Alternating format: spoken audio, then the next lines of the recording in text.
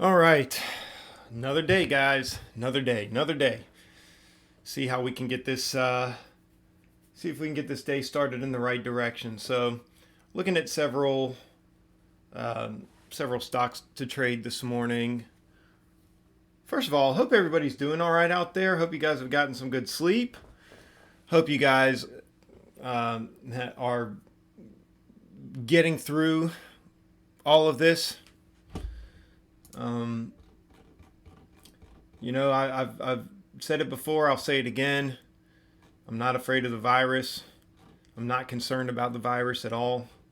Um, and not to minimize it or downplay it. Obviously, there are some people, elderly people, and if you have autoimmune disorders and that sort of thing, there are people out there that need to be very cautious about it. But I'm just not as nearly concerned about the virus. We'll put it like that. I'm not as nearly concerned about this virus as I am so much just the fear and the panic and the way people are dealing with it, and the way the media is playing it up, and the way that politicians are still somehow finding a way to be at each other's throats. Although I like the fact that you know the polarization on both sides has been kept to a minimum during this time, and I do like how they are coming together in some form and fashion to work together in all of this. So that's good.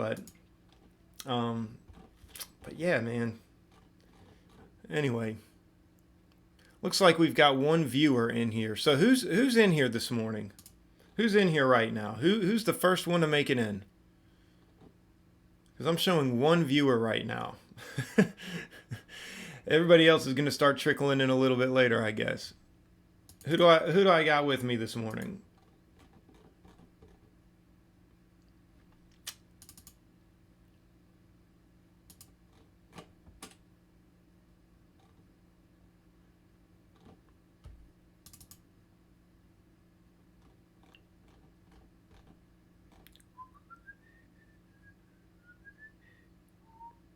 $10.27,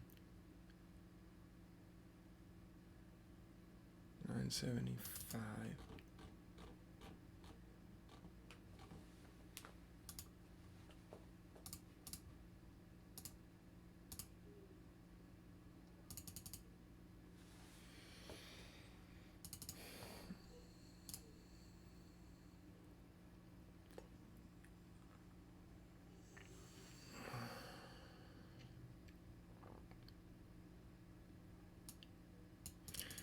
What's up, Sagar? Hope you're doing all right today, buddy. It's good to see you here.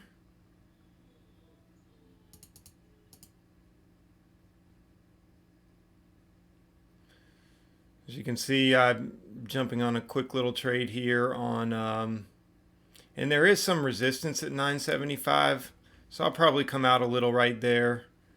Um, there's resistance right here at 975 on the daily.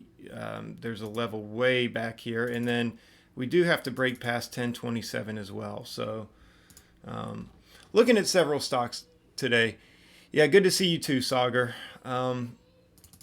Looking at several stocks today. First of all, BMRA is one that might actually be good for a long. I need to, let's see, what was the, hold on a second. So BMRA is a 7 million share float, and we've got about 782K of volume in on it so far. It's not a whole lot of volume, but there is good news on this company. There's it's coronavirus related. Can't remember the exact catalyst, but there's a catalyst there, and it's coronavirus. And as we all know, everybody's about coronavirus right now. So so that's good, And so I think as long as the volume continues to pick up, this could be a really good long play today, because we got a lot of people looking at this level over here, and this is the level to beat. This is the level to break, and so that would be breaking all-time highs. So I think people are gonna strive for that, And there's a lot of eyes on this right now, but I also do believe that it's possible that this ends up just tanking. So I am more inclined to believe, though, that this is going to break all-time highs today, and I will probably be longing it as such. JNUG, I'm going to keep an eye on this today. I think if the market is weak, I think if the S&P 500 drops, and by the way, first things first, let's talk S&P 500. Okay, first of all, so these were the levels that I marked out yesterday. I actually just put this level in here today because I wanted to make sure that I got the pre-market low on there. But if you look here on the daily chart, I'll bring the daily chart in here. The next level we're working towards, guys, and I was talking about this yesterday, is these levels from back in December of 2018, where that correction we faced that month, it touched all the way down here to 233.68. So that's next. That's next. If SPY here rolls over and cracks through this level here, I'm pretty confident we're going for 233. Now, of course, I will watch for a bounce. I will watch for a bounce. Just like yesterday, we came down. Where was it? Right here, I think, is where we opened up yesterday. Nope. Yep, right here. Came all the way down and bounced on this critical level, which was previous day support. Bounced on this critical level and then ended up just driving all the way up here. So I will be watching for that again. I don't want to get faked out by that, but there's a lot of weakness here, guys, and it's just not looking good. The bears remain in full control, and even if you look at the hourly trend has not changed. It just has not changed. This has constantly stayed in favor of the bears. The bears are in control, and so there's a lot of weakness here. There just is. There's a lot of weakness. And so I think today we will see some downside action on the S&P 500. I'm almost sure of that. Now let me see here. If we break through this level at 233.68, then we are going to be looking all the way back to the 2016 areas back here where all this consolidation was in 2016. Wait, where is it? No, excuse me. This would be the first area right here, down here to 218, all the way down there to even 2015 areas, 212. So 212 to 218, I think if we break through the correction period of December 2018.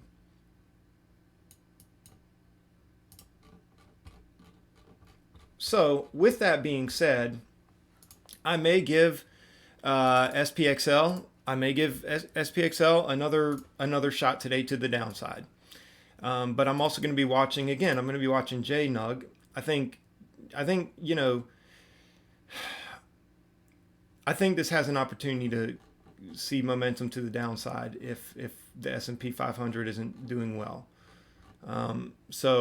And I know, even with the coronavirus stocks, honestly, I'm glad I got out there. Even with the coronavirus stocks,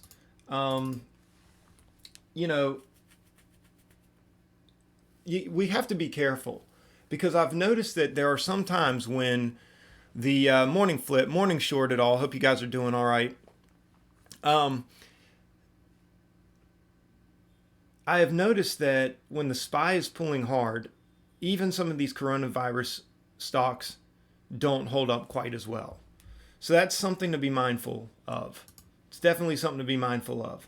And by the way, APRN might be good for another long also, but up to the 1027 levels. Right here, there's going to be a little resistance there, and then there's going to be a little resistance here at 1088.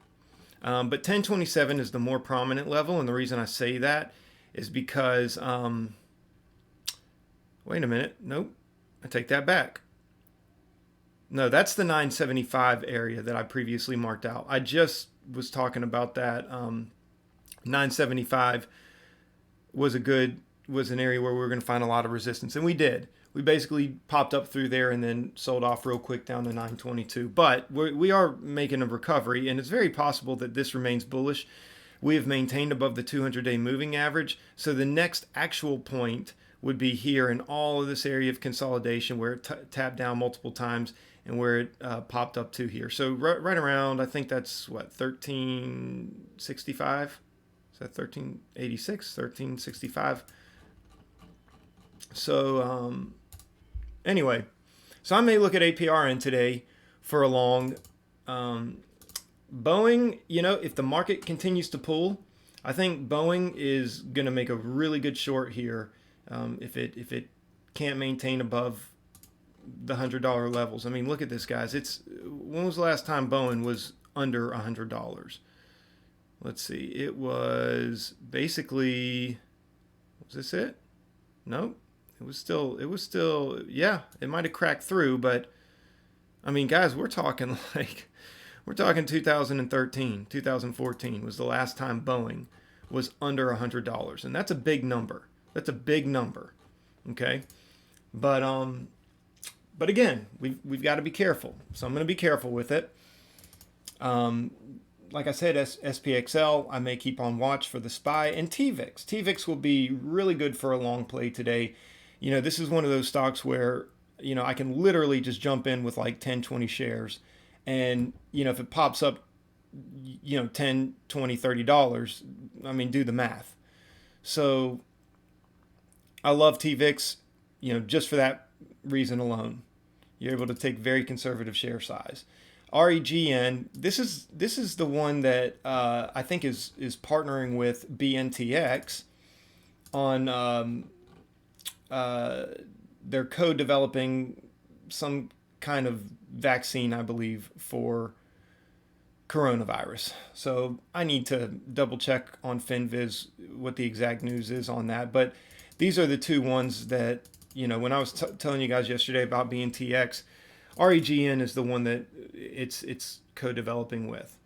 So, but if you see here on the daily chart, REGN, I mean, it looks like it could just make a good strong move down. Again, this is one that you could, you get in with 10, 20 shares. And if it makes enough of a move, you've done well for yourself. Even if even just make a couple $100 off this trade, even like $150, just one to add to the wallet on the day. So these really, all these down here at the bottom, I'm not really, I mean, I just got them there. I've just got them there. From REGN all the way down here, these are not really stocks that I'm majorly watching today. Really, I should say from BNTX all the way down, because I will be checking in with REGN, and I will be possibly looking to capitalize on some of the momentum if it's getting crushed. But mostly, I'd say today, I'm gonna be watching BMRA and APRN for longs, and I'll be watching JNUG and Boeing and SPXL for breakdowns, and then of course TVIX for longs. But the main ones that I am keeping my eye on, as a matter of fact, I should probably move that down.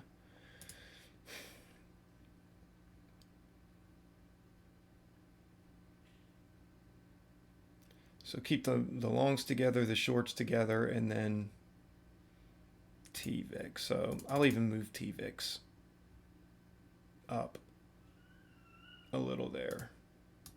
So these are the main five probably that I'm watching. 1, 2, 3, 4, 5. Yeah, I think so. And then, again, obviously, as I'm watching the SPY, I'll come in here and either trade on SPXL or TVIX. As a matter of fact, I'm going to put TVIX back down there and keep those kind of together. These are both plays while I'm basically going to be watching the SPY, but these right here are the ones that I'm probably going to focus on more. So we'll see. Morning, Work Diver. Hope you're doing all right this morning. Appreciate your feedback on the video yesterday. It was very encouraging, and guys, I'm gonna try to have a little bit more confidence today going into the market, and hopefully we'll actually have a good day here. I am feeling pretty optimistic about it, um, but I do want to be careful. So I don't know how big of a day it's going to be. I'm going to be even less aggressive than I typically am. Probably. It just depends. I mean, if I can get up on the day, if I can start racking up enough of a green cushion, then I'll open up and get a little more aggressive probably. So Flip says Boeing has government contracts, so they will bail them out. They have to. Yeah, it's true, but at the same time, again, it's the same thing that I was talking about with these coronavirus stocks. I mean, one would think that all these coronavirus stocks are going to be shooting to the moon during this time. But I have noticed that when the markets in general are continuing to get crushed, people even still are hesitant to pull the trigger on even those stocks. And so, I think, like, okay, Codex is a perfect example. Look at this. Continues to come down. It continues to come down. Why? Because the S&P 500, continues to come down. And you have another stock here, mRNA, which I haven't looked at today, but same thing. It's coming down. These are following the SPY. They're following the market. Okay, now I'm not saying that they can't push up a little bit. mRNA is kind of tricky like that anyway. Codex can be tricky like that. But we got to be careful. We got to be careful. And so even with Boeing and getting a bailout, that still doesn't necessarily mean that this is going to hold its value. We're sitting on a very critical level. We're breaking through $100, and there's a lot of people out there that do not want to see this go down. Past break the triple digit mark basically, and it's going to be huge. And I think there will be a lot of people and a lot of investors probably just cashing out and taking some profits. I mean, look at this. This is like a mountain. It's just a huge mountain. And it's just getting crushed. It's getting crushed. So that's something that you got to take into consideration as well. But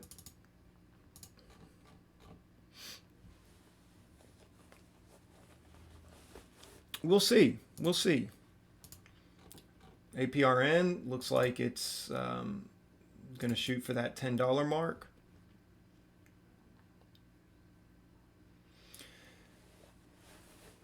So the one thing about this that's going to be a little frustrating for me is if this stuff just takes off out the gate, because I typically prefer a pullback. But I will consider jumping in if I see enough confirmation on level 2 and time in sales and all of that. I may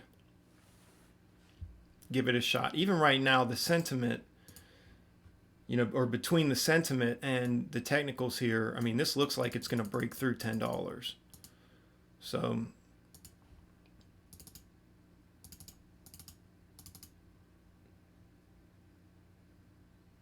but I would really like a pullback first.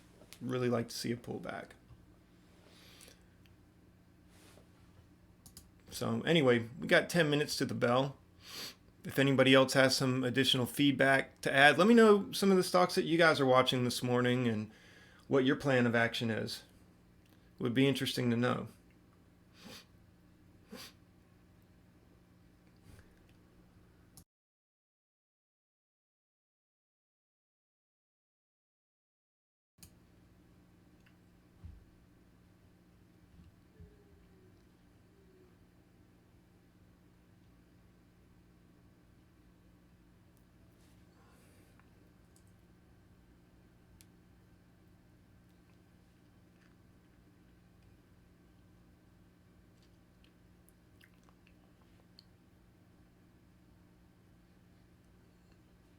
Out the gates, APRN and BMRA potential VXRT.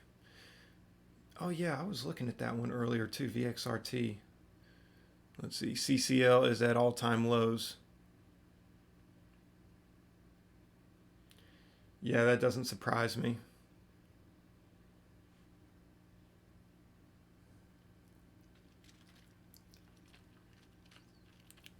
And remember here, if the markets get a pullback,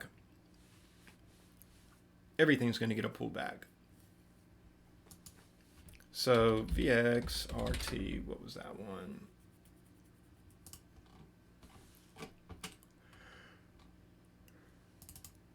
Yeah, I mean, if it breaks through these highs here, if it breaks through all of this, oh yeah, this is going to go. This is going to go. The only thing is, you know, we're on very light volume here. Very light volume here. Let's compare that to BMRA. So that's a significant volume bar for BMRA. Yeah, that's a significant volume bar. So I probably have a little bit more confidence with BMRA. I think volume can be very telling in all of these things. And let's see. Not as significant on APRN. But let's see here. DXE gets a big sell off each day. Nice.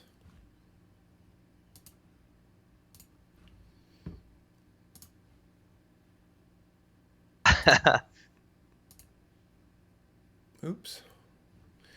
Let's see. Okay, so VXRT is it's a 6 million share float. And it's had 5 million of volume so far today. So what was I seeing there on my chart earlier? Let's see, VXRT. Oop, VXRT. What was I showing? 845. See, this is the thing about these charts. This is the thing about these charts, man. I gotta move them around. Okay, no, it showed 5.1 million. Okay, well. So that is significant in relation to the float. So I retract my statement. I retract my statement. Forgive me. I jumped the gun on that one. So yeah, even though I'd still be careful with it. Obviously, let me see if you can even locate shorts. So you can't even shorts are or shares for shorting are hard to find, hard to borrow.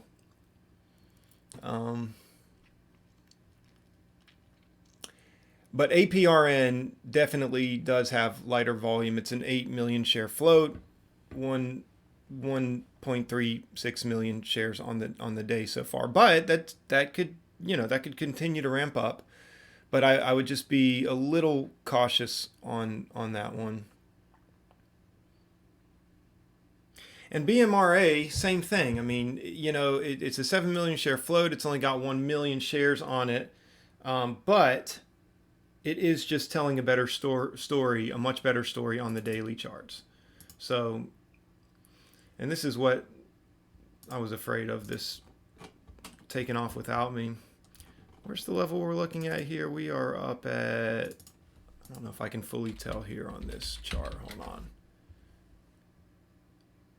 Ooh, BMRA. Okay, so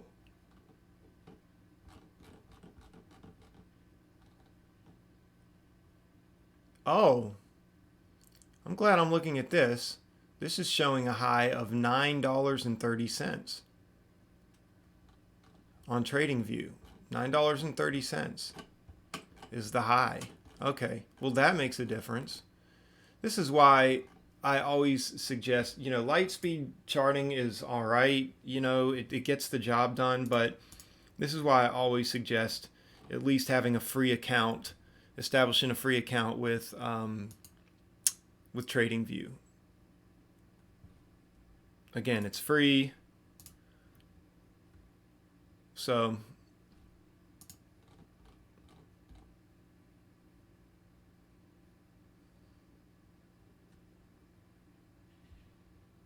but yeah, I think these are all good for potential longs, and VXRT is nice. It would be good to know if that really starts ramping up.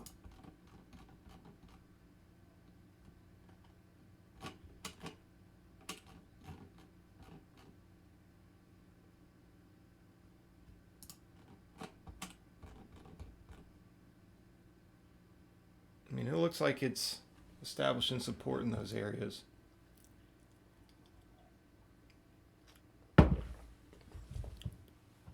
So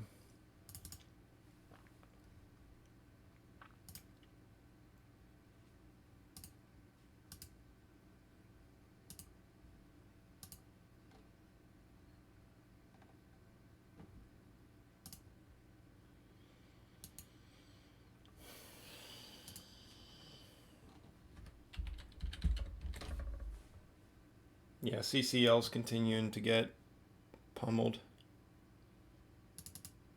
I'm just going to be keeping a very, very, very, very close eye on the markets today. APRN just had a very significant drop.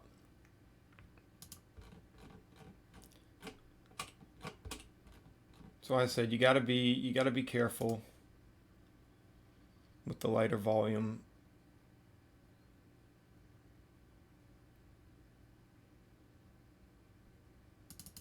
BMRA is really just continuing to take off. I mean, it really is. I would love to see a pullback out of the gates. I really would. BA is, it's moving. I may go ahead. This looks really good to jump in on right now.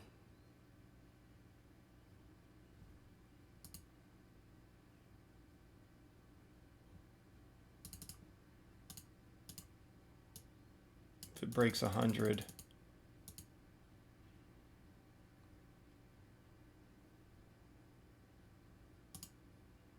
I think I'm going to jump in on it if it'll take my order. It's on a short selling restriction, so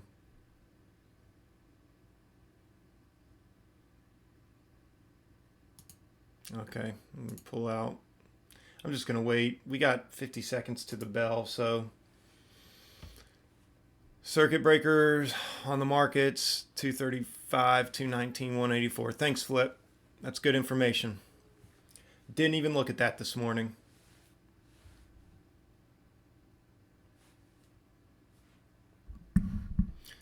Guys, does the mic sound distorted at all? Let me know if you get a free minute.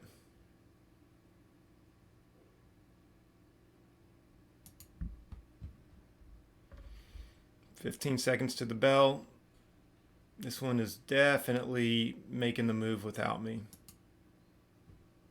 But we're looking at the 99 lows here, so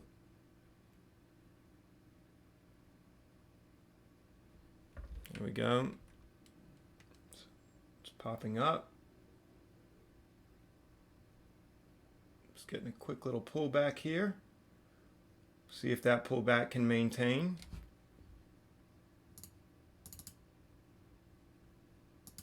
This looks good for a long. I'm going to get in for the break of 7. There we go. Okay. I'm going to take half. See if it continues to ramp up. Okay, I'm going to go ahead and get out there just in case. Okay, so got that for a quick little pop. Let's see what this does now. Boeing is getting bought up massively. S&P 500 is getting bought up massively. JNUG failing. BMRA still might be good. We'll just break this down to the 1 minute. Watch it here. Be interesting to see if we can get a break through 750. I'm going to be watching time and sales.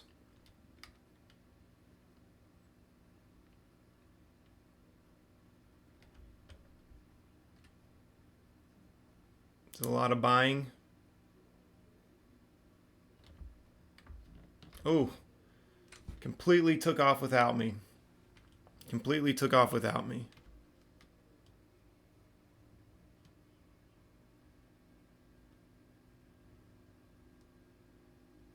Getting a solid drop down. Let's see if we can get back in. Okay. I'm in at 732. See if we can get a quick pop. Okay, getting out just in case. There we go. It's breaking down.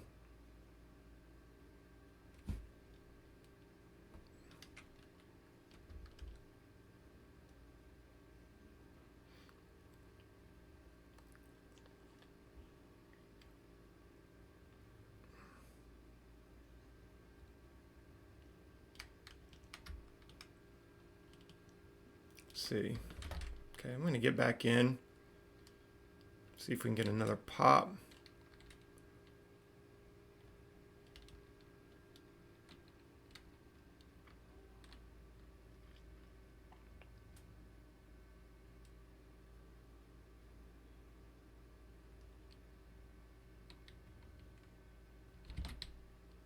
Okay, going to get out again just in case.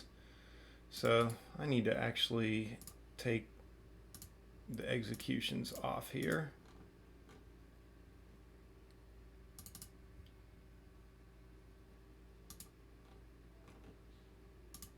Boeing is getting tossed around.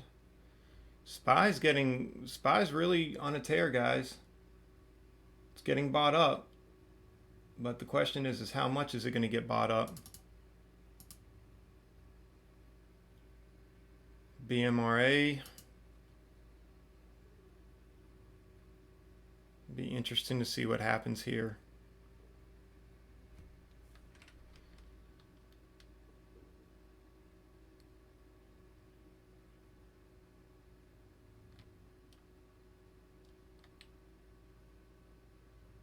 It's losing its lunch. Losing its lunch.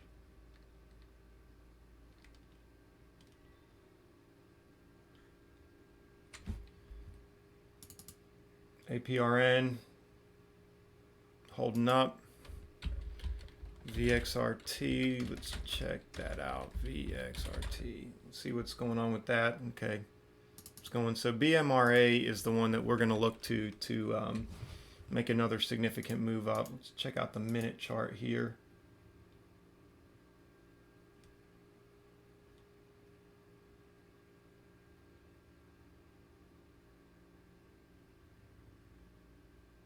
Okay, looks like it's continuing to come down.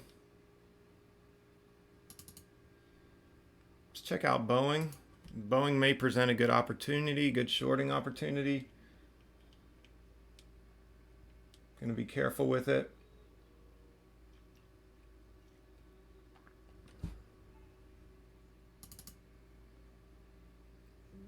JNUG looks like it's getting bought up. Where did Boeing end? Ended under VWAP on the 5.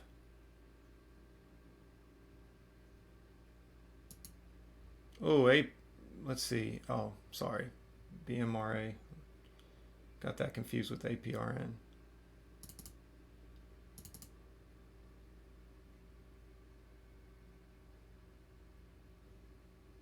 This could be rallying back up.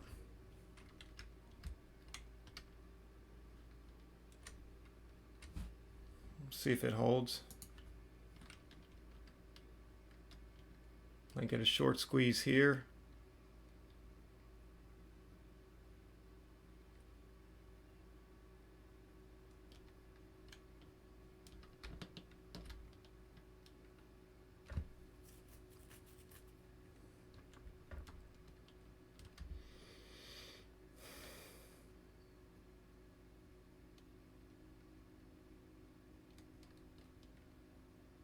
It's holding.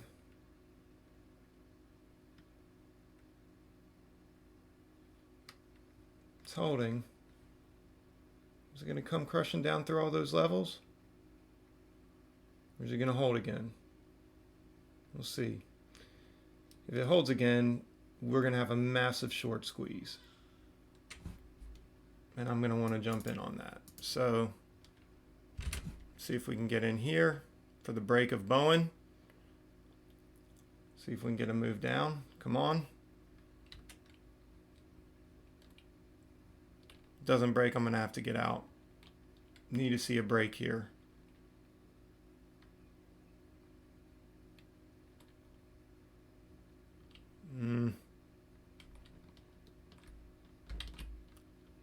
Okay, got to get out. Oh, what did I just do? 21. Oops. Let's see. Let's see if we can get the breakdown. Come on. Come on. Let's get the breakdown. Let's get the breakdown of 100. Come on. Gonna take 100 off there.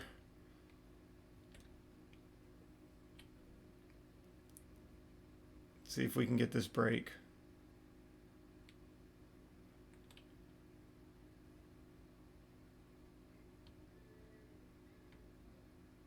Come on, break it. Man, it's having a hard time breaking 100. This is crazy. It's just not doing it. It's holding up. Never seen anything like it, but I'm going to give it one more shot. Give it one more shot to work itself out. Okay, I'm out. Wow. Oh my goodness, look at that, guys. It's going. It's going. Oh, and it's taking off without me. It's taking off without me. It's holding at 99. This is incredible. I mean, this is absolutely incredible.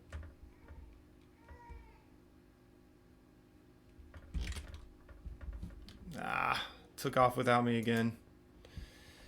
Well, man, I'll tell you what. I can't chase it now. I can't chase it.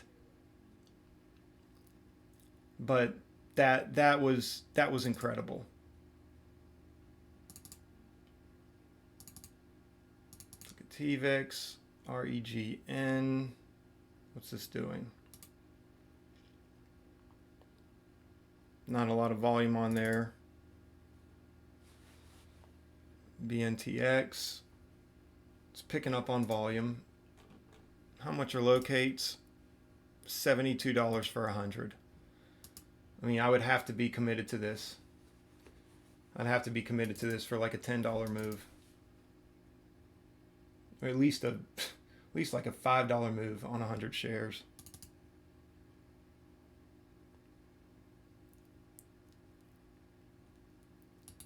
I'm going to remove this from the watch list. Going to remove this from the watch list. Keep that on watch.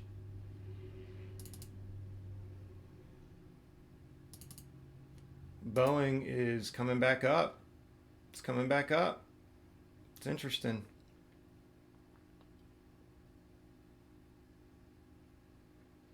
It's getting a good strong push. So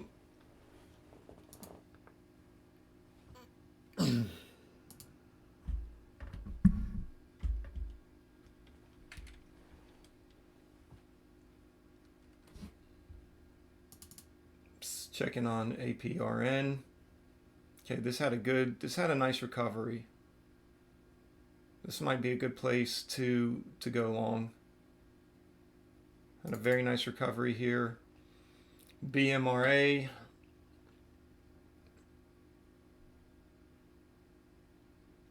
We'll watch this. We'll watch this. We'll keep this on watch. This looks like, I mean, unless it breaks $6, and then the next point would be 574. What we want to see is a maintaining on the 9 EMA, and then turn around from there. Might be worth getting in with just, maybe just, I don't know, 200 shares here. And if it broke $6, I could get out. I mean, it wouldn't be too bad of a loss, but really, I would say if it broke 620, I'd probably get out. So let me give it a chance. Let me see if it can pull back down there and hold.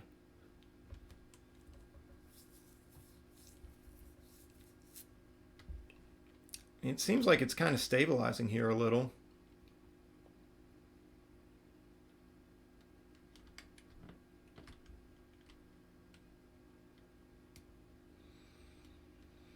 S&P 500 is continuing to get bought up. So is Boeing.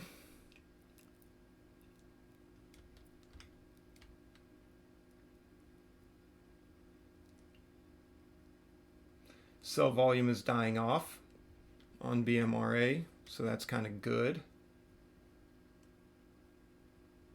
It's holding that 9 EMA.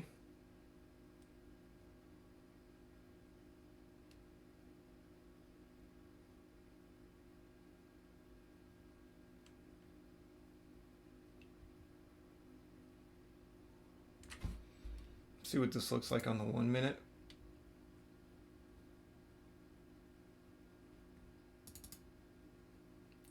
$6.20 would be where I would want to get out. Let's see if it flushes.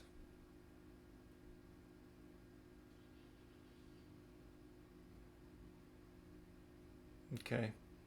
This looks like a pretty heavy case to the downside.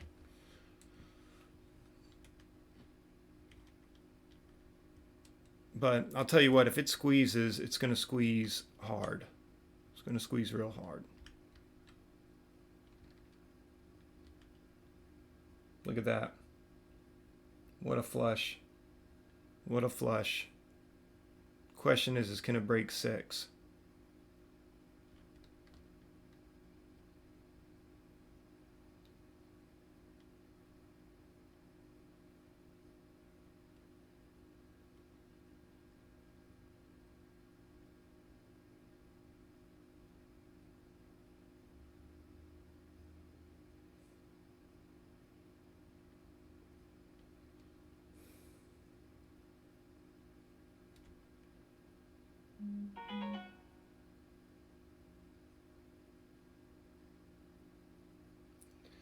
The sell volume is dying off. Again, still trying to be patient. Still trying to be patient. It's still holding the 9 EMA on the 5 minute. So,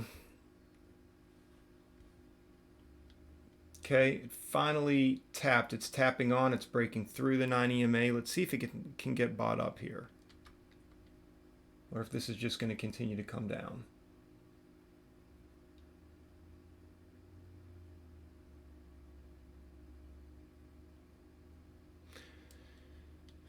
There's a 10 to 20 cent spread, roughly, on a lot of this right now.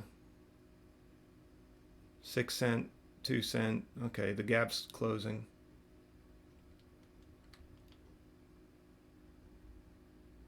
I guess this would be the place to get in. You know, I mean, obviously, you know, depending on how many shares you want to lose, but I'd have to put the stop below 680 if I did get in here. So I would be risking roughly $40 on 200 shares. $40 to make, I mean, I would be getting in to hold this at least to the $7 mark. So $40 to make 200 is a pretty good risk to reward.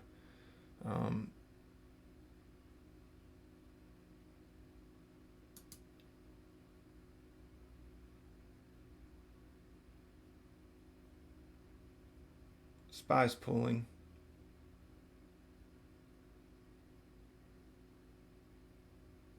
SPY's weak.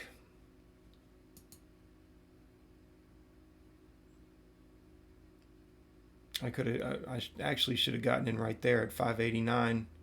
I was watching the SPY. I should have gotten in at 589. I would have then only been dealing with like a 9 cent loss.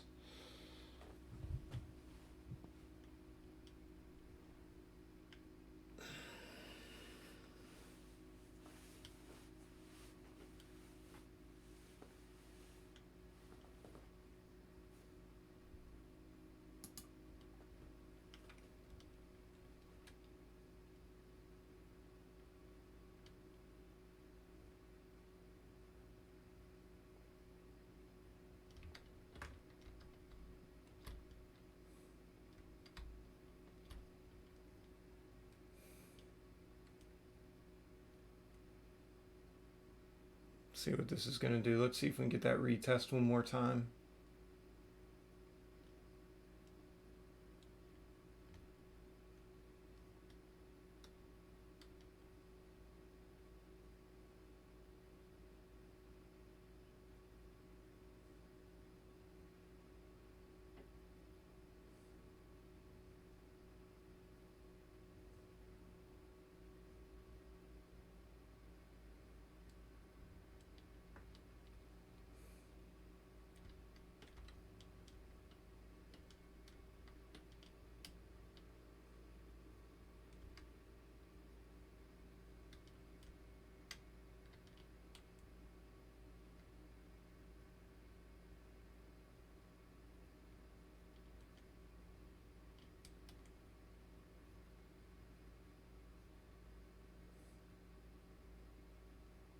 Oof.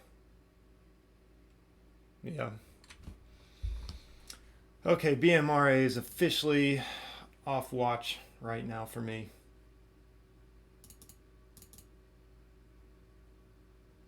JNUG looks like it could continue making moves to the downside. Um,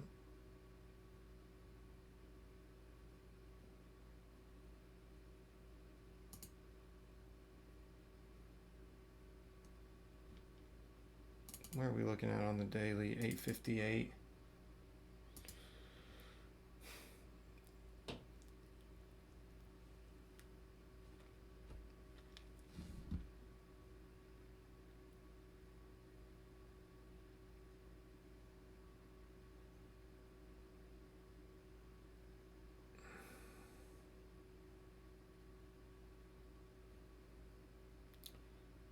This is a whippy stock, so I'm going to kind of hold off on that one.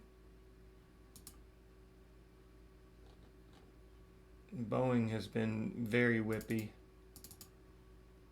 so this may be entering into some significant scalping territory. Let's see, 102.62.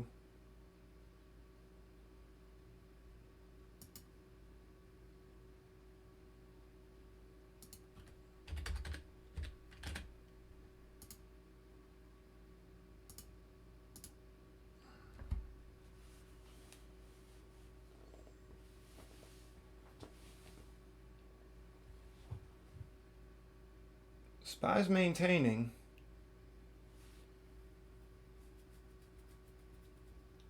SPY's maintaining, guys. So, gotta hand it to SPY. But, I don't know. Like, we're holding above this level that I had marked out yesterday. It's a key critical area right here. But if we break down through that, again, you know, bears are still in full control. Till that hourly uptrend changes, the bears are in control. I mean, there's nothing more to it than that. This has got to make a strong push. This has just got to make a strong push. It just does. It's got to get bought up, and it's got to start moving back in this direction. Or else there's not really going to be much to talk about. So...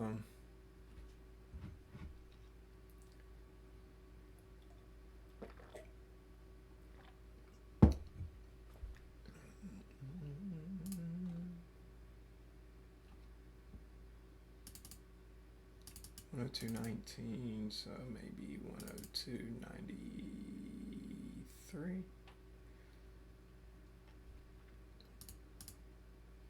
JNUG snapping back a little. TVIX waiting for SPY to make a move. REGN looking at almost $1 spread. That's rough. BNTX. You know, we would have to make a move like all the way back down here to justify getting those 100 shares. I mean, I would want to break these levels, 81.55. Yeah, I would want to get a $10 move, and the reason being, you know, not saying that I would hold the 100 shares for that full $10 move, because I wouldn't. So that's why I said, I mean, to spend almost $100 to get 100 shares, you know, I would want this to be at least, you know, a $500 move. And it would even be profitable if it's a $400 move, but still yet, I mean, you got to think alone, you're getting 74, what was it, 72, $74? $72. I would be in it to win it. I would have to be committed to this one, and I'm not. Not right now, anyway. JNUG, good pull. Following the SPY. It's definitely tracking the SPY. APRN. Looks like it might be tracking the SPY a little. So I said, guys, we got to be careful with these stocks. We got to be careful right now.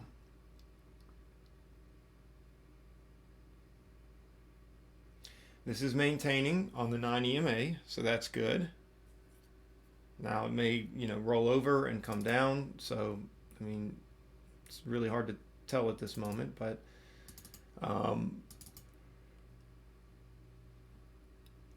but if you think about it, I mean, this is good. I mean, it's because it's coming back and touching on pre-market. Well, no, it's not pre-market highs. Pre-market highs are up here. Yeah, pre-market highs are up here. So they're somewhere up there. Let's see, where is 9? So yeah, it's actually below pre-market highs. So we need to get back above the pre-market highs of 661. So, and really it could be, is that it? 661? Yeah, I think that's it. We need to get above the pre-market highs before this looks interesting again to me. I want to see another flag form. I want to see a break above VWAP. I want to get confirmation on this before I jump in.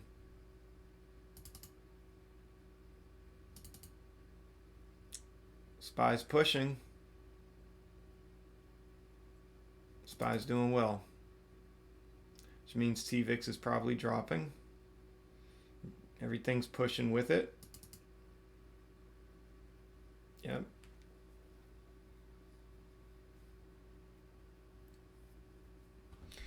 So let's look at, all right.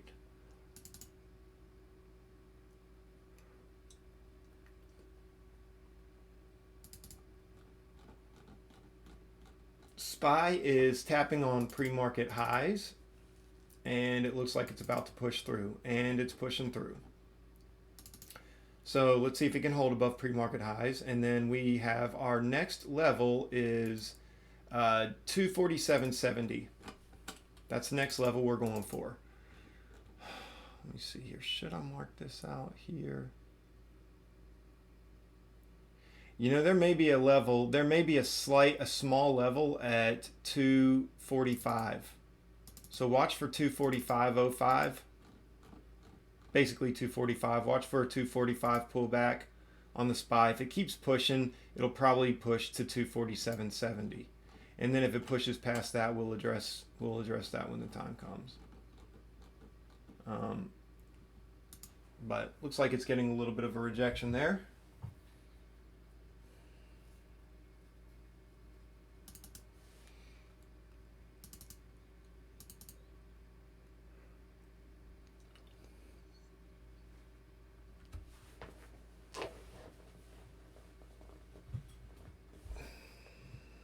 The MRA is getting a VWAP rejection right now. We'll see if that maintains.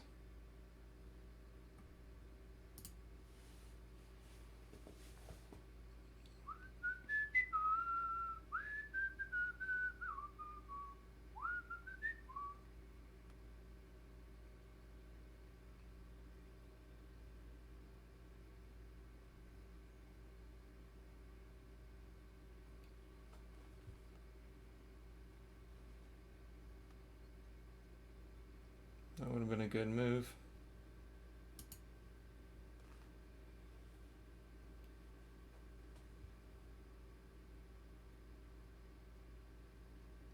I should be scalping Boeing.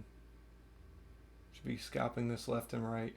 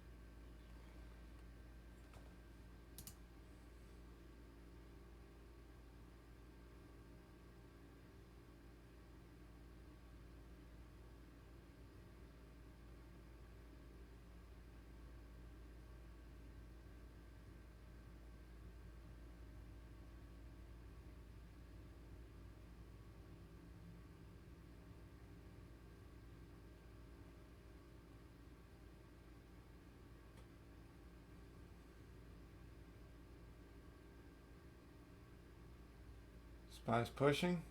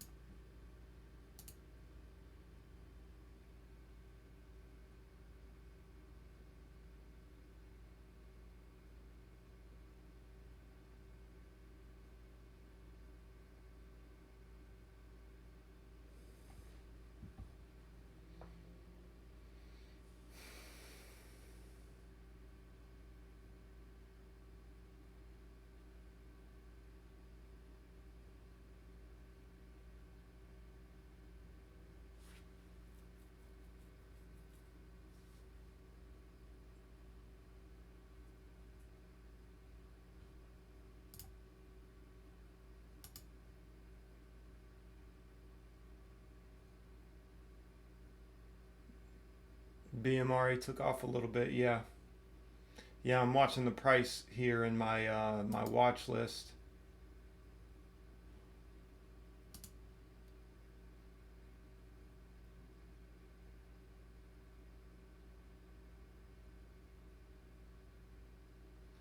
SPY looks like it's gonna start pushing, but it's having a lot of trouble around those pre-market levels.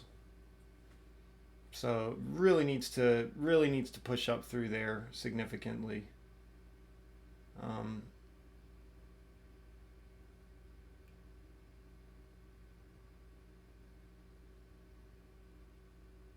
mm, Tell you what, it's weak.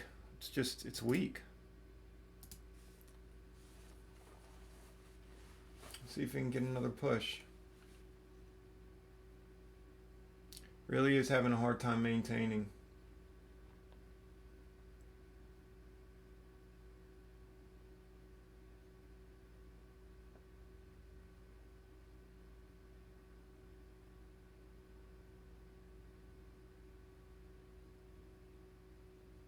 It's gonna keep getting that push.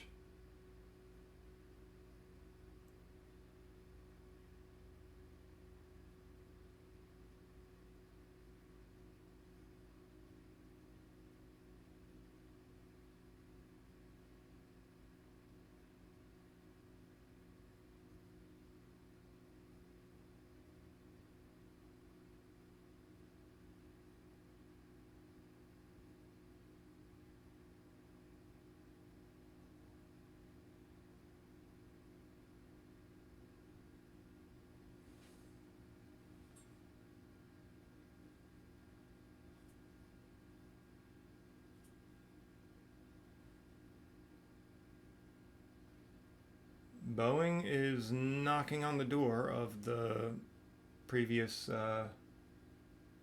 15-minute high.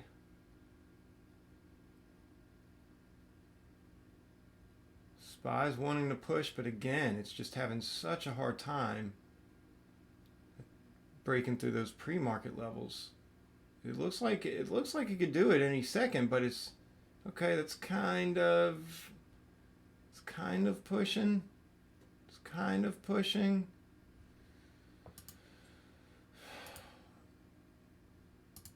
Let's look at the buy volume. Buy volume's decreasing though. It's just not too convincing. It's just really not all that convincing. Let's see if it can do it.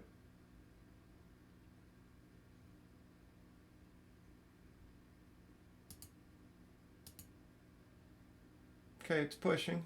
It's pushing. So the next level is 245, which it's hitting right now. That's just a very light level, so it could blow right through that.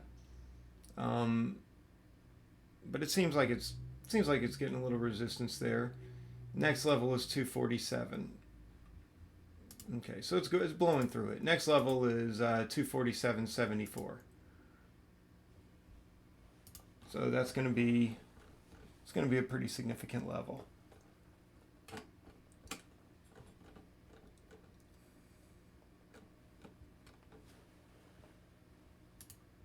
And I'm sure Boeing is going to follow suit.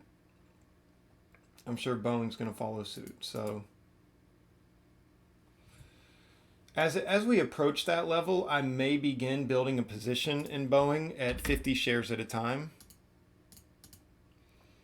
So I would love for it to, and it looks like we're going to get a pullback here.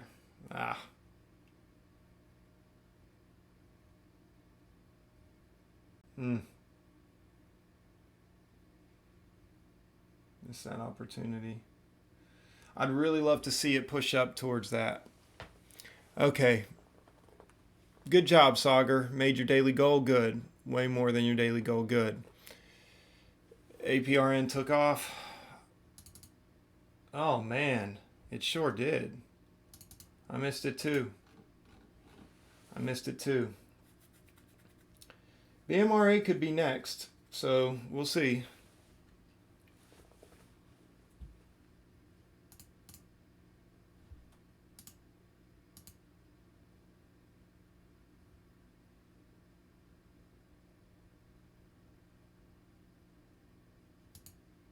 Missed a good entry on Boeing.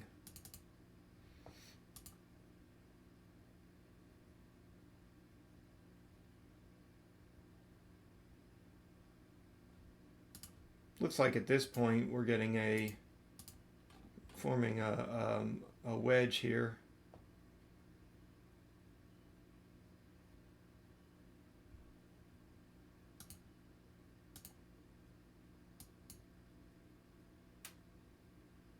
That's the new pivot point. Hold on.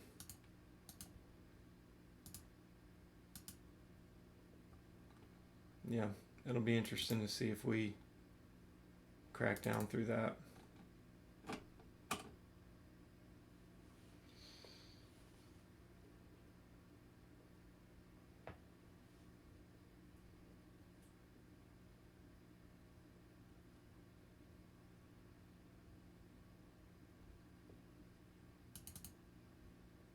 I may begin building a position here in Boeing.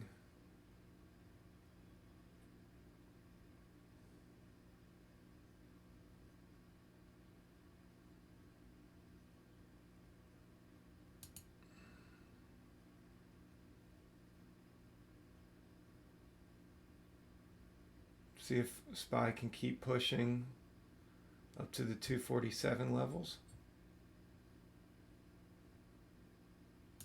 It's really where I'd like to start building my position. Those 247 levels.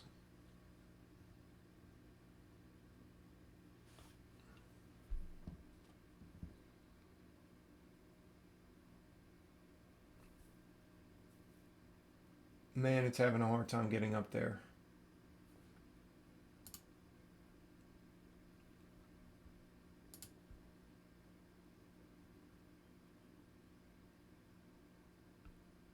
I'm going to give it a chance, though.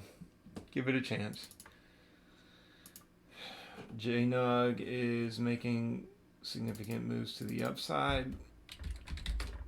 Let's see. Yeah.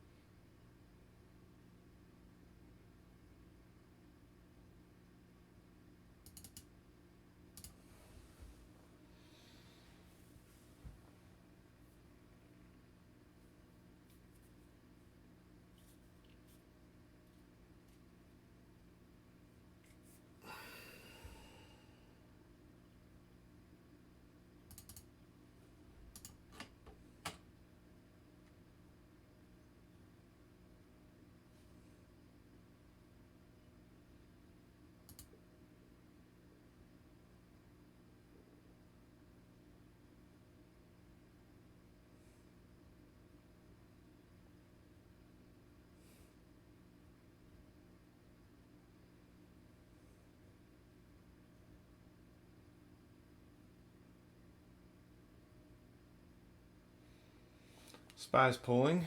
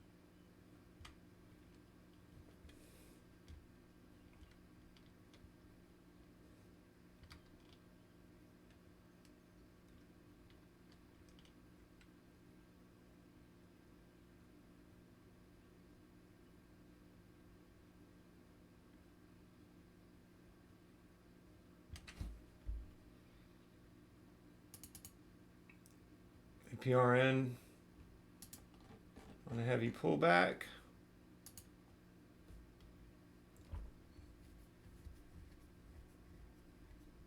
APRN has a tendency to whip back and forth pretty heavily, so I would wait for a greater pullback before getting in. We might not get it, but you know, I think it'd be more. I think it'd be better to wait just in case.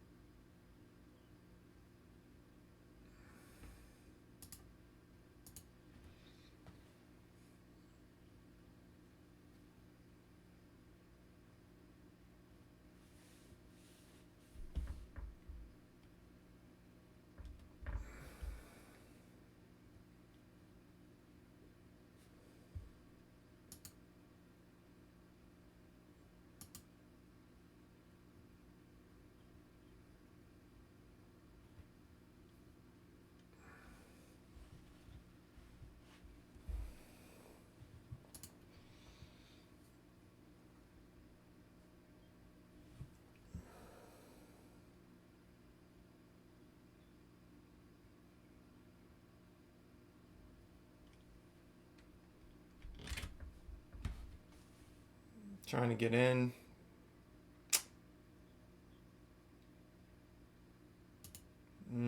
Missed it.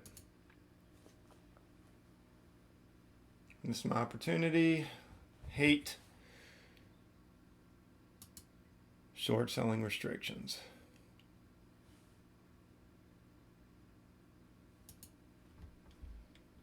Okay, let's see.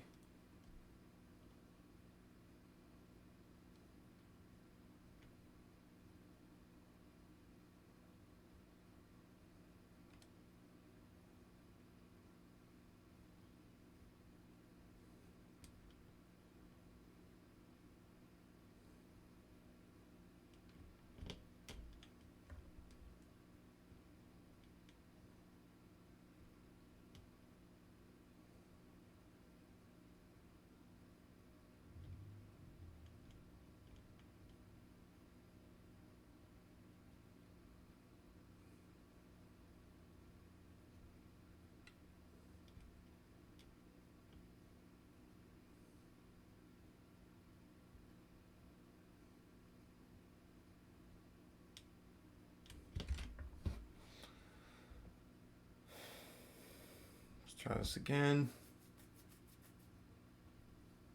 Okay, 1201.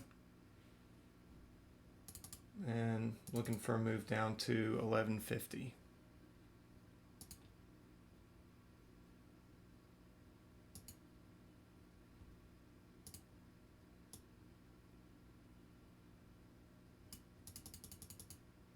Take the first shares off at 1170. If we can make it down there.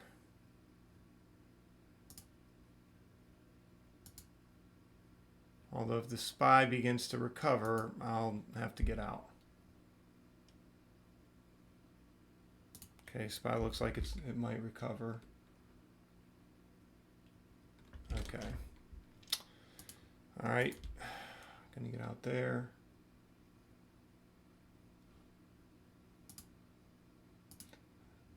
I was making this move going on the fact that SPY looked like it was having a really hard time around those pre-market levels. So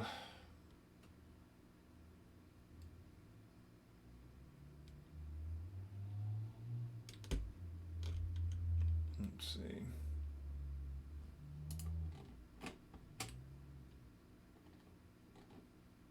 SPY may continue to have a hard time, so I'm going to watch it. See if it rolls over. And if it does, I'm pretty sure JNUG will roll over with it. But if it continues pushing up past those levels, I will get out of my JNUG position and we will be break even on the day.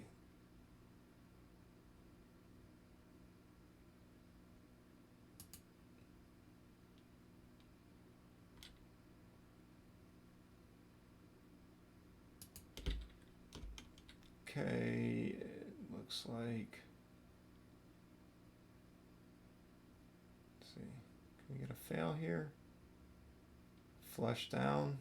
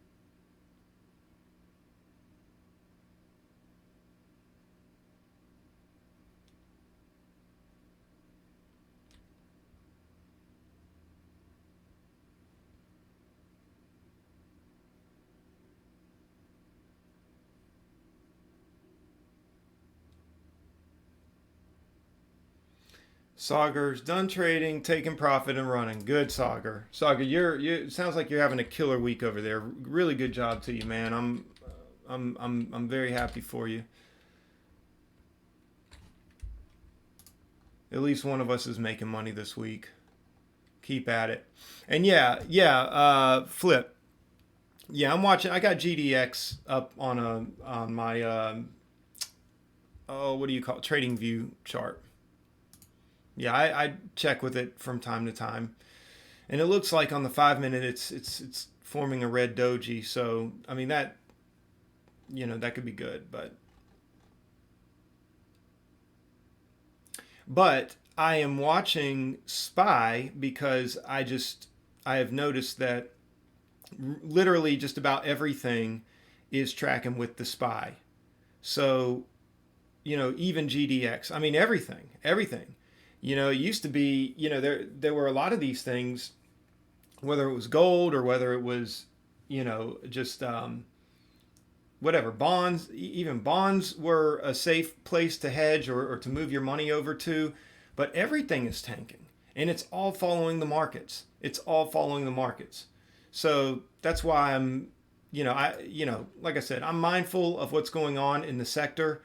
But the markets as a whole are just really not doing well right now. And it seems like every other sector is following suit, if that makes sense.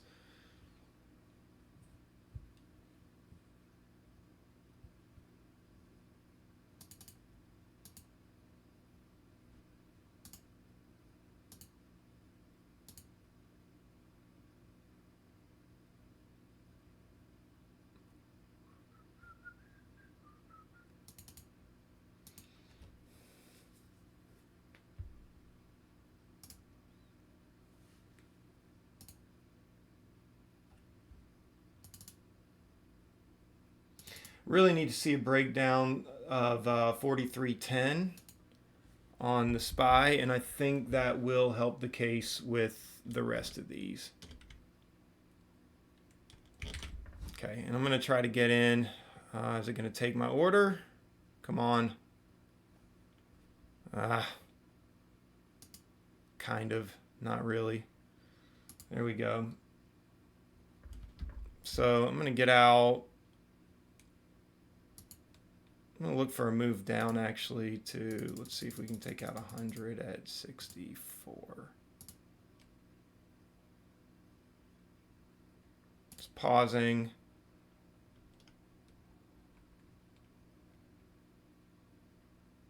Just pausing. There we go. There we go. Okay.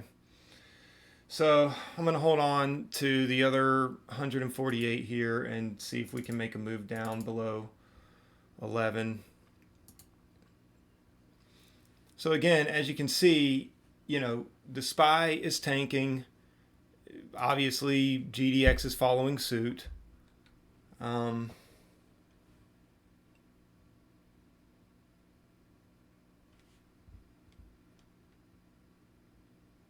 SPY's not tanking extremely hard though, so you know, obviously we got to keep that in mind.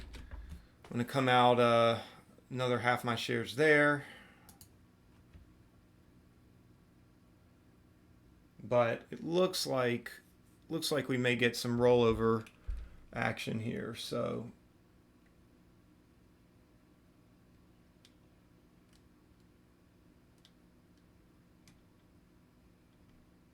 and I might even add to the position at, let's see. Okay, I'm going to go ahead and add. So we got an 1176 average of 174 shares. SPY's getting a minor pullback. Obviously, JNUG and GTEX are all following suit. But we really want to see SPY push down through VWAP. And I think if SPY pushes down through VWAP, we should get a move to the $11 area on JNUG. Trump closing border to Canada.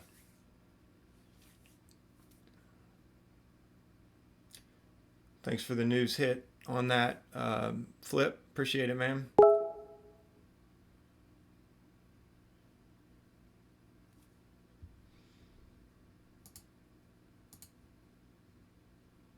SPY looks like it's finding support at the 5-minute EMA. Whoa. We need to see it drop. Need to see it drop. And it's not dropping. Maybe holding support. So I may have to come out. See. Unless it pushes here. If it can push. Or pull, I should say. Okay, it's pulling. Need to get a really hard pull though on SPY. Need to get a really hard pull.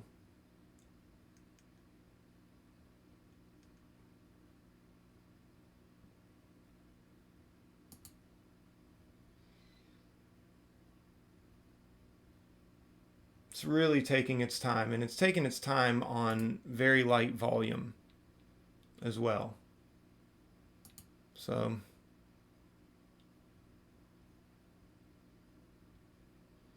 this may just be a little whippy here for a minute.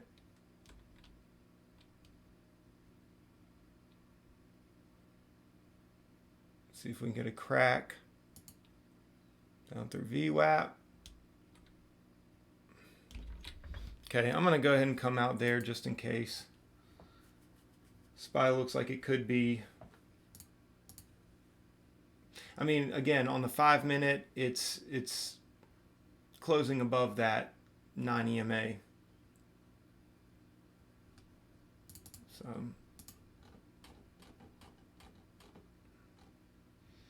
okay, so this broke the wedge and it's coming back up through it.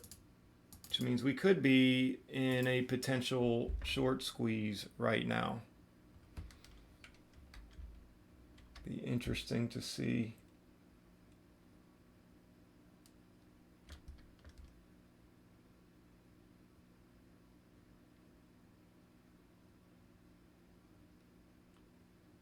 Came up and found entry right over that.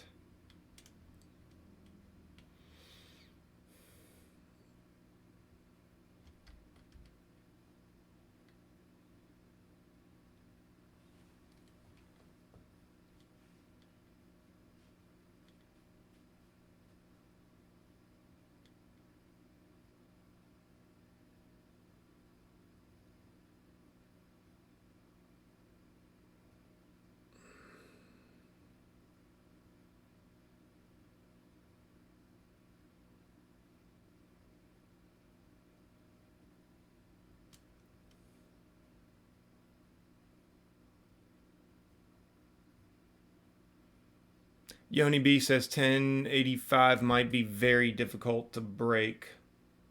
On JNUG? You talking about JNUG? 1085?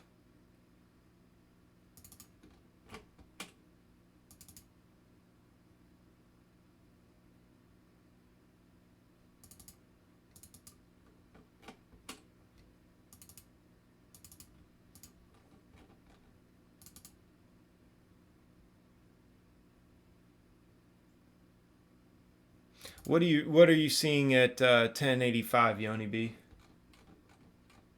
Just curious as to what you're seeing at that spot. Glad I got out of JNUG. It's pulling back around 1085.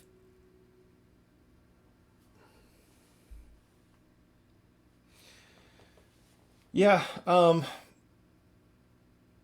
think what I'm looking for is I'm looking for SPY to break down through key critical areas. And I've got them marked out here. And so this is what I'm watching up in in another window, or on another monitor, I should say. This is what we're looking at with SPY right now. And again, I want to point out that the hourly trend has not changed. Right now, for all we know, we're just making another lower high. And we're going to continue to roll. And if we start breaking through all these levels, I mean, if it really looks like we're going to start working our way towards these levels, volume starts picking up and all that, then I'm thinking that JNUG is going to follow suit. And I think JNUG would actually, if certain critical areas are broken, I think JNUG even has potential to run right down through the previous day's low, 858. But and there's other variables involved here, but that's where resistance turned support this morning. 1085.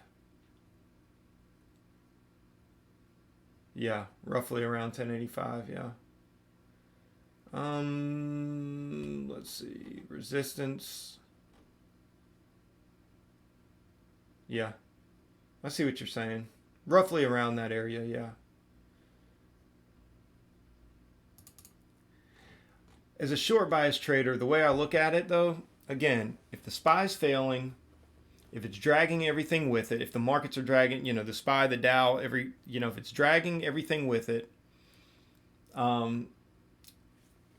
it would be an even more bearish move if it did crack that area. And I think we would definitely see some downside momentum, significant downside momentum. So flip-flop, set an alarm for Boeing at $100.50, because if it breaks 100, it will probably hit a lot of stop loss orders and we get a good spike down.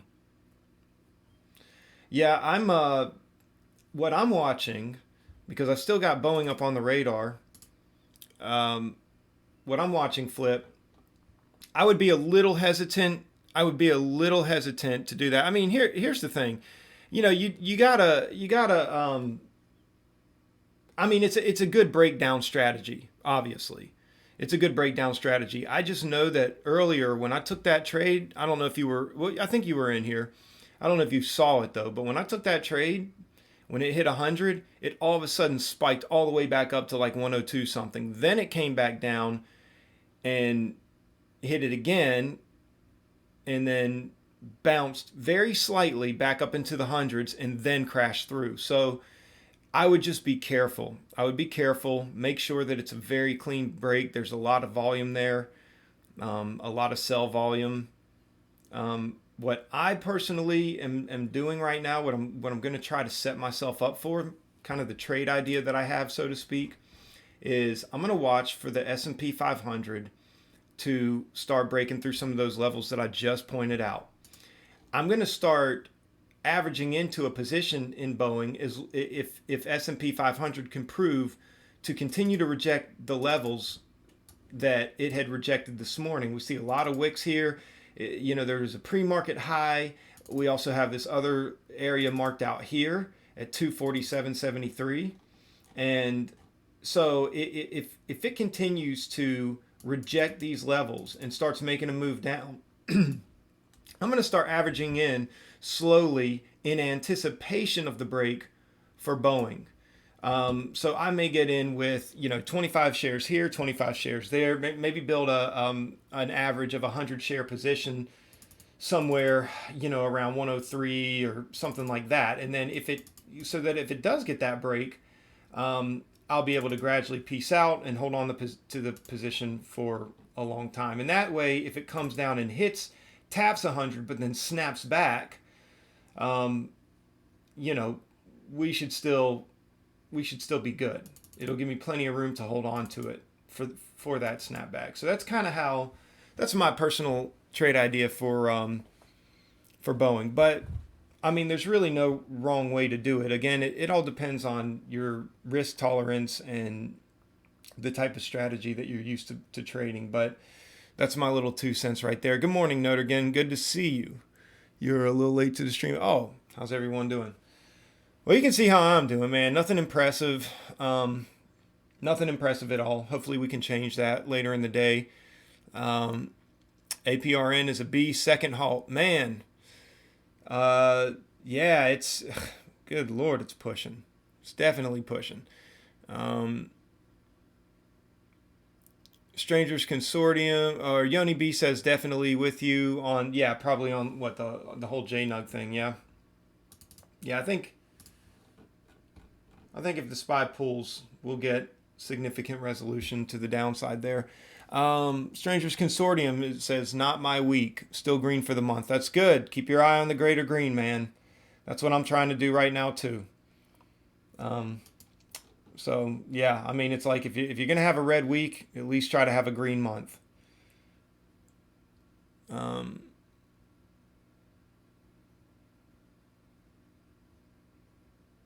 You got another piece of APRM before the second haul. Good job. Good job. You're doing good, Matt. Better than negative, bud. Yeah, and you're welcome, Flip Flop. You're welcome. I mean, that's, like I said, I mean, there's more than one way to skin a cat, right? But yeah, thanks for the encouragement, Sagar. I feel like a total noob in this space this week. I mean, it's just kind of like, how many times can a brother get hit on the face? How many times can you get knocked down until you just stop getting up? It's kind of been one of those weeks for me. But I mean, I've had these weeks before. I've definitely had much bigger losses. I've come back from much bigger red days and red weeks. But man, I tell you what, it's for me, it's just been like pulling teeth. It's been just like pulling teeth. And I have to constantly remind myself that I had 3 really solid days last week. I had 3 really good days last week. I mean, I had three days last week that totaled up to, what was it? Almost $1,700.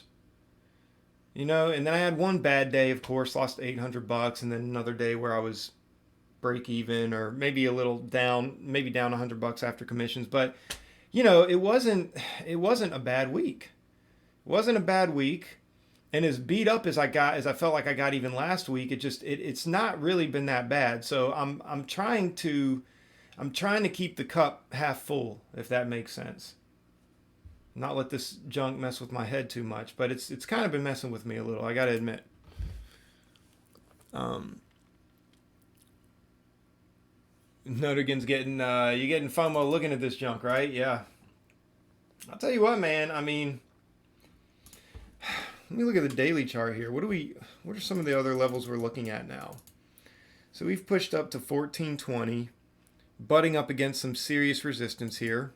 Okay, so that's something to note. It's definitely something to note. So we have a lot of points of resistance in this area. A lot of points of previous areas of support and consolidation, which is undoubtedly acting as resistance. And look at this. Let's see. So these levels here, back when it IPO'd, there was resistance there, and then it broke through. When it broke through the 16, is that the $15-16 mark? I got to pull this up on TradingView. So this could actually be telling us a bigger story here. Let me pull up the, let's see, daily, 1 day.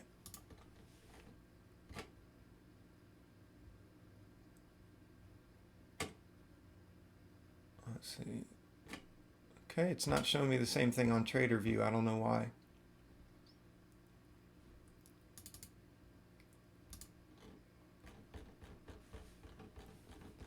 SPY looks like it could start rolling over, by the way. This is a good move, though. Definitely a good move.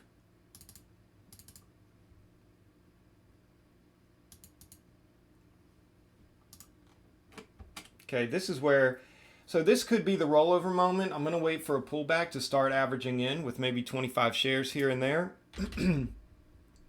Unless SPY just starts tanking hard and this gets away from me. And then in that case, obviously, it'll become scalping territory rather than position building territory. So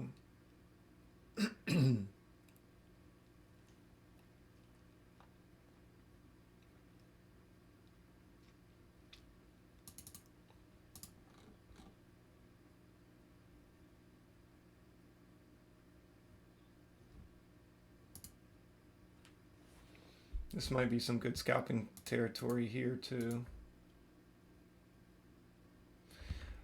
I could definitely see, I could see a massive flush down to these halt levels, the very first halt level before a buy up, but I don't know. I mean, it's strong. There's been a lot of selling here. You can see been a lot of selling. So that makes me just kind of makes me wary. But if it holds, I mean, we essentially we've had more selling on this pullback, on this halt, than we did on the first one. So we do need to, make sure that we can hold these levels.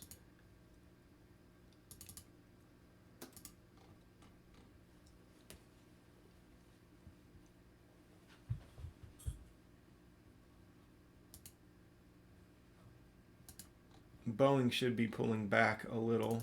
There we go.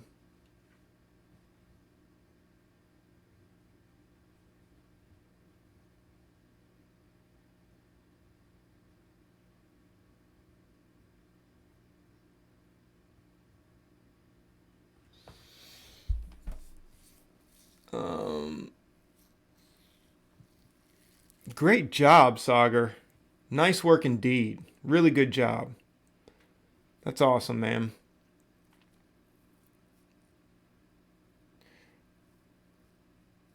If the gap was filled by the move down, what's the chances of it significantly bouncing back over the next weeks?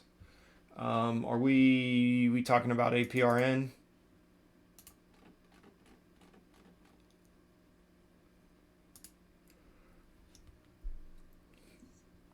Honestly, I'll tell you right now, Notergen, I don't even know if I can even talk about anything over the next weeks. Just because, I mean, man, like this market is just crazy. I don't think anybody knows what's going to happen over the next weeks. Um, I'd almost, I'd almost be afraid to say one way or the other. I mean, seriously, this looks like it's getting a good, solid push.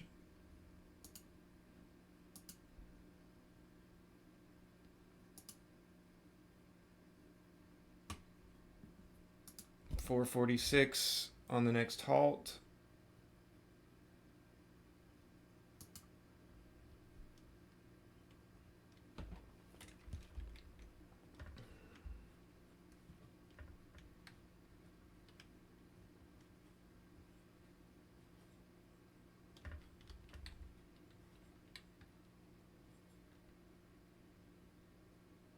Spreads are crazy. In your early days, you used to lose 500, 1,000, 2,000 each day. Those were rough. Yeah, you and me both, Sagar. You and me both. Note again says truth. There are so many external factors putting pressure on the market. Yeah, exactly.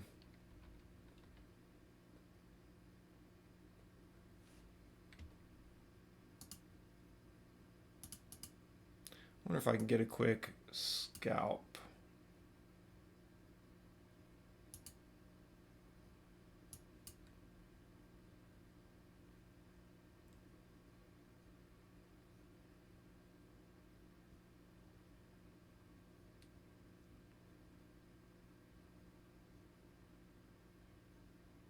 That would have been a nice scalp there.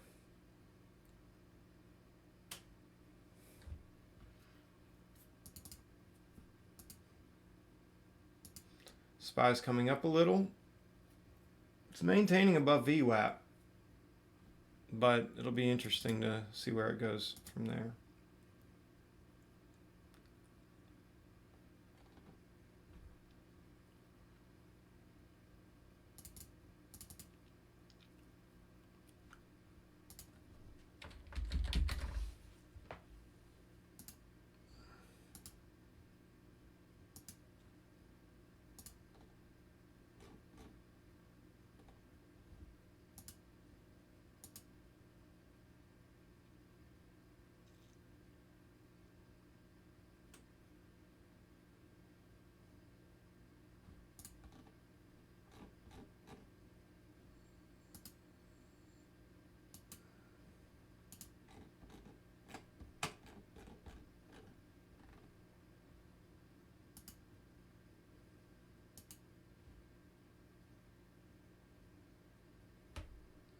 JNUG absolutely losing its lunch.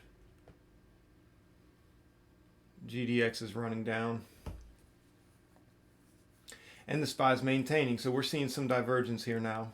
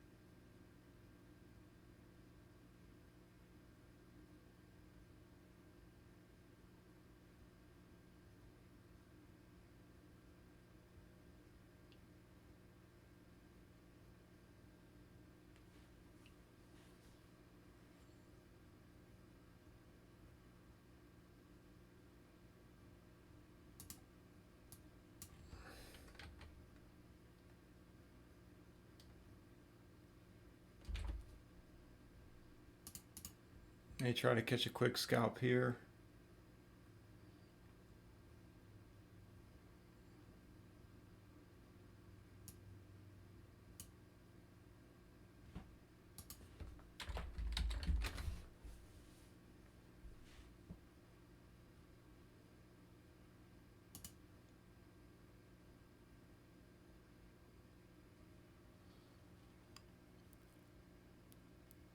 Hope y'all's experiences in watching and learning from Matt will help me avoid those kinds of losses when I get back in.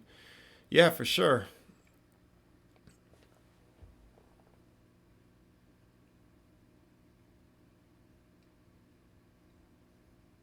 I think communities in general help. I mean, they really do. They really do.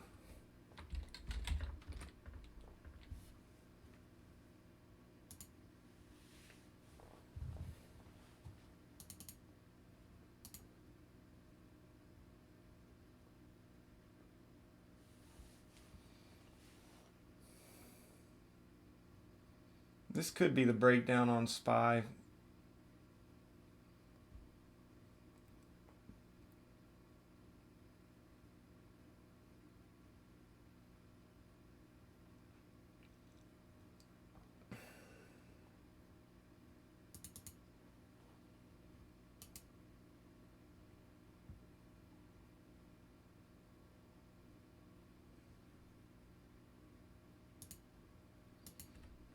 May even go in a little on TVIX here.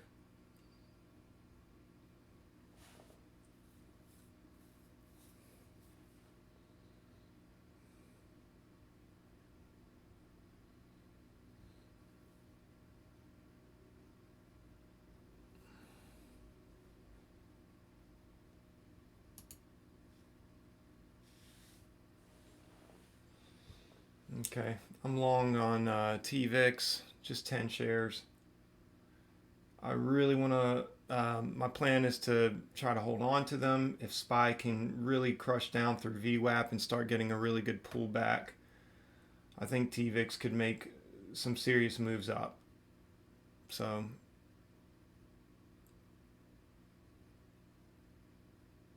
SPY is holding, but it's looking weak. So we're gonna try to.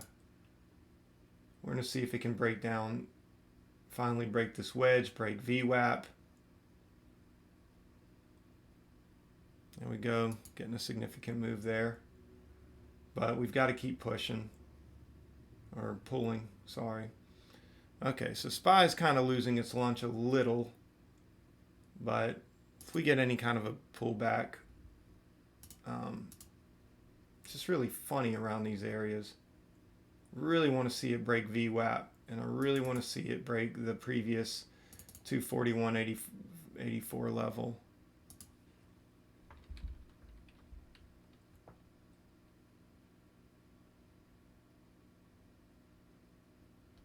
Come on.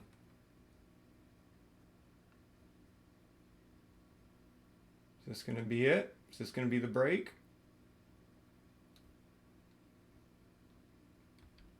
Come on, SPY, break through VWAP.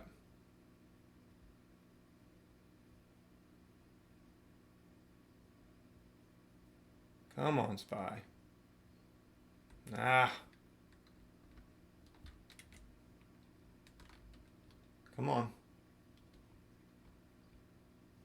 Breakdown. Crush VWAP. Come on. Okay. I'm just going to reduce my position by 5. Lock in $20. SPY bounces off of VWAP. I'll get out.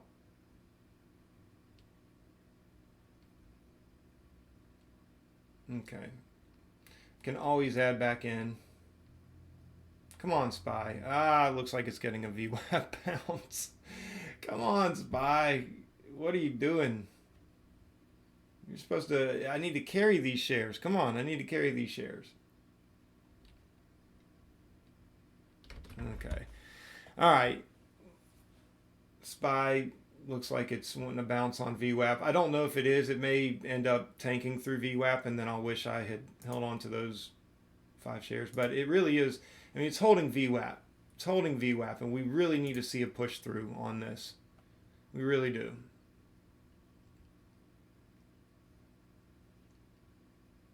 But it's just kind of a chop fest right now, honestly.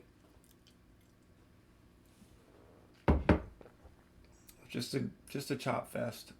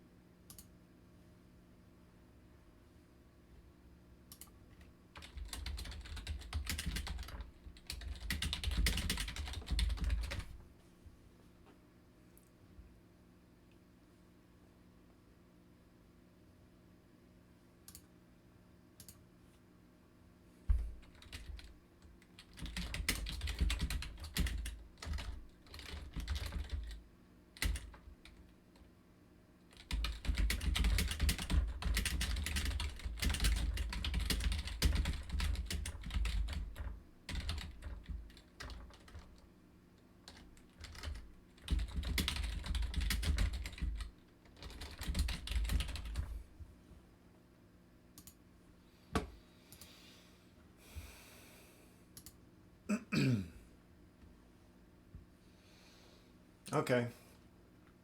All right. Looks like we may be able to get back in. It's really looking like it's wanting to push. So,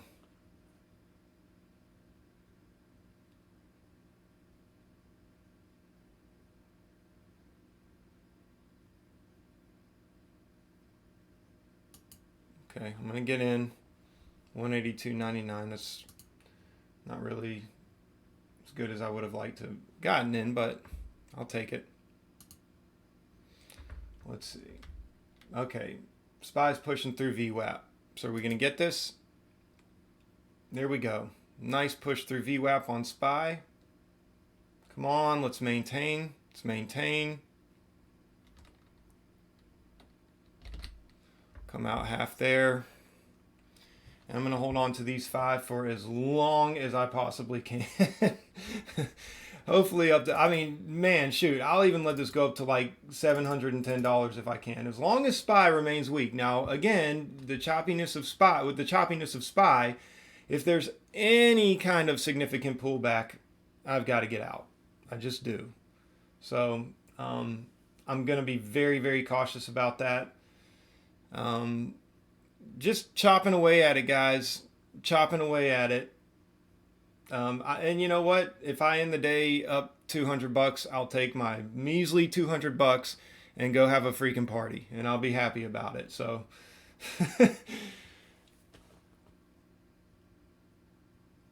I'll tell you what, guys, man.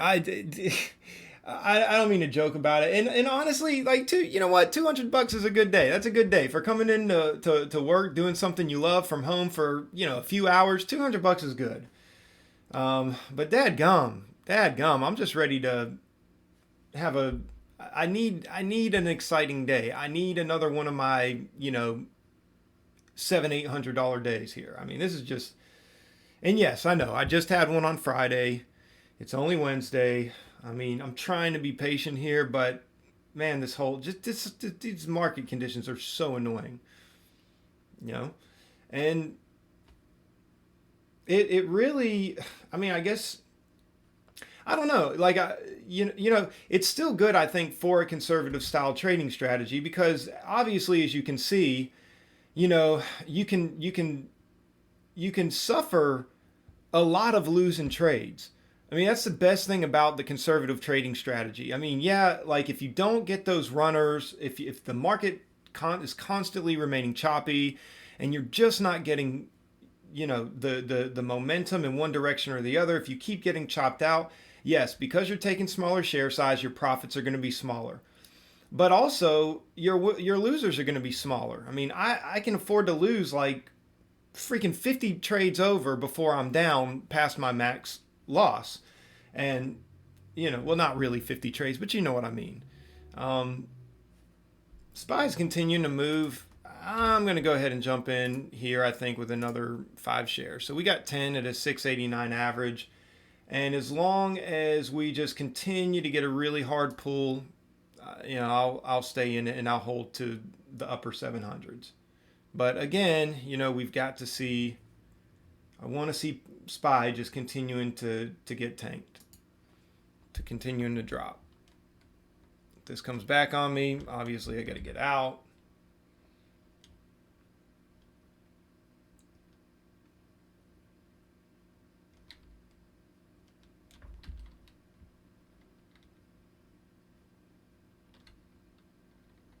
Come on, SPY. Keep pulling. Keep pulling. You broke VWAP. Everybody knows you're going to test that. What is it? That 239 area. We all know you want to test it. So go test it.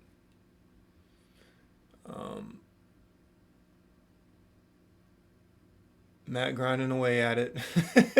I'm trying, man. I'm trying. I'm gonna hold these. I'm telling you, I'm gonna hold these shares as long as I possibly can.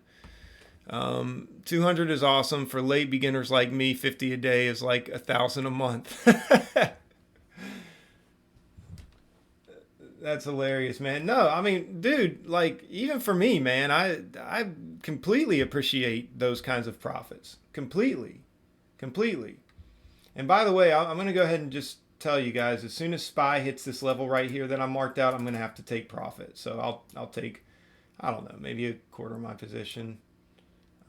If it starts pulling back, obviously I'm going to have to take, and we're getting a little bit of a pullback, so I'm going to go ahead and come out, lock in more profit. We're up 257.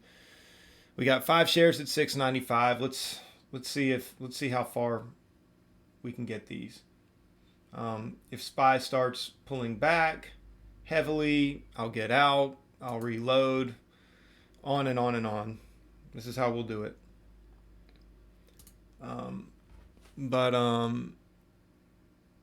Flip, if you shorted CCL, congrats. Yeah, I did just a little, though small, was nervous. It's all right, Flip. I'd be nervous on CCL. CCL slapped me in the face like 500 times last week, man.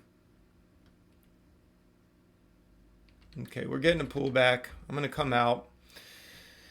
Up 265. Slow grind, guys. SPY's just keeping me a little nervous here. So, for those of you who were here yesterday, I suffered a pretty legitimate loss on SPXL because of this pullback we had on SPY. So right now, what I've got to do is I've just got to be patient. I've got to be patient and just really hope that we get some good solid retests up here so that I can reload on TVIX. But let's see, 240. But if we don't get the pullback, I still may re-enter. It really has to look good. It really has to look good. It has to remain weak. So now it's pushing. Let's wait for a little pullback. See if I can get in 10 shares. SPY does look like it's going to continue to pull. Let me make sure of that.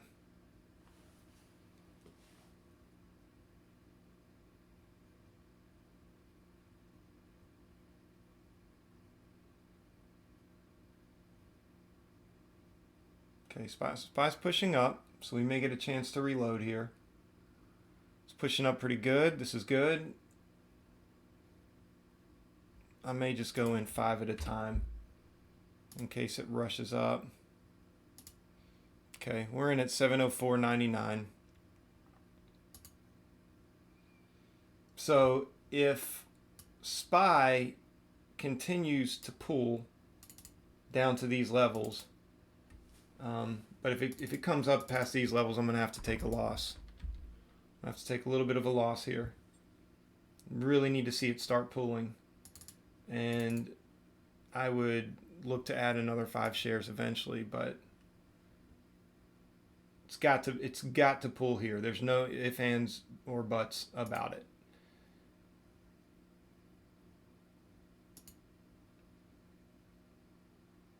If it pushes tremendously, got to get out.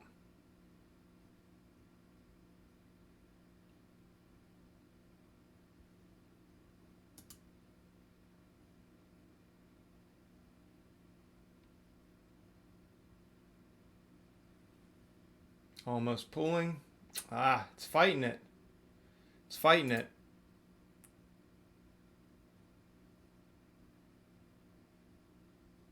It's fighting it, but bears are taking over. Bears are taking over. Can it stay? Come on. Bulls coming back in.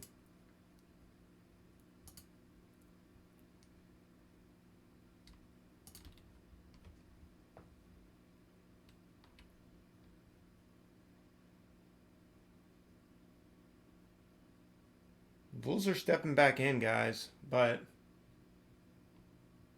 I mean, it looked like the Bears were going to take over at that point. Okay, they're crushing it. They're crushing it a little.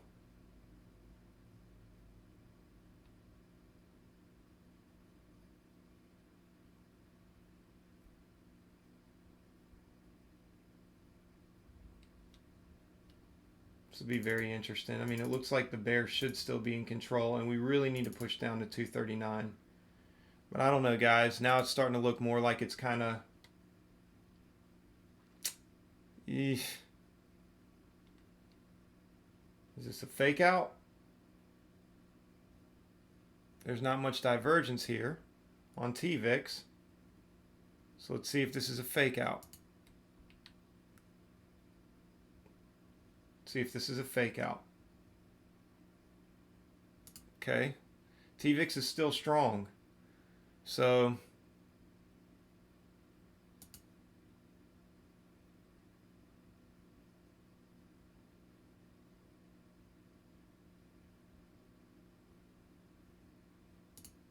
if we get a rejection here, this will be good. 2-minute bounce off the EMA. Where are we on the 5? 5's crushing the previous 5-minute candle. So don't really like that. So we're going to keep pushing. We're going to keep pushing. Or are we going to get a fail? We need to see a fail right here. We need to see a fail. The only thing that's keeping me in this right now is the lack in divergence with the TVIX versus the SPY. TVIX is remaining strong, which means the fear is there. So, I mean, we really need to see. We need to see a fail of what looks like to be established support right here at the 240 levels on the SPY. Need to see a flush down, quick flush down. And I will hold these 5 shares at least until we get to this level here. Obviously, if it turns around, we start losing the 700s on the TVIX, I'll have to come out. Only in 5 shares, guys. And I can afford to be wrong on this and still be up 250 on the day. There we go. Bears are in control. Let's see if the bulls step back in. The fear is there. Let's push up through 710. Let's push up through 710. Come on, the fear is there. SPY's pulling pretty hard now. We broke through the 240 levels, and we are headed down to the where was it? 239.04 levels. Okay, and the TVIX looks a little weak. We need to see a really strong thrust up into the teens, the 700, and I'd really like to see it go past 712. And I think if the SPY continues to pull, we'll get that. There we go.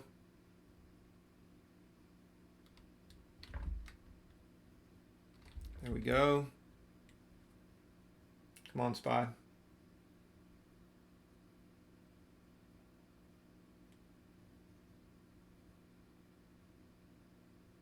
It's very slow moving, guys. Very slow moving. But at this point, I'd be more prone to add to my position on a pullback. Unless this just starts really ramping up. And if it does, then, and if this breaks 700s, then obviously I'll get out. But let's look at this on the 5-minute. Okay, 5 minutes building a pretty good case to the downside here. What are we looking at?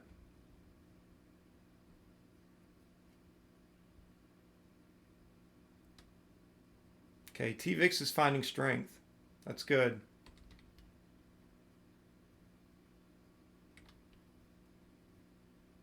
There we go. There we go. Let's look at this 5-minute candle. We're going to get the continued breakdown. There we go. TVIX is gaining more momentum. I'm going to try to hold this into... I would love to see if this just crushes down through this level and continues moving. I'll wait for this to get up to 720s before I take profit, and I might even just take half, like literally 2 or 3 shares off at one time.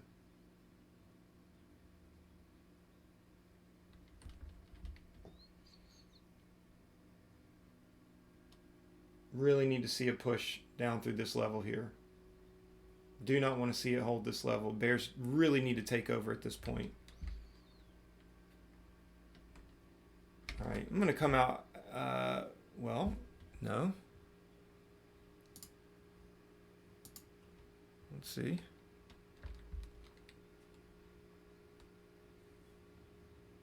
Glad it did not take that order. Ah, come on. TVIX is pulling back. Come on. Crush down through that level.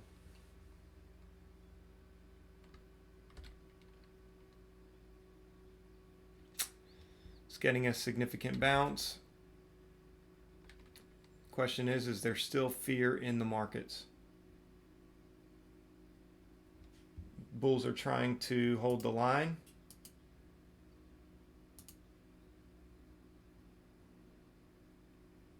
Fear is still there.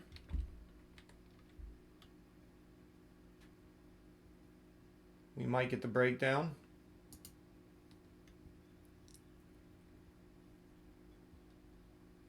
Come on, 2 minute. On the 2 minute right now. There we go. We're going to get the flush. There's fear. All right, I may come out half. I really want to see this.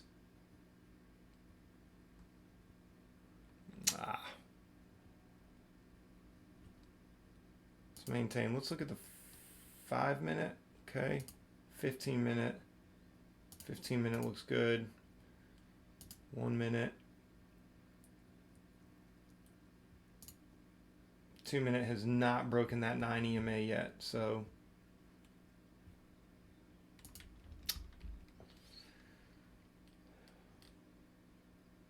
wow. It's a good sell pressure right there. Good sell pressure. Okay. We're about to break 715. Come out half. I want to see a break through that line or a tap on that line. Come on.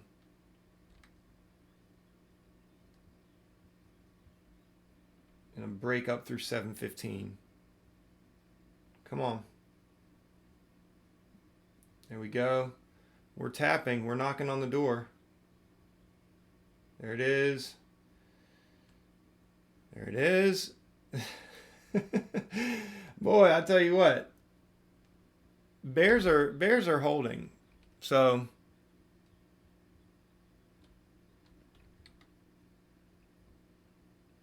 got an order out at 714.50. So hopefully it can tap on that. Take out 2 shares there.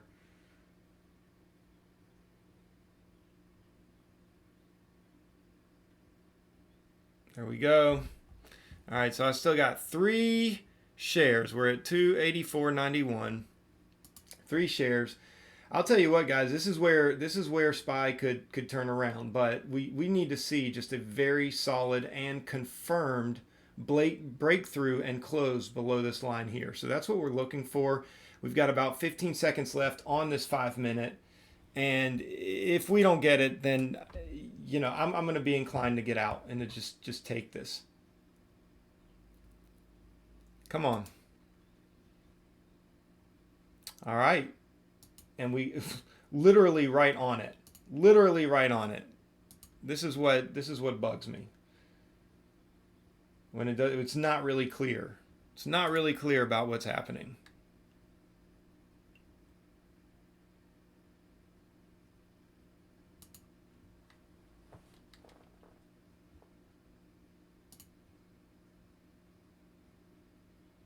Come on, we need to see an epic fail right here. There we go.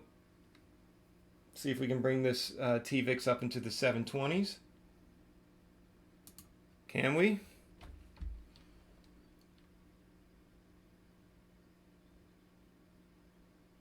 It's holding the line, guys. I mean, it really is. It's holding the line. So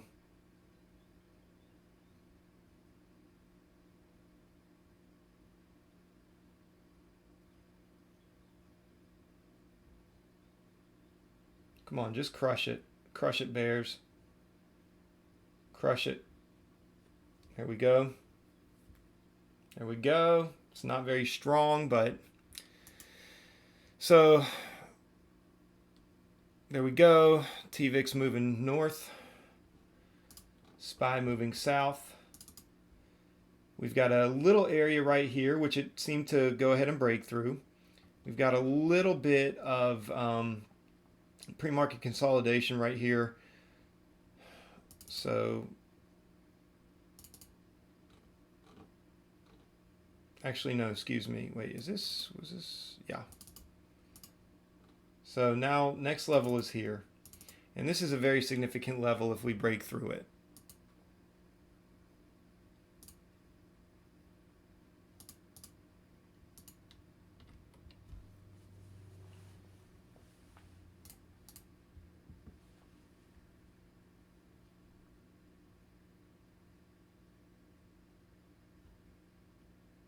See what this looks like on the 5 minute.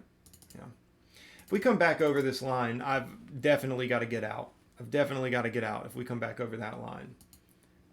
Even though we'll probably continue to come down and test this line, the fact of the matter is at this point, it's kind of, it's kind of one of those things where just go ahead and take the profit and reload. Reload your position. So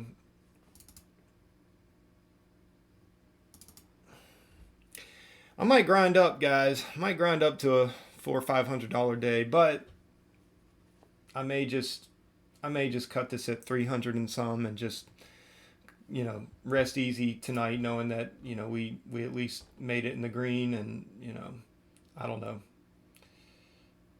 play it by ear at this point. But again, if this comes back up over the line, obviously I'm fine with, the line is meeting the 9 EMA on the 1 minute, so I'm fine with it tapping, and I'm fine with it even popping up over it. But if we get confirmation, if we get a candle close over that, I got to come out. So anyway, let's see. So let me address the chat here. Feel like I can take my eyes off of this for a second. Let's see. Note again, profit is profit, right? Work Diver, thanks, man. Appreciate the encouragement again. Flip flop, BA touching the hundreds. Yoni B stacking up one trade at a time. That's right, man. That's right. One trade at a time. One trade at a time. Still seems like there's fear. It's a slow grind, though. It's a slow grind on the SPY. It's a slow grind, here with the TVIX.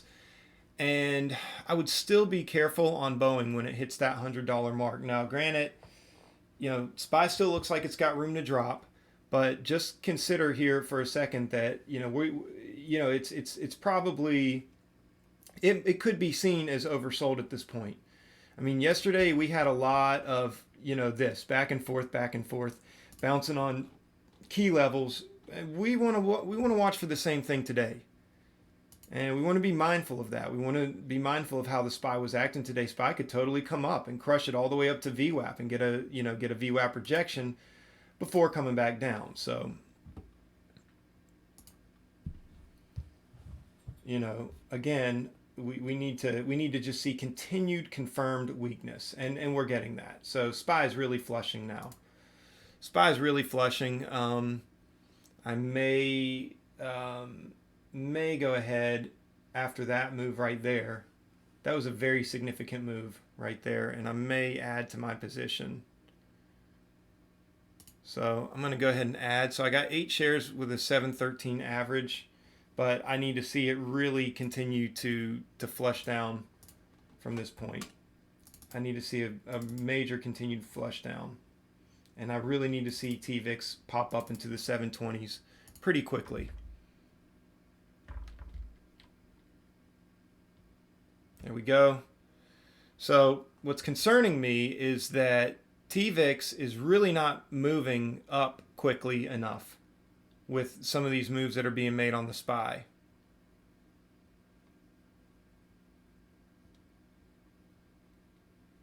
So I've got to see TVIX move.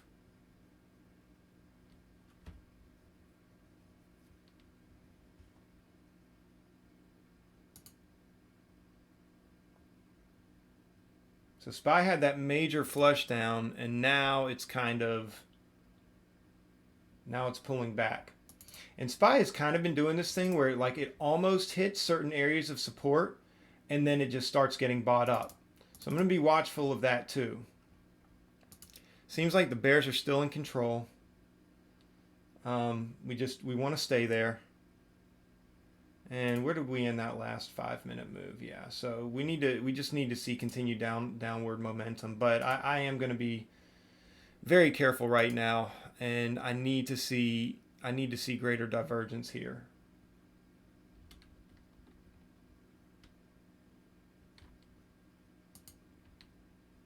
We need to see a continuation to the downside, and right now it looks like buy volume's coming in.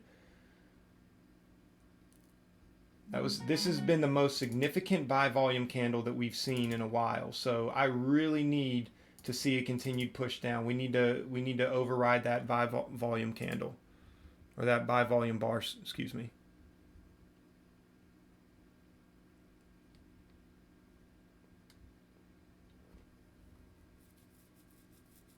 Bears really need to come in and flush it down. And I really need to see a push over the 720s in TVIX.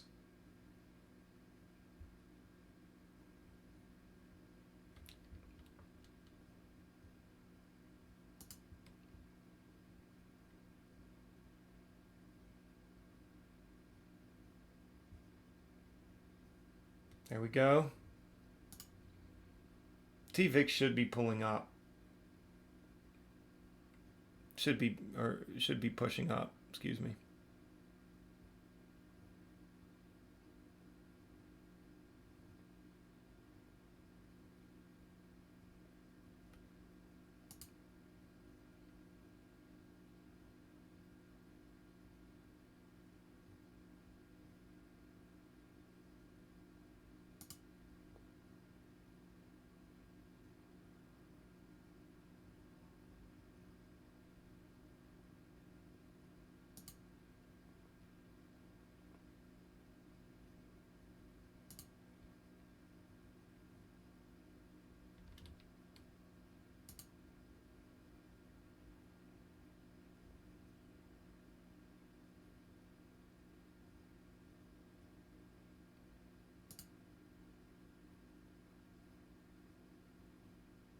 Come on, push it down.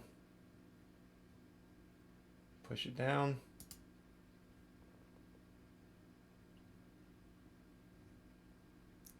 Come on.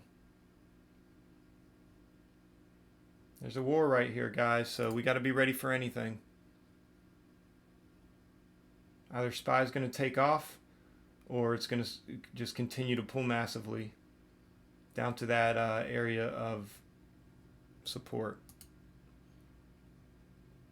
And if it does that, TVIX should shoot up plenty into the 720s. Should give us a really good move up into the 720s.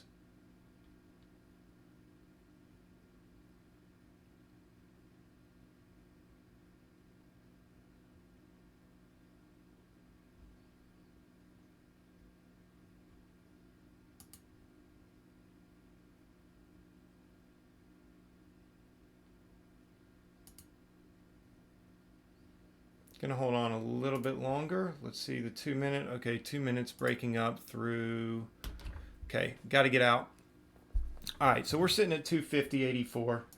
I was patient with it, but it looks like we're very potentially getting a bounce off of here, up at least to maybe test the 9 EMA, maybe even the VWAP on the 5 minutes. So I can reload my position on TVIX. Boeing's getting a pullback with it. JNUG, let's see. Let me move SPY up here for a minute.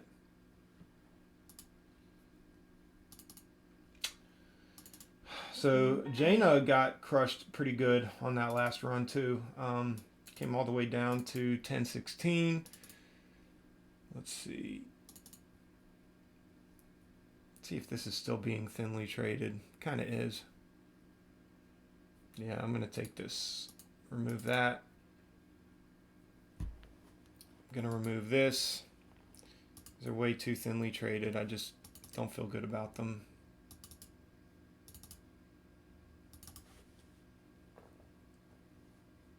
Okay, SPY's failing.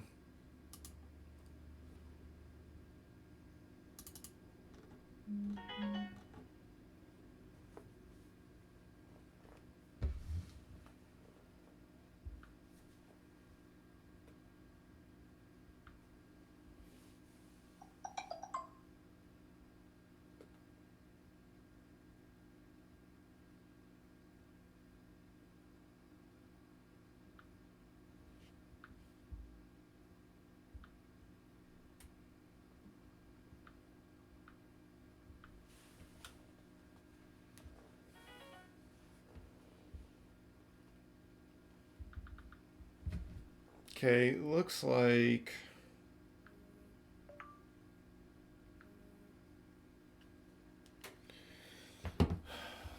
we might be getting a 9 EMA rejection on the SPY.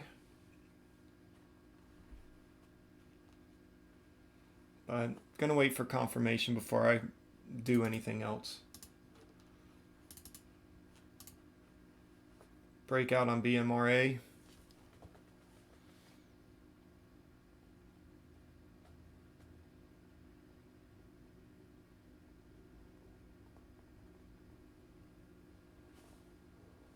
Who's speaking? Sagar? You said SPY's going to be volatile. Who's speaking? We are working towards, I forget the levels on here. I think it was like 9 something. Guys, I'll be right back.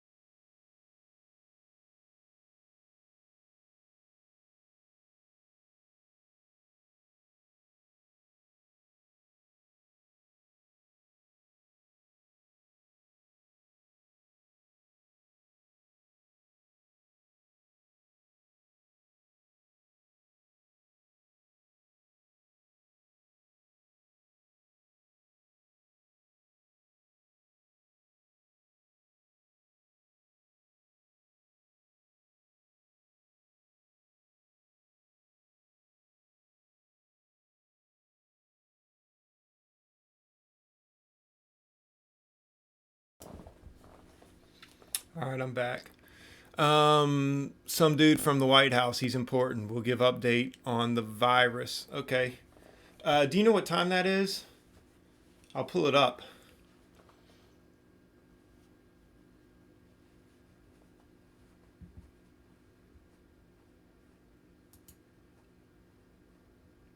Secretary of the Treasury. Okay. Cool.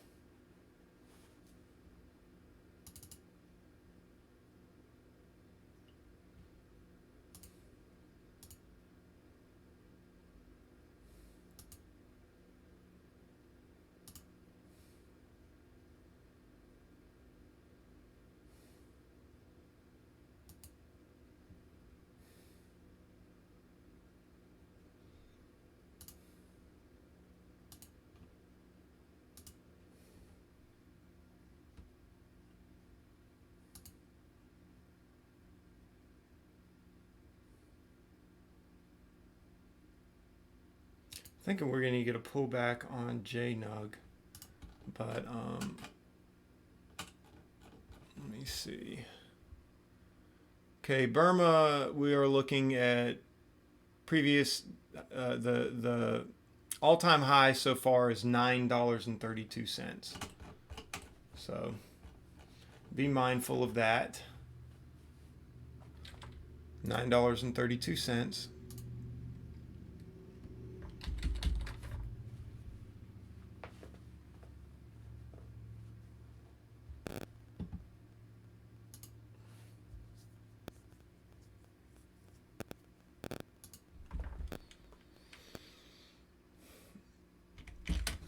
Okay, I think we're gonna see a little bit of a flush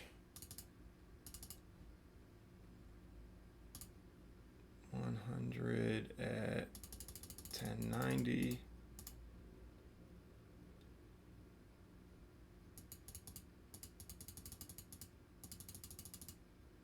$10.75. Maybe $10.80.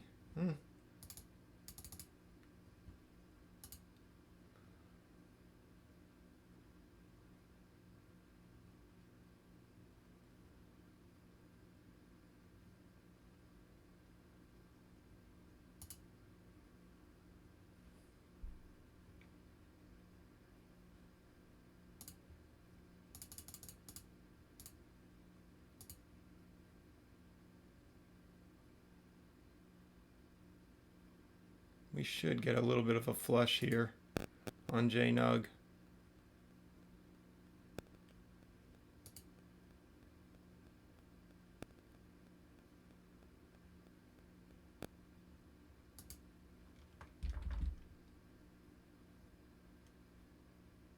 Trying to be patient with it.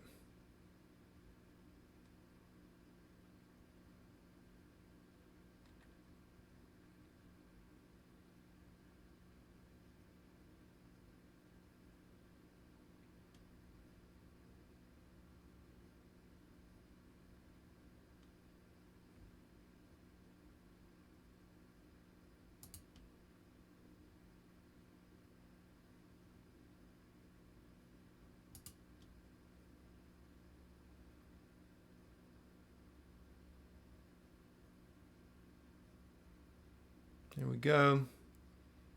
1190.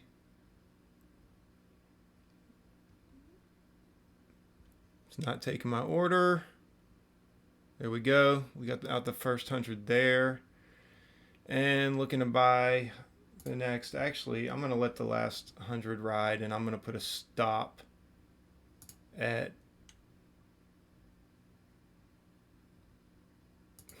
well, I was going to say 11:15, but where's the, don't want to let it run past that. So stop buy at 11:16. I'd really love to see this run all the way down to the 1040 areas. SPY's turning over, so it's a possibility.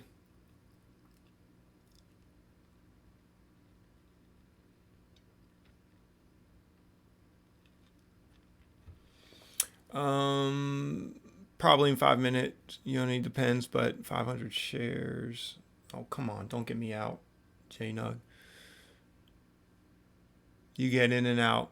AMRA was a short trap, what it seemed like to me, so initially held my position because, okay, and got out on JNUG.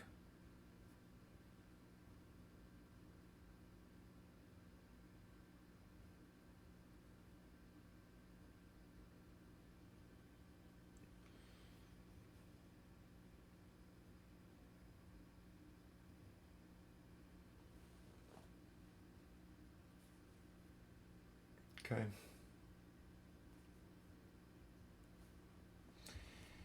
I'll tell you what, guys, if SPY breaks this level, it's going to be huge. SPY breaks this level right here, 237.03, look out.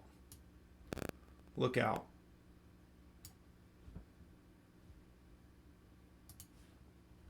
May reload here. I'm going to give it time to come up a little bit. Looks like GDX is getting a VWAP rejection on the 5 minute.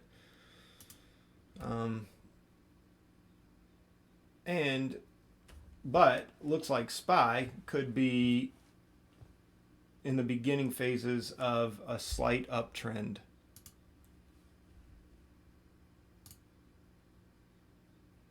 Oh, it got a rejection though. So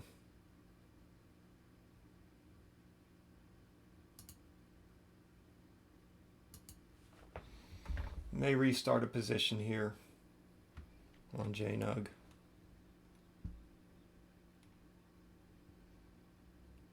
Looks like it's rolling over.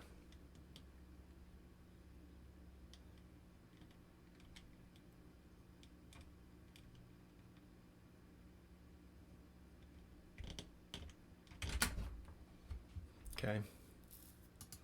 Get in 100 shares at 11.10. And I'm going to look for a good healthy drop down to these levels. As long as the SPY remains weak, I'll stay on it. There we go. There we go. Might even come out the first 50 shares there. Okay, we got 50 shares left. So see if we can break down.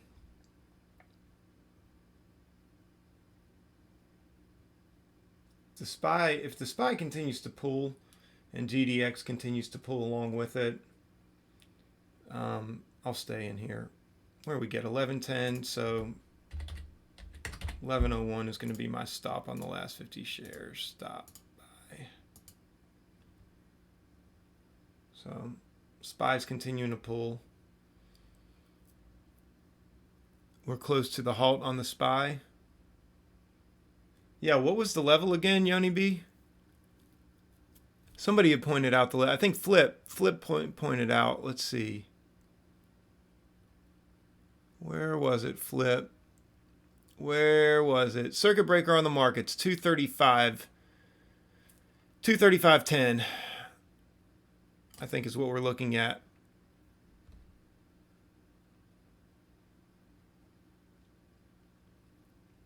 TVIX is ramping up. Looks like it's finally about to break the 720 levels. If SPY runs, I think that's going to happen. I might be willing to get in with, let's see. Yeah, I'll get in with 10 shares for the push over 1720.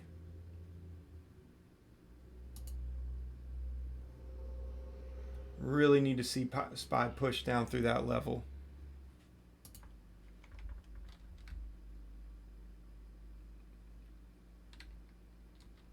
Come on, SPY. Ah.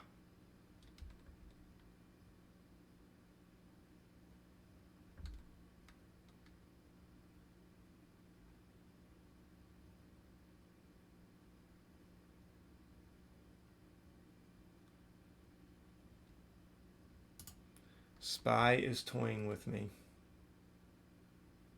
There it is. Is this it?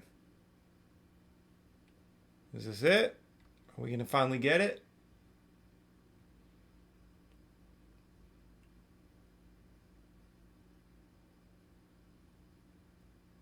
Come on, SPY, push. Ah.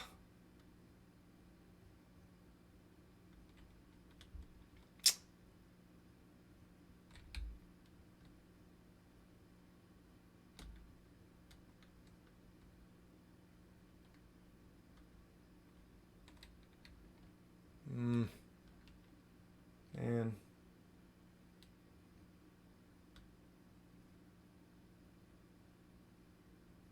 if it's double bottoming, I'm going to have to get out.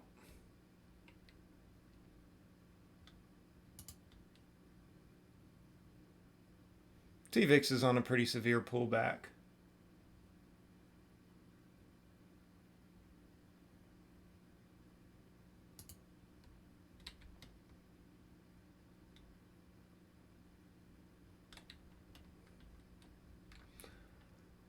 Okay.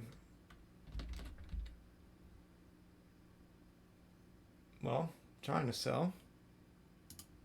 It's not taking my order.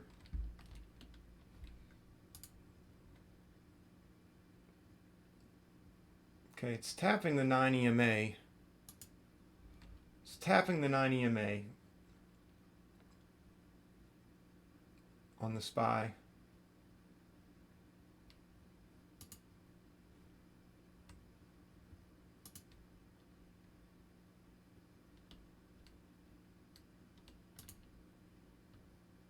Okay, got to get out. Dadgummit. Ah, so freaking annoying. So freaking annoying. I really thought we were going to get it. We double bottom, guys. We double bottom on that. I mean, we still may get it. If we triple bottom, I'm gonna jump all over it. I'm gonna jump all over it again. Okay, looks like we could get it. So it's like it's rejecting now. We need to see a hard rejection.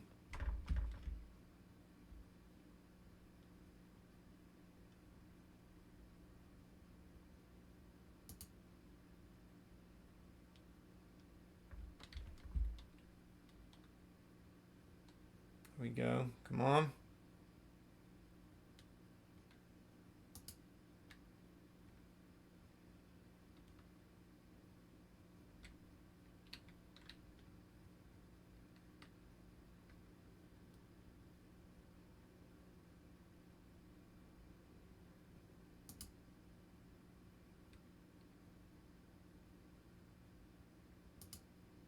Trying to give it another shot, guys.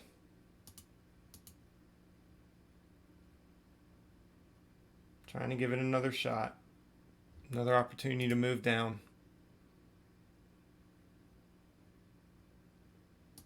Another opportunity to sink.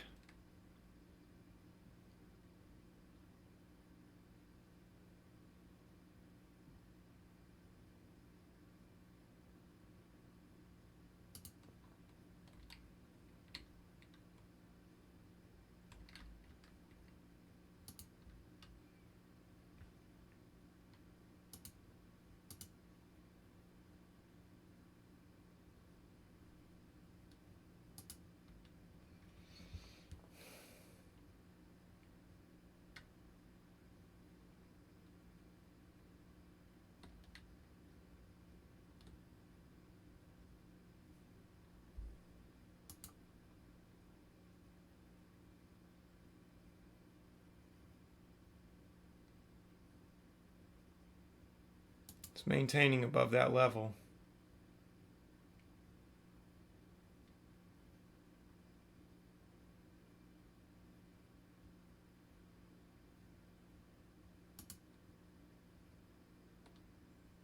Okay, I'm going to come out half there, back up to 244, and I'm going to hold on to these other 5 shares as long as I possibly can. Come on. Come on, pool spy.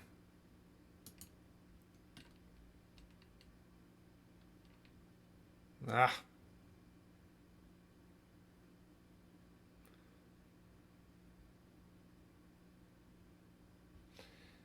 This 5-minute candle should be rejecting here. Should be rejecting off that EMA and close below this level here. That's what we're looking for. Really need to see a strong pull down, a retest of these levels. I will even consider adding again if it does that. But we've got 30 seconds left to figure out if this is going to flush.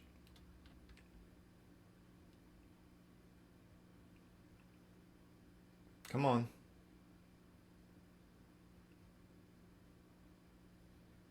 Pull harder. Get up in the 720s. Come on. And finally get up in the 720s.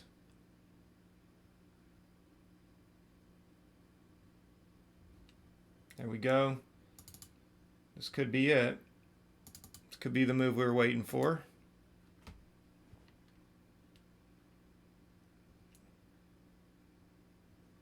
At this point, all I'm going to be doing is putting myself back up over 300, which is fine, I guess. But we really need to see it. We really need to see the breakdown. This has got to be it here.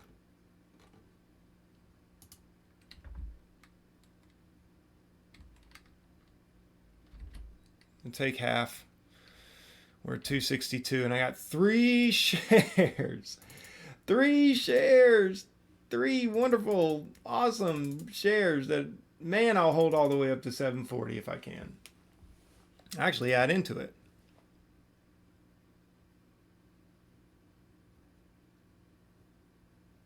I'm going to wait for a pullback. There's no way. There's no way you're not going to fail here. I mean, I guess anything's possible.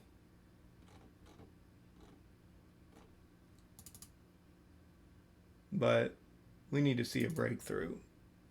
We need to see a breakthrough. I'll add 5 at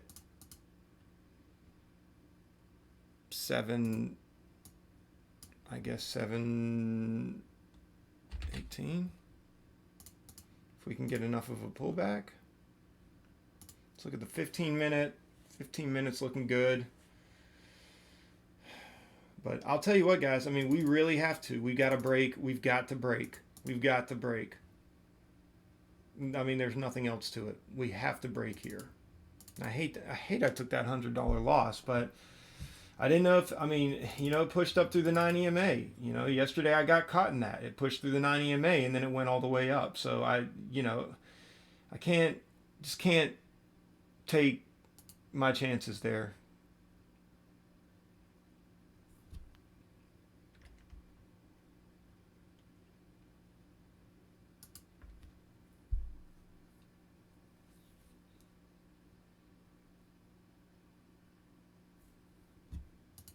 Tell you what, guys, this is relentless. Oops.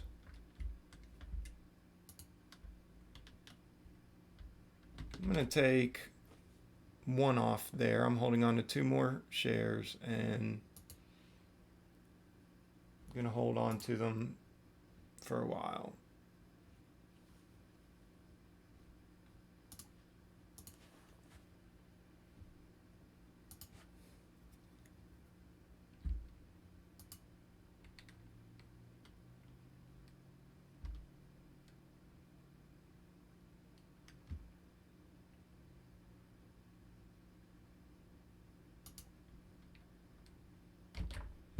Okay, I'm coming out. Gonna wait for a little pullback here, and then I will add back in.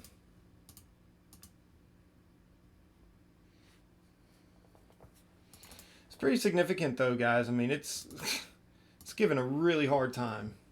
It's given us a really hard time.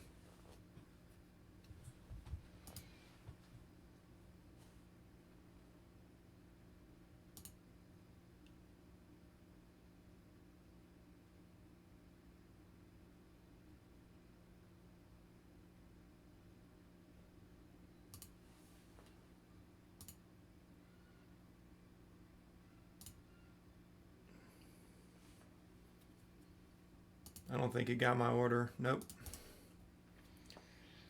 Running away.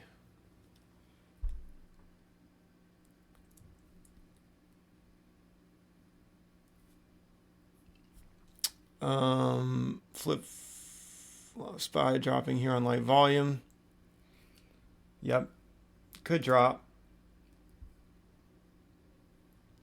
Trump administration proposes lending to air carriers from the exchange stabilization.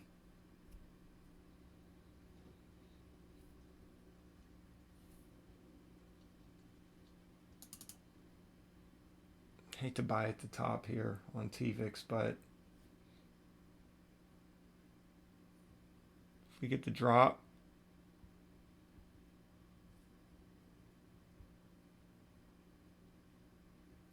yeah, we're getting the drop. Let's see. After a new $50 billion congressional appropriation, administration would require carriers receiving loans to meet certain continuation of service requirements. Okay, that's interesting. It's definitely interesting.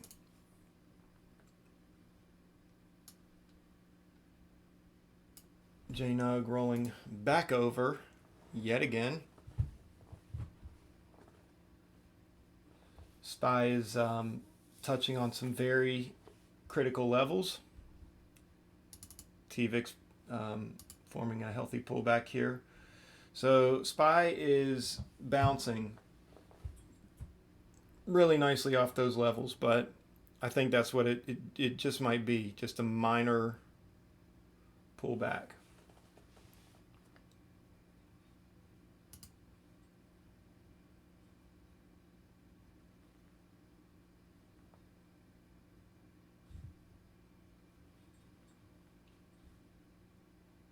I needed to get in on that scalp there. I was waiting for SPY to pull back just a little bit more. See if we can get this down to like 722, 723 maybe.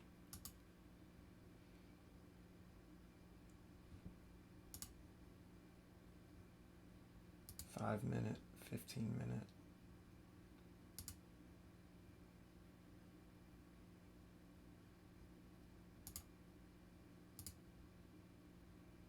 I think we can get it. Might even be able to get it down, back down into the teens.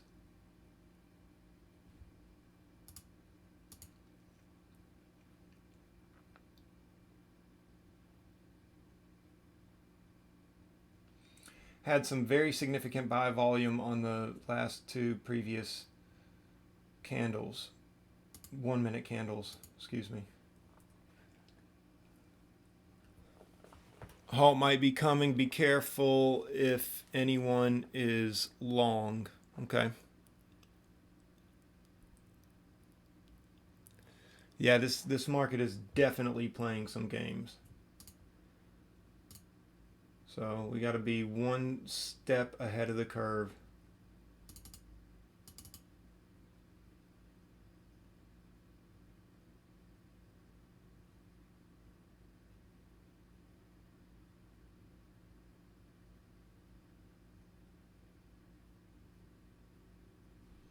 Come on. Let's get down into the the teens. We need a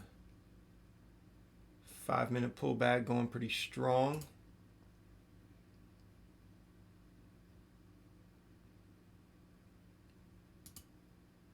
There we go.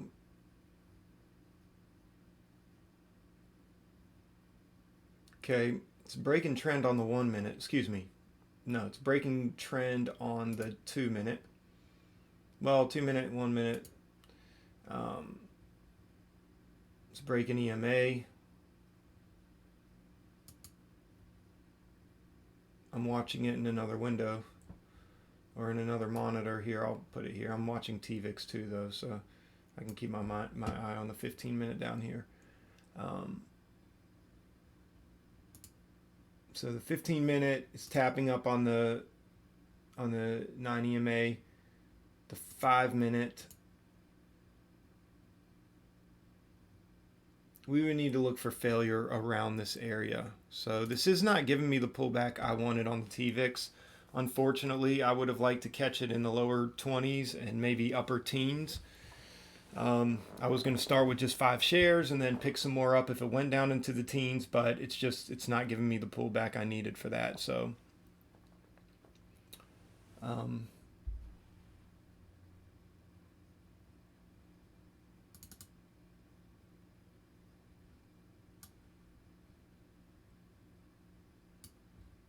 I've missed absolutely every single opportunity on BMRA. Just about. I mean, I made 44 bucks on it earlier, but it's not really anything to brag about there. But it is shortable. It is shortable. And if this is a failed breakout, I'll consider jumping in on a quick short. What's the level here? 1054. Well, didn't really give me too much of an opportunity there, but okay, 1025, 1054.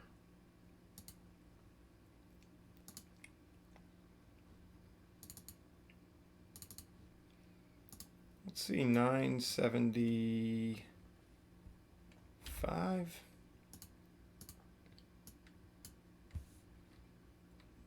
Let's say 985, 200. This would have to be really, really quick.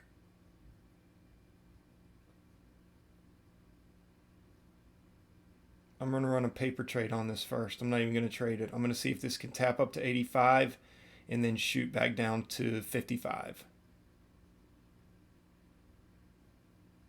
It's knocking on 70, so it would probably ramp up to 90, 95. But let's see if we remain to 85.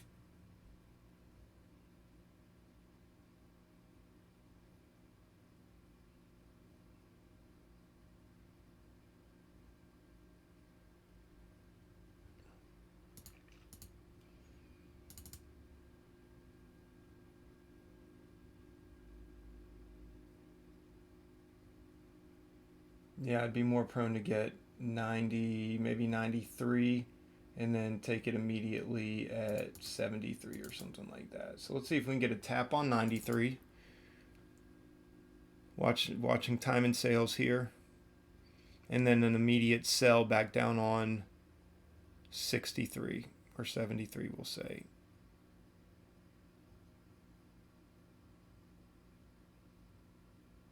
I like to test these types of scalps from time to time.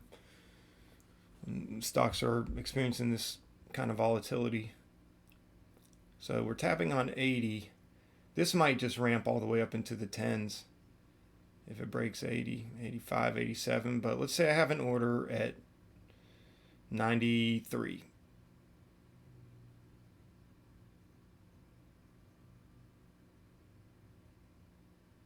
Okay, so now let's move the order. Now that it tapped up here on 89, let's move the order up to 1008 and then 88.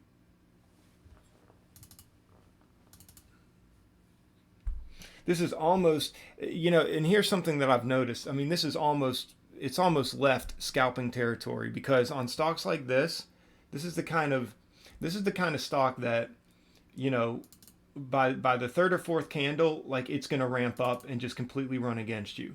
So you'll try to scalp it and it won't even come back. It won't even give you the opportunity to scalp out of your trade.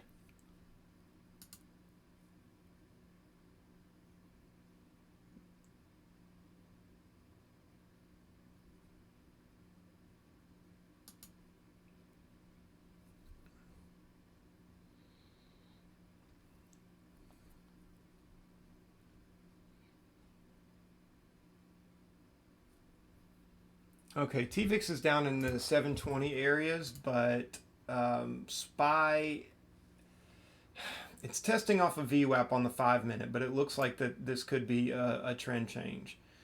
It's yeah, it's surpassed. Oh, excuse me, surpassed the last two. Um, oh, last two 15-minute candles. Sorry, I can't even think.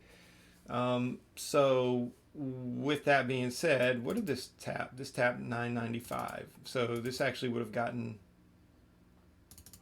that would have been a good scalp right there. So you'd have to get out quickly though. So SPY is actually tapping, as you can see here on the 15-minute. It's tapping VWAP.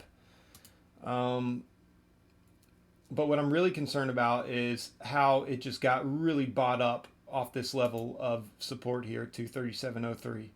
It's really getting bought up here. And so, I don't know. I would have to see a clear VWAP rejection, personally.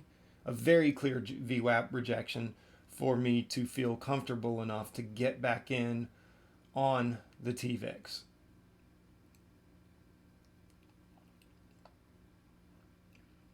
And that is not a VWAP rejection. Now, if we can get a VWAP rejection on the 15-minute, that would be the next thing. So if this spikes up but then comes down and sells under VWAP, I may consider another TVIX trade. So that's kind of my next plan of action there. And again, it would be TVIX to the long.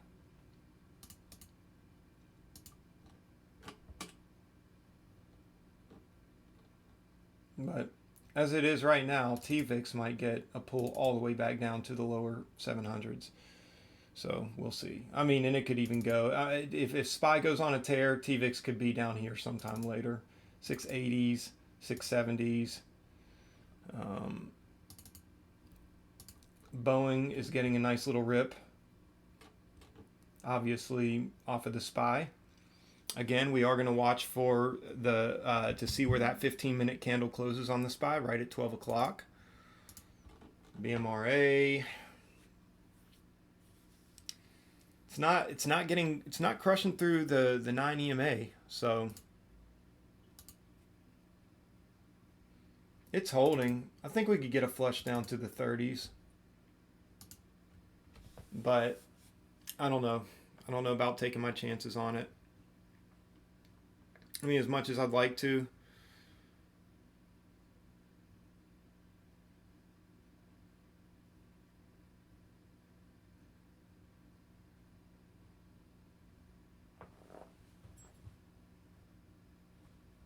Yeah, this actually might be a decent place to get in for a quick scalp, for a quick short.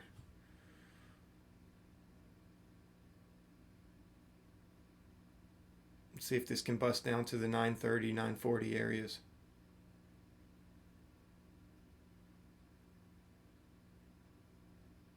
There it is.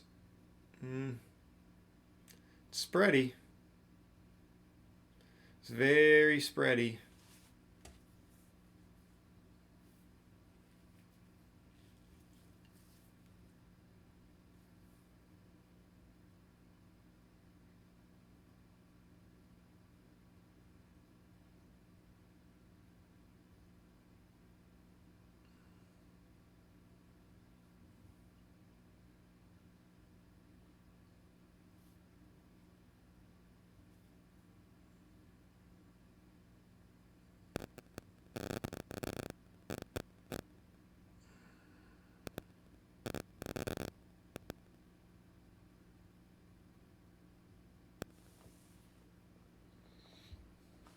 We are nearing the 12 o'clock hour, and it's very possible that there's going to be a rejection on VWAP in 15 minutes.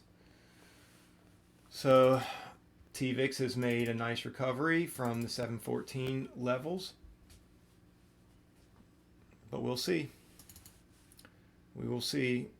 APRN just continuing to go on a tear. And I think the next levels that we want to watch for are going to be up at $25. So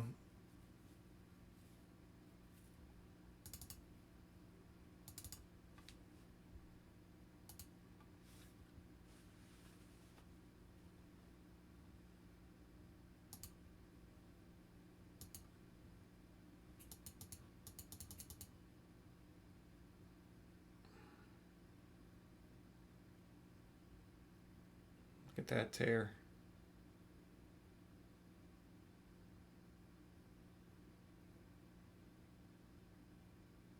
Man, that would have been great scalp, a great scalp right there.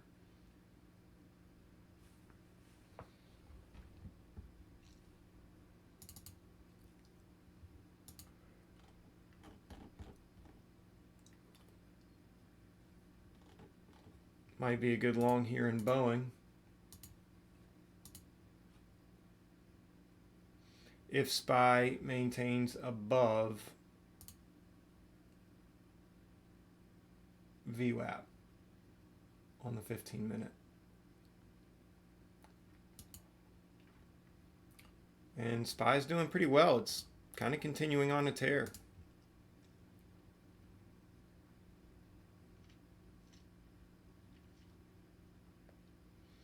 Ending and closing both on the 5-minute, 15-minute on top of the VWAP. Looks like it's trying to push back down through, but we'll give it time for a pullback. May start building a position here on Boeing for a long.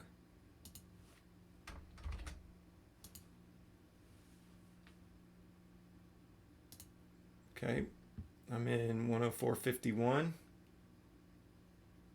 As long as SPY continues pulling up, I think we can get a retest of these levels up here. So 105, where is it? 105.31. We will take off 25 shares.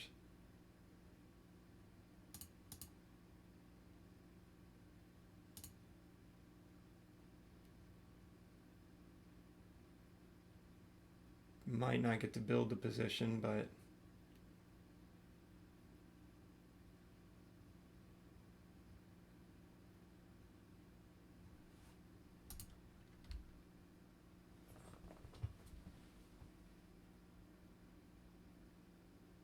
okay, SPY's breaking back down, so may want to be careful on this. Let's look at this. So 103.91 would be the next spot to add.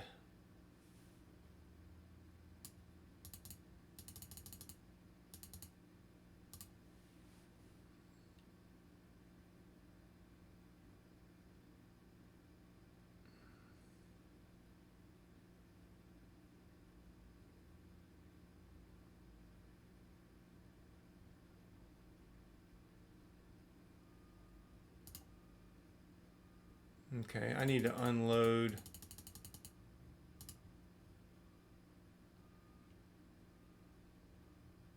SPY's getting crushed. So if we can get a bite back up to 104.51, I'll unload some of my shares. Otherwise, may try to load in another 25 shares at 103.80.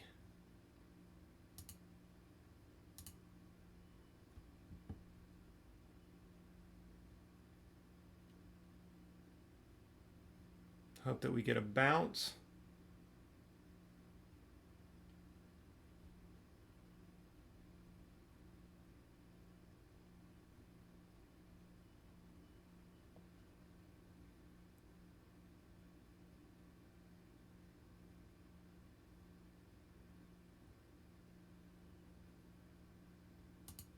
Okay, I'm going to pull out there. SPY's continuing to pull, guys, so really need to see.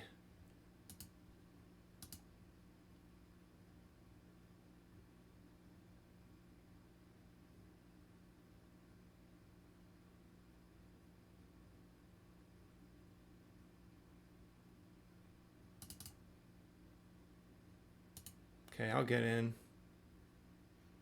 I'll get in at 70, maybe 80. Well, okay.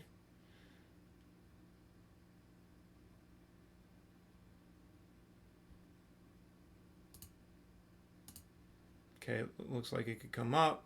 So we're going to say 104.76. We'll sell 25 shares.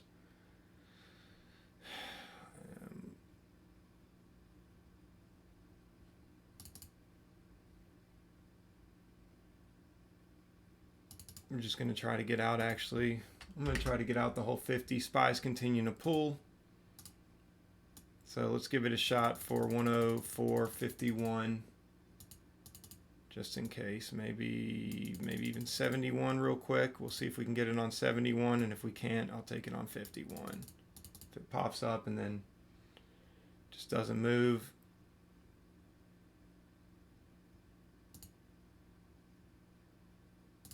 Okay.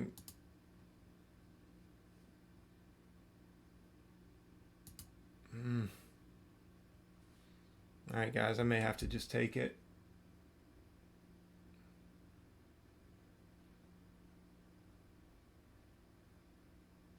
SPY is continuing to make some pretty nasty moves to the downside, so didn't catch it at the right moment.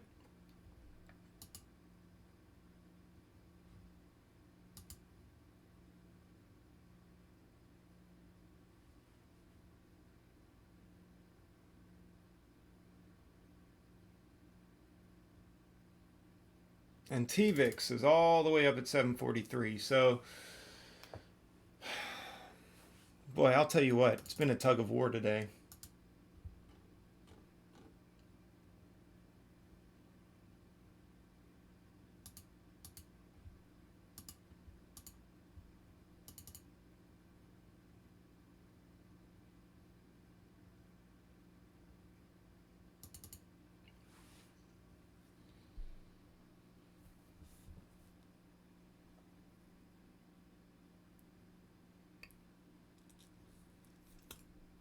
Okay, Trump will speak at any minute. He hasn't come to the podium yet.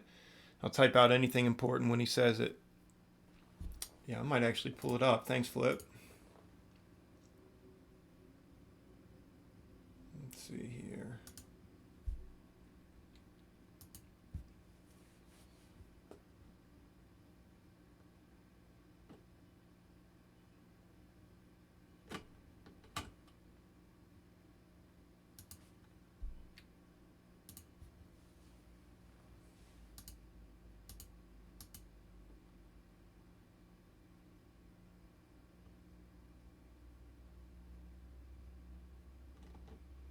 Okay, I don't see anything. Watch live now. New York. Okay. Yeah, I don't see anything. Not on YouTube anyway.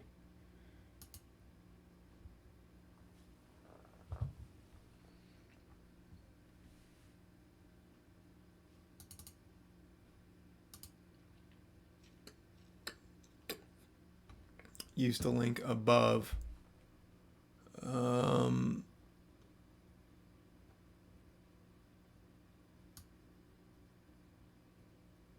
Looking for the link.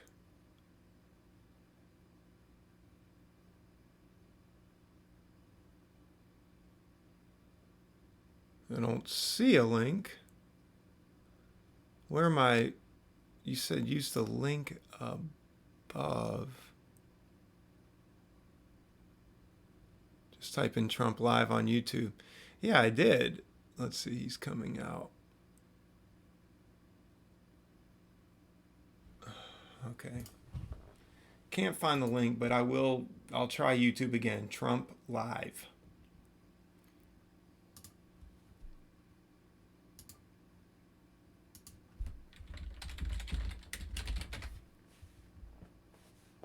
Okay.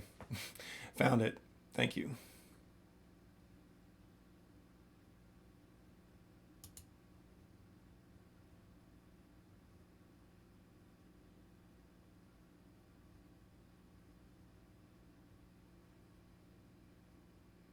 Now is fully engaged at the highest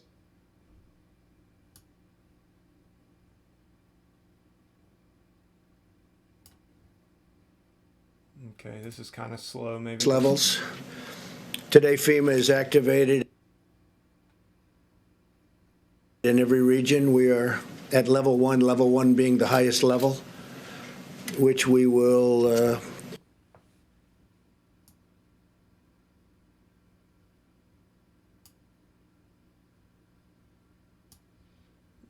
I think maybe because I'm running the live stream, it's just slow. I don't know.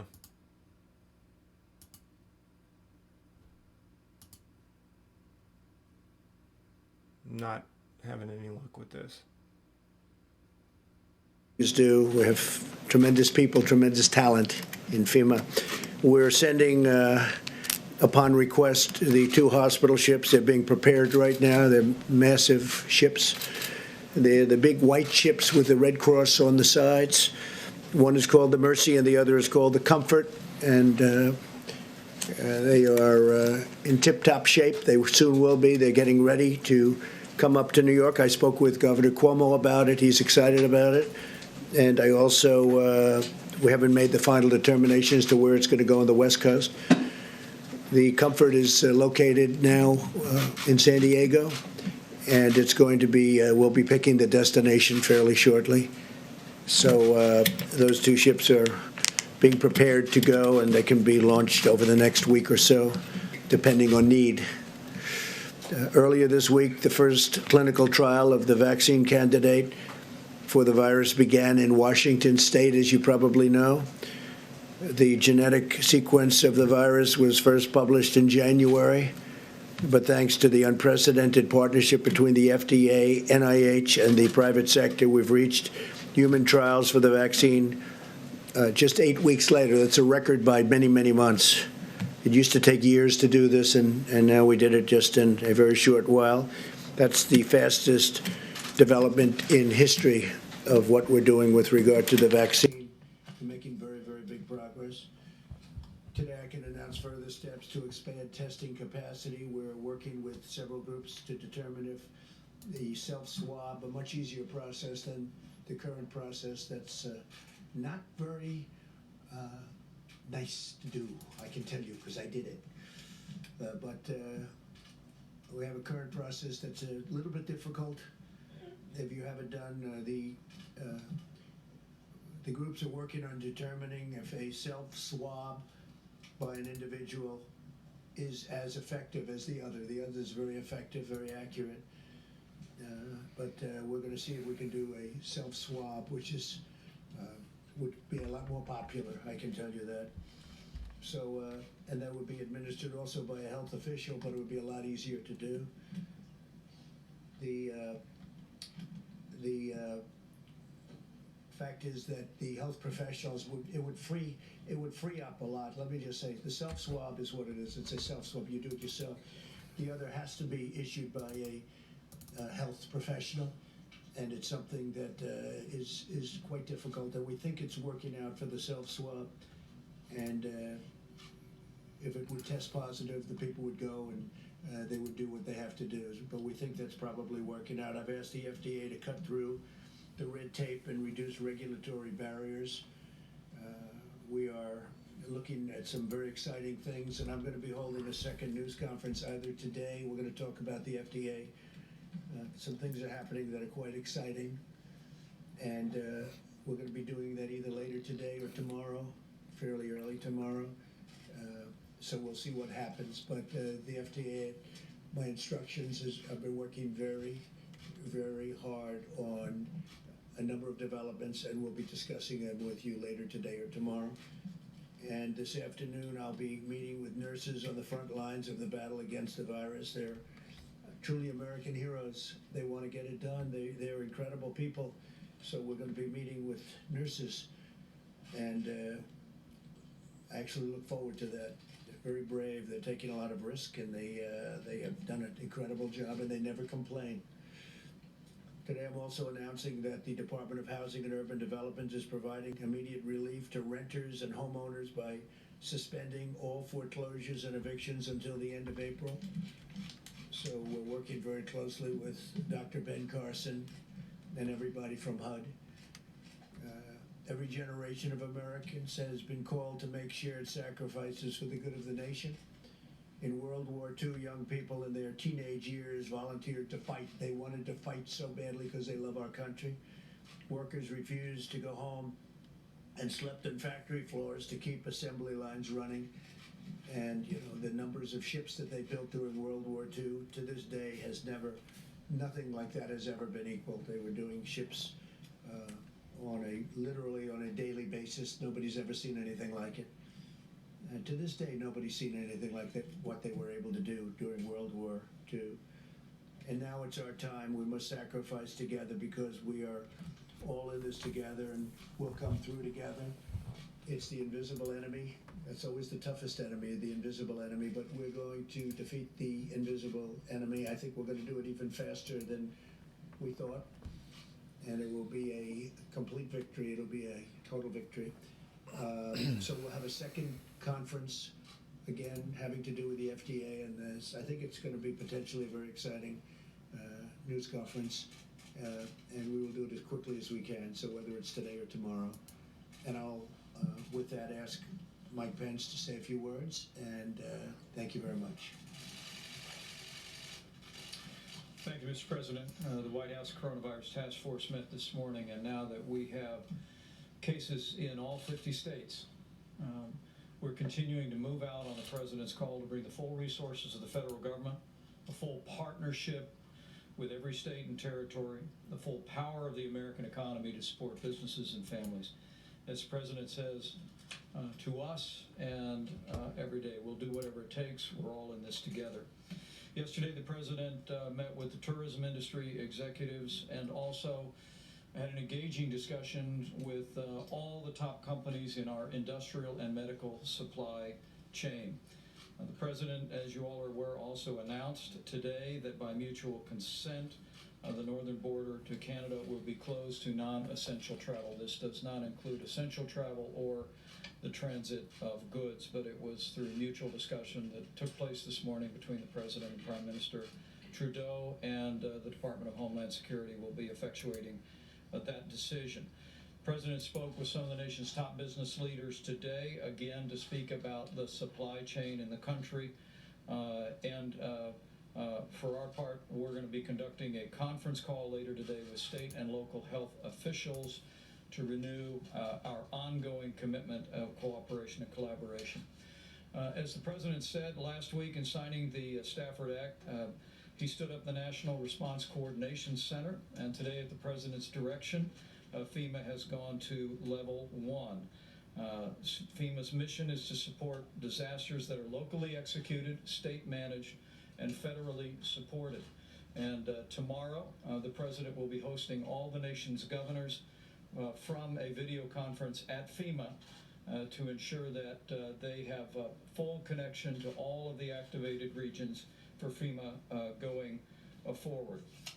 With regard to testing, I'm pleased to report that we're increasing the number of tests being performed by the thousands every day thanks to the public-private partnership that President Trump forged with commercial laboratories around the country. Our health experts tell us to remind every American, it's important to remember, people without symptoms should not get tested. We want to make sure that the supply of testing is there for those that need it most or are symptomatic or in the vulnerable population. Dr. Deborah Birx in a moment will address the progress that we're making on testing, the infection rate, our recommendations to every America, as well as some important new findings about the impact on youth that we're gaining from data that's coming in from Europe that'll be important to every American. On the subject of supplies, the President has our task force extremely focused. As the President mentioned mentioned that he's invoking the Defense Production Act today. Secretary Esper in a few moments will describe the ongoing efforts that the Department of Defense is taking to make medical resources available. And Secretary Robert Wilkie will announce decisions the VA has made to expand hospital capacity within their system. Also, with regard to medical personnel, at the President's direction, HHS is issuing a regulation today that will allow all doctors and medical professionals to practice across state lines to meet the needs of hospitals that may arise in adjoining areas. In addition to that, we are again today asking every American and our medical community leaders and hospitals to partner with us in delaying elective procedures across the country in our healthcare system to ensure that medical supplies and medical capacity go where they're needed most. Seema Verma will describe guidance that CMS will be issuing on that front. And finally, I want to remind every American of the President's 15-day guidance to slow the spread. We're grateful for members of the media and the general public that are adhering to these, sharing them with neighbors and friends. All of our experts continue to believe that if every American will do their part and embrace and put into practice these principles, that we can significantly limit the reach of the coronavirus in the weeks and months ahead. Thank you, Mr. Thank you President. very much. Dr. Birx, please. Thank you. Thank you, Mr. President, Mr. Vice President. So, we continue to look at data every single day. There are concerning reports coming out of France and Italy about some young people getting seriously ill and very seriously ill in the ICUs. We think part of this may be that people heeded the early data coming out of China and coming out of South Korea that the elderly or those with pre-existing medical conditions were at particular risk. It may have been that the millennial generation, our largest generation, our future generation that will carry us through for the next multiple decades, there may be disproportional number of infections among that group. And so even if it's a rare occurrence, it may be seen more frequently in that group and be evident now. So we're looking at that information very carefully. We have not seen any significant mortality in the children, but we are concerned about the early reports coming out of Italy and France. So again, I'm going to call on that generation that's part of that group that brought us innovation, particularly throughout all of their ability to look around corners and skip through games. I always went level by level. I didn't realize that you could go from level 3 to level 7. That's what they've taught us. They look for things that we don't see. We need them to be healthy. So again, not only calling on you to heed what's in the guidance, but to really ensure that each and every one of you are protecting each other. And so we cannot have these large gatherings that continue to occur throughout the country for people who are off work to then be socializing in large groups and spreading the virus. You have the potential then to spread it to someone who does have a condition that none of us knew about and cause them to have a disastrous outcome. Finally, on the testing piece and what we're learning, I know last week in bringing the private sector, I think what has been exciting to me over the last 2.5 weeks is to see this administration harness the full capacity of the private sector, understanding that a lot of our solutions that we need to confront this virus rely on the private sector. Bringing the private sector commercial labs was critical into this process. We are now beginning to see that they have spread out in a prioritized way because we asked them to prioritize the regions that were mostly affected. And so you still may have difficulty getting tests in areas that do not have significant cases. We've had them prioritize the regions where we need diagnosis and their diagnostic percent. Remember I told you South Korea was under 4%, so 96% of people were negative. The last report we've seen from the laboratories have about a 7+% positivity rate. Still 93+% or 92% are negative. But I think that's encouraging to me personally that we're prioritizing appropriately to those areas that have the greatest need. Today and yesterday, Thermo Fisher pushed out most of their laboratory testing capacity, and that will dramatically increase that platform and the ability to run additional tests in addition to Roche. So I appreciate everybody's attention to these numbers. I'm excited that we've prioritized where the need was the greatest. But again, please follow the guidance and please make sure in every report that you're putting out that you're talking about the presidential guidance to actually stop the spread of this virus. Thank you. Thank you, Deborah, very much. Mark, please. Thank you, Mr. President. So good afternoon, everyone, and I want to provide an update on DoD's coronavirus efforts as we continue to focus on our three priorities. That's first of all, protecting our personnel and their families. Second, safeguarding our national security and mission capabilities. And third, of course, supporting the administration's whole of government approach.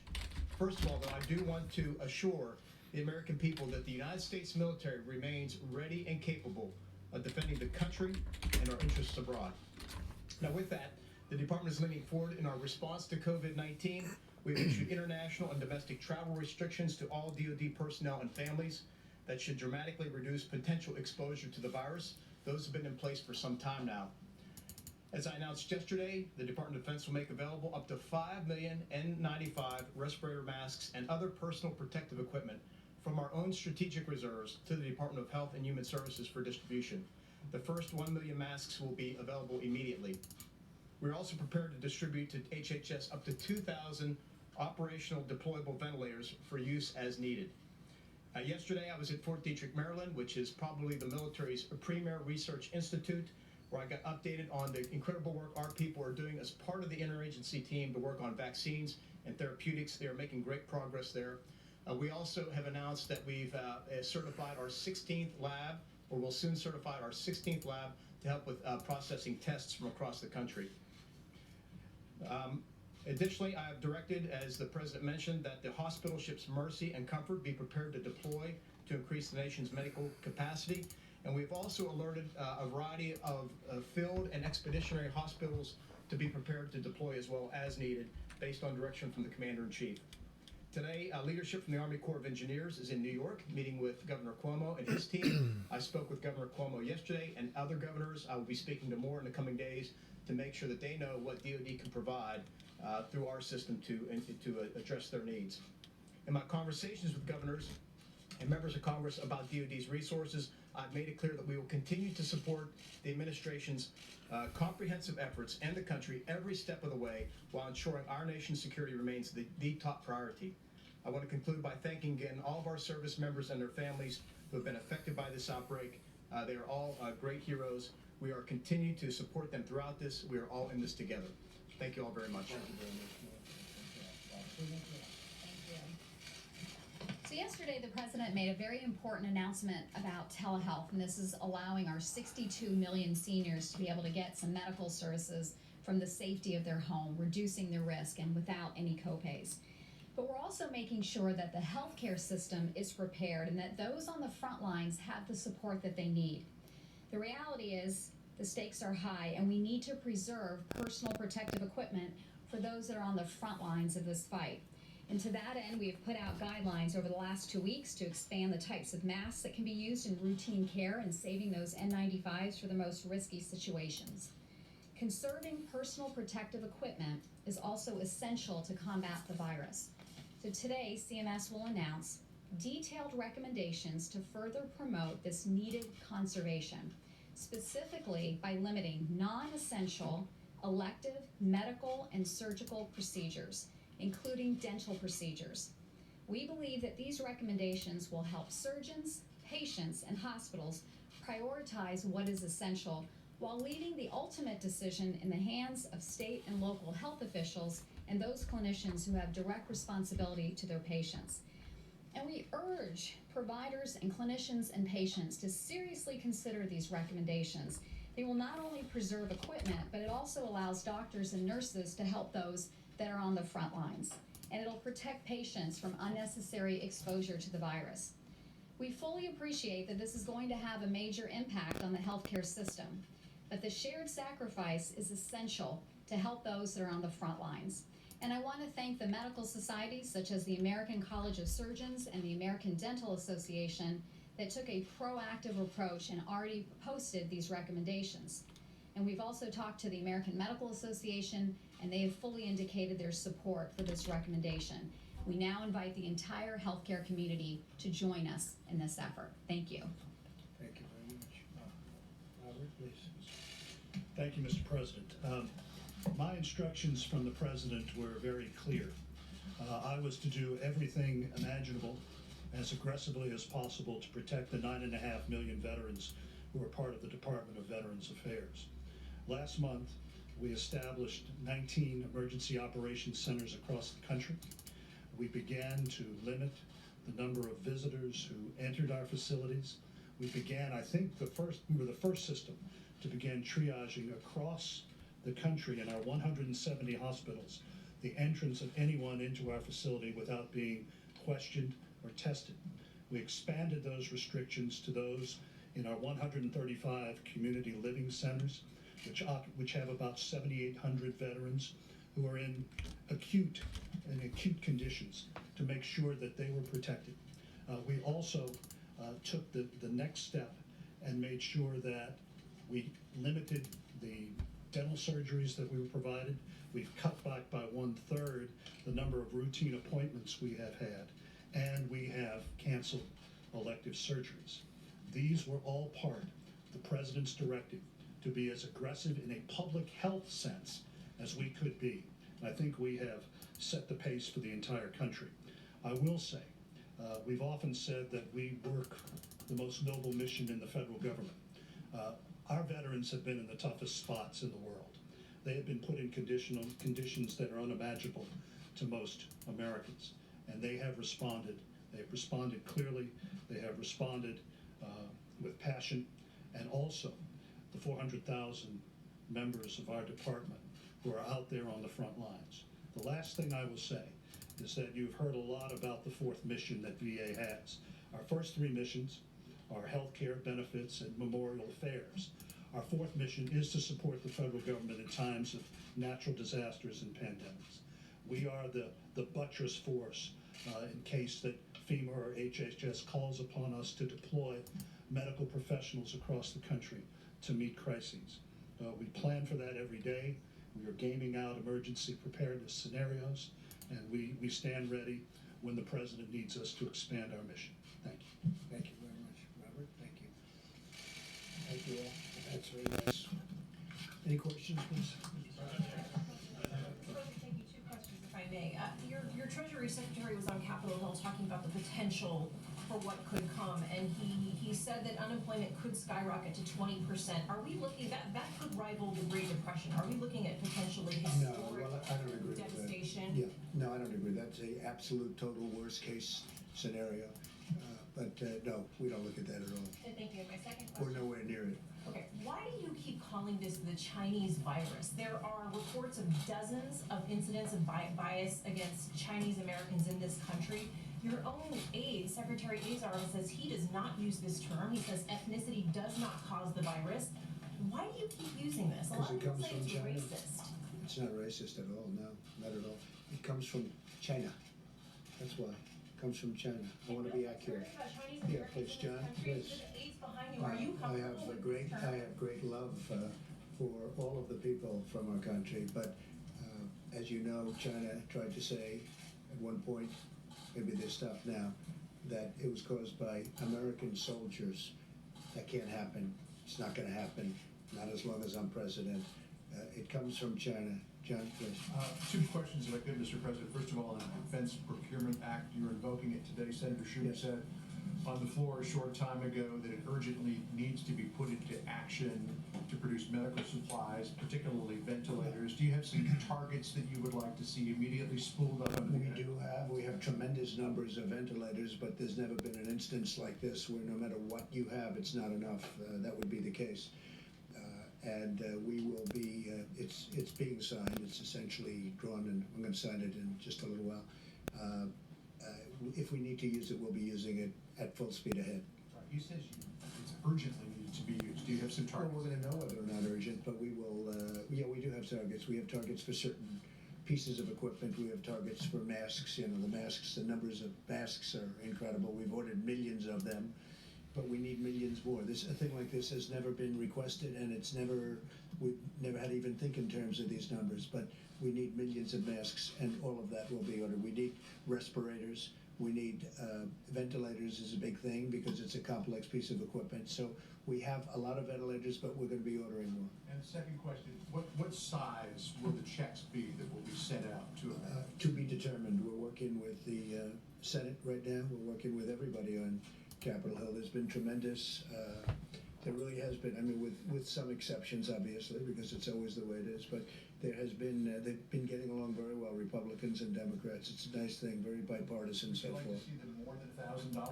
Well, we're going to see. I don't want to get into that right now, John. We are looking at different numbers. We're looking at timing that would be different, splitting the time, splitting the payments. We're looking at a lot of different things. Hasn't been determined yet, but it will shortly be determined, and people want to go big as opposed, everybody seems to want to go big, and they want to get to the recovery. The big day is, the big thing we can do is get rid of this horrible, I call it the unseen enemy. You call it, there's 1,000 different terms for it, but whatever, it snuck up on us, and it did 128 countries, I think it's in something like that, very close to that, think of that. So it spreads violently, it's a very contagious, very contagious virus. Do you consider America to be on a wartime footing in terms of fighting this virus? I do, I actually do. I'm looking at it that way because, you know, if it got out of control, the big thing we did was a very early stoppage of people coming in who could be very heavily infected. That was a very good move, and it was very early, very early, when most people, including a lot of professionals, they didn't want us to do it. That really saved a lot of lives, and yeah, I look at it, I view it as in a sense, a wartime president. I mean, that's what we're fighting. I mean, it's a very tough situation. You have to do things. You have to close parts of an economy that 6 weeks ago were the best they've ever been. We had the best economy we've ever had, and then one day you have to close it down in order to defeat this enemy. And but we're doing it, and we're doing it well. And I'll tell you, the American people have been incredible. For the most part, they've been really incredible. Yeah, please, Caitlin. For you, and then I have one for Secretary Wilkie as well, but I'll start with you. You just said there are a tremendous number of ventilators that we have, but for weeks, hospitals have been warning about a critical shortage that they say we are not prepared for. So why did it take so long to invoke the defense production? Well, you know, hospitals are supposed to have ventilators too. And when we have thousands of ventilators, it sounds like a lot, but this is a very unforeseen thing. Nobody ever thought of these numbers. Nobody ever saw numbers like this. Even with regard to testing, normally we wouldn't be doing testing, and they decided to do it. Very hard to ramp up. Now we're getting highly sophisticated tests, and it's going very well, but nobody's ever heard of testing in the kind of quantities that you're talking about. But we knew for weeks we needed more ventilators, so why did it take so Well, long? we knew. It depends. It depends on how it goes. Worst case, absolutely. Best case, not at all. So we're going to have to see where it goes. But we are ordering thousands and thousands of ventilators, and they're complex. You know, these are complex machines, and but we're ordering them. Does anybody have Mike? Maybe you do. How many do we have? And we're ordering. Please, yeah, please. You know the number? We have a specific number of ventilators in the stockpile. It's in excess of 10,000, and you just heard the announcement from the Department of Defense. They'll be adding several more thousand to that. But President, even this morning and yesterday afternoon, speaking with the largest companies in the supply chain in this country, we're hearing a tremendous spirit among industry leaders who are ready to step in and add to that volume. The stockpiles don't count all of the ventilators that exist today in the marketplace and in healthcare facilities around the country. But the President's given us a directive to make sure that our stockpile, but just as importantly, working with industry leaders, that we're securing the increase in ventilators, the increase in masks, gloves, eye protective care, garments that are all necessary to lean forward. And we're confident we'll be able to accomplish that with the incredible cooperation of the supply chain that exists in America today. But we don't have an exact number for nationwide, how many ventilators we have? We can give you that exact number, we'll give it to you. But we're ordering a lot more. Okay, sorry. Yeah, go ahead in the back. Question for the VA secretary? One question for Yeah, the one second, Kate, and we'll do it in a second. Okay. You'll be able to. Two questions, Mr. President. Thank you. Yes. The first one on the Canadian border. What was the tipping point? Friday we talked about it, and Monday you said no, we're not considering. No, I said not yet. I spoke with the Prime Minister, Trudeau. Very good relationship, obviously, between us and our two countries. And no tipping point. It's just that we want to isolate from the standpoint we don't want people coming into contact, because that's the way we're going to win this war. That is so important. And we both thought it was time. Now, it's not affecting trade. It's non-essential. It's non-essential crossings. It won't affect trade at all. And it was just something we thought would be good for both countries. Yes, please. The second question, Mr. President. How can you be sure that trade is not going to be a vector of the virus?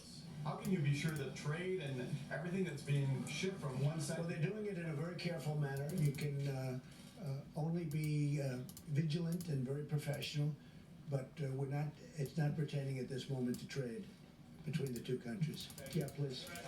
We are hearing that the $1 trillion economic stimulus package could look something like $50 billion for the airlines, $150 billion in loan guarantees for critical sectors of the economy, a $250 billion payment on April 6th directly to individuals, another $250 billion payment on May 18th, again, directly to individuals, and as well, $300 billion for small business loan guarantees. Is that, in the general sense, what It could be. It could be, and we're also playing with a lot of numbers, a lot of very big numbers, and a lot of very small numbers, frankly. We want to take care. We have to help everybody. It was nobody's fault. This happened. I mean, some people could say it was somebody's fault, actually. But it was nobody's fault, and certainly none of these companies that all of a sudden had no passengers in planes and had no passengers on cruise ships and all of the things that have happened.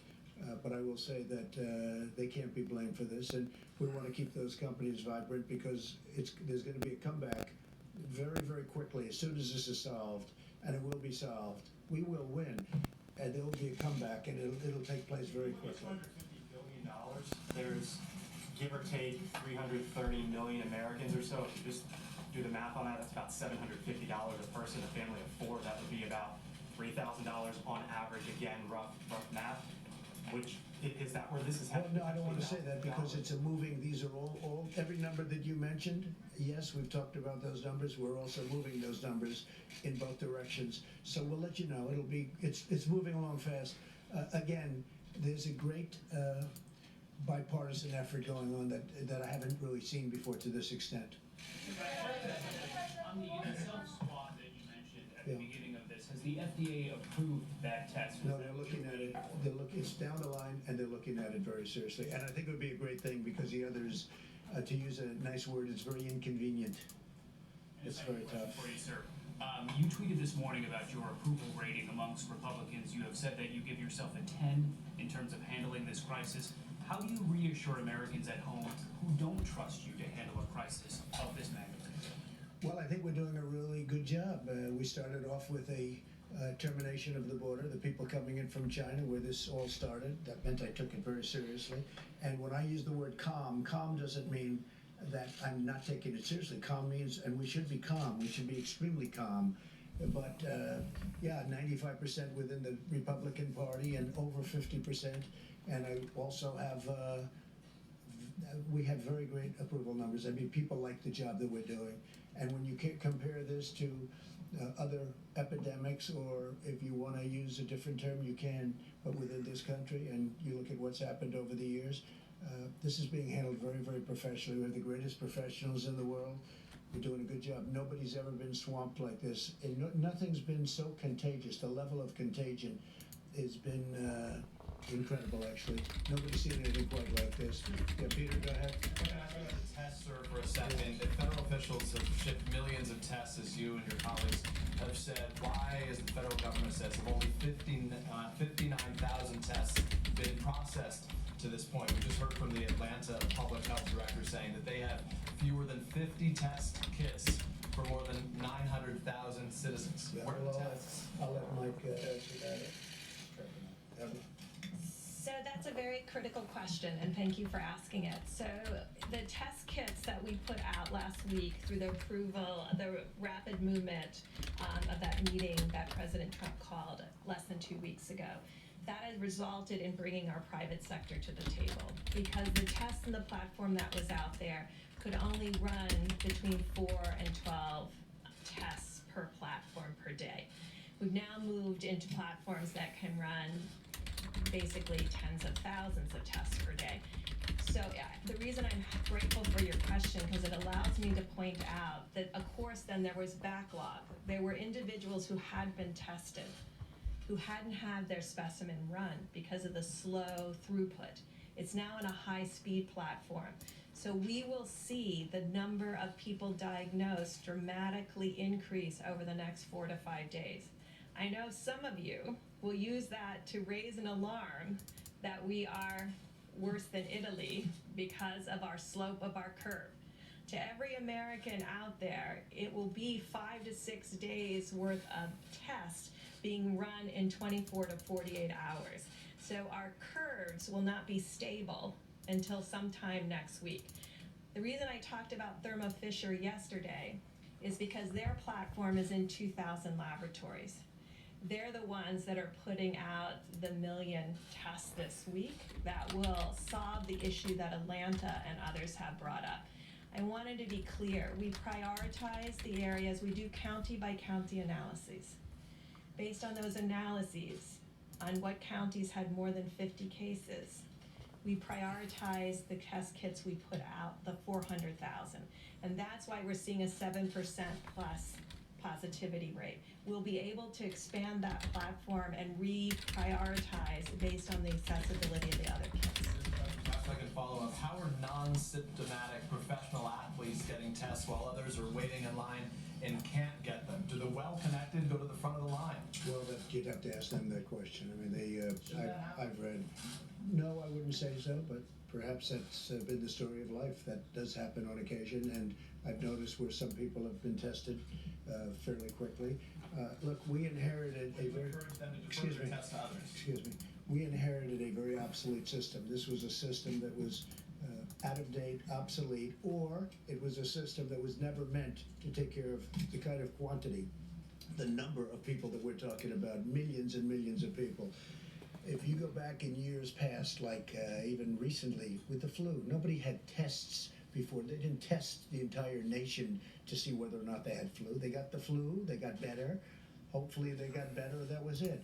Now all of a sudden they do this very complex testing. What we've done is we've broken it down, we've broken up the system, but it was obsolete, and or you could say it was also a system that just wasn't meant to handle the kind of volume that you're talking about. We've rebuilt it into a system that for the future will be a very good system if you want to go this route. But this was never done before, and I would imagine it will be done in the future, but we built it into a very good system by using private companies, the great private companies, and I have to say Roche has been doing a very good job. They're doing a lot of work, a very good job. But this was an obsolete system. This was not a system that was meant to do anything like this or even near this. John? Mr. President, the major trade coalition is calling on you to suspend tariffs with other countries as part of the response to the coronavirus. Who heads that group? Those countries do, probably. No, it's an American free trade. I know, I'm sure free trade. Look, China's paying us billions and billions of dollars in tariffs, and there's no reason to do that. They haven't even spoken to me about that. China hasn't asked me to do that, but we're getting billions of dollars a year from tariffs from China, and I can't imagine Americans asking for that, but it could be that China will ask for a suspension or something. Let's see what happens. China's having a very rough time. They have their worst year in 76 years, as I understand it. They're having a very, very tough time, and then on top of it, this happened with the virus. But no, we're taking in billions of dollars a year in tariffs, and this was caused by something totally unrelated to tariffs. And on asylum seekers and people who cross the southern border illegally, are you planning to invoke 42 USC 265, which would allow you to prohibit entry of certain people? The answer is yes. When will that happen? Very soon, probably today. Yes. I have to throw you in a question for Dr. Burke. Yeah. Are there plans to fully shut the Mexican border? And what do you define as essential travel when it comes to the U.S.-Canadian border? Well, I think essential is medical. We have military working together. We have industry working together. And again, it's not affecting trade, so things like that. But just leisurely, let's go to a restaurant and have dinner, which a lot of people do. They come both ways. They go in both directions, that kind of thing. We have ended on a temporary basis. Yeah, please go ahead. Not close it. No, we're not going to close it. But we are invoking a certain provision that will allow us great latitude as to what we do. Please. Questions, if I could. Yeah, go ahead. You know what? Go ahead. Sure. The Wall Street Journal. So I just wanted to clarify something, because just a week ago, you all were standing here telling us that unless you had sustained contact with somebody who was symptomatic for COVID-19, you really didn't need to worry. You told the president, the vice president, that if they shook hands with somebody who had this, if they took a photograph with somebody who had this, they didn't really need to worry. And yet, several days later, we're in a situation where people are being told, don't leave your houses. There are curfews saying you cannot walk alone at night after a certain time. Can you walk us through what seems like a very dramatic swing, a very dramatic disconnect from what we were hearing before to what we're hearing now? So two things. We look at data all the time, and I know you're looking at the China and South Korea data. And when you look at China and South Korea data and you look what China and South Korea did, you can see that their curves are not only blunted outside of Wuhan, so the Chinese areas outside of Wuhan, blunted curve, and South Korea, blunted curve. If you look at their curve today, they're already on the far end of their epidemic curve. Of course, none of those countries are fully back to work, and so that's what we worry about too.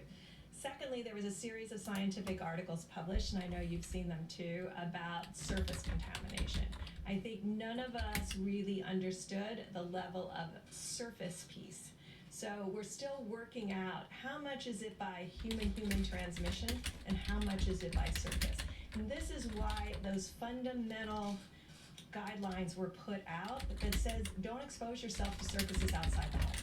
Basically what those guidelines are is don't expose yourself to excess number of persons who could be asymptomatic and infected, and then the person-to-person contact, and don't expose yourself to surfaces that could have had the virus on it, for which on hard surfaces, I know we had the cardboard issue about shipping, hard surfaces, not shown in fabric as much or in cardboard, but hard surface transmission. These are issues that we haven't had to deal with before with the level of respiratory infections, and that's why we have this concern, and that's why the president put out the guidelines. And so it's to cover both of those pieces. That's all new science, all new models. I think many of you have the Imperial study available and looked at the impact of those. It's the first time those have been modeled as a comprehensive approach to mitigating an epidemic.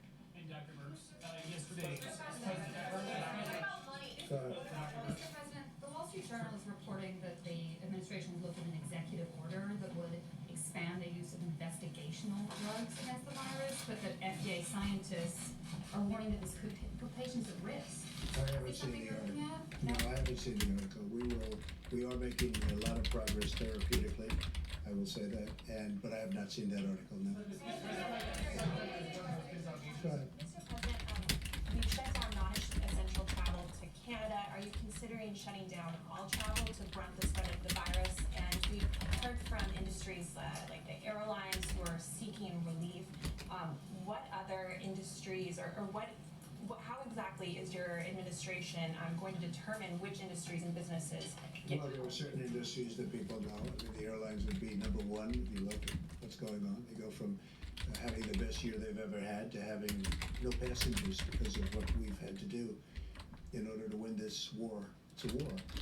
And so, basically, what many of the industries are.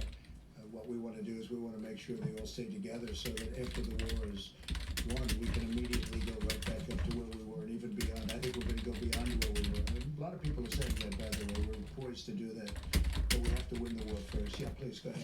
Thank you. To follow up on that, Treasury proposed $150 billion today for those industries, but their proposal doesn't detail which industries would get that money and how much. So aside from the airlines, which you just mentioned, what about the cruise industry, the hotels? How much of that money do you see them each We're year? talking about all of it. Haven't detailed it yet. We have detailed it to senators and to members of the House. We have been talking about it, and we're coming up with numbers. Haven't gotten there yet, but certainly hotel industry, the cruise ship industry, the airlines, those are all prime candidates, absolutely.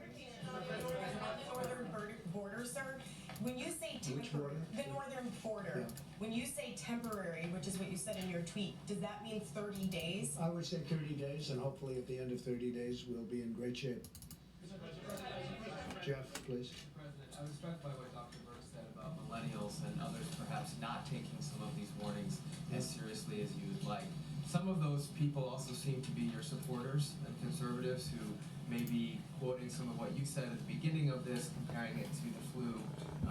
What is your message to them to really follow what you've been saying so far? And are you concerned that they're still listening maybe to some of your earlier comments rather than your more recent ones? Well, I think my earlier comments are to be calm.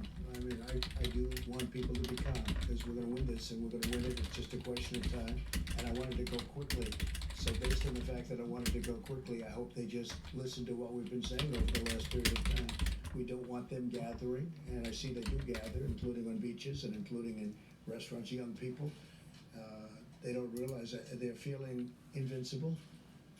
I don't know if you felt invincible when you were very young, but they were feeling totally invincible, or are feeling that way, but they don't realize that they can be carrying lots of bad things home to grandmother and grandfather and even their parents. So we want them to heed the advice. We mean the advice, and I think it's getting through. I do believe it's getting through, Jim. If they're watching, what do you say to them if they're watching? Sorry. If they what?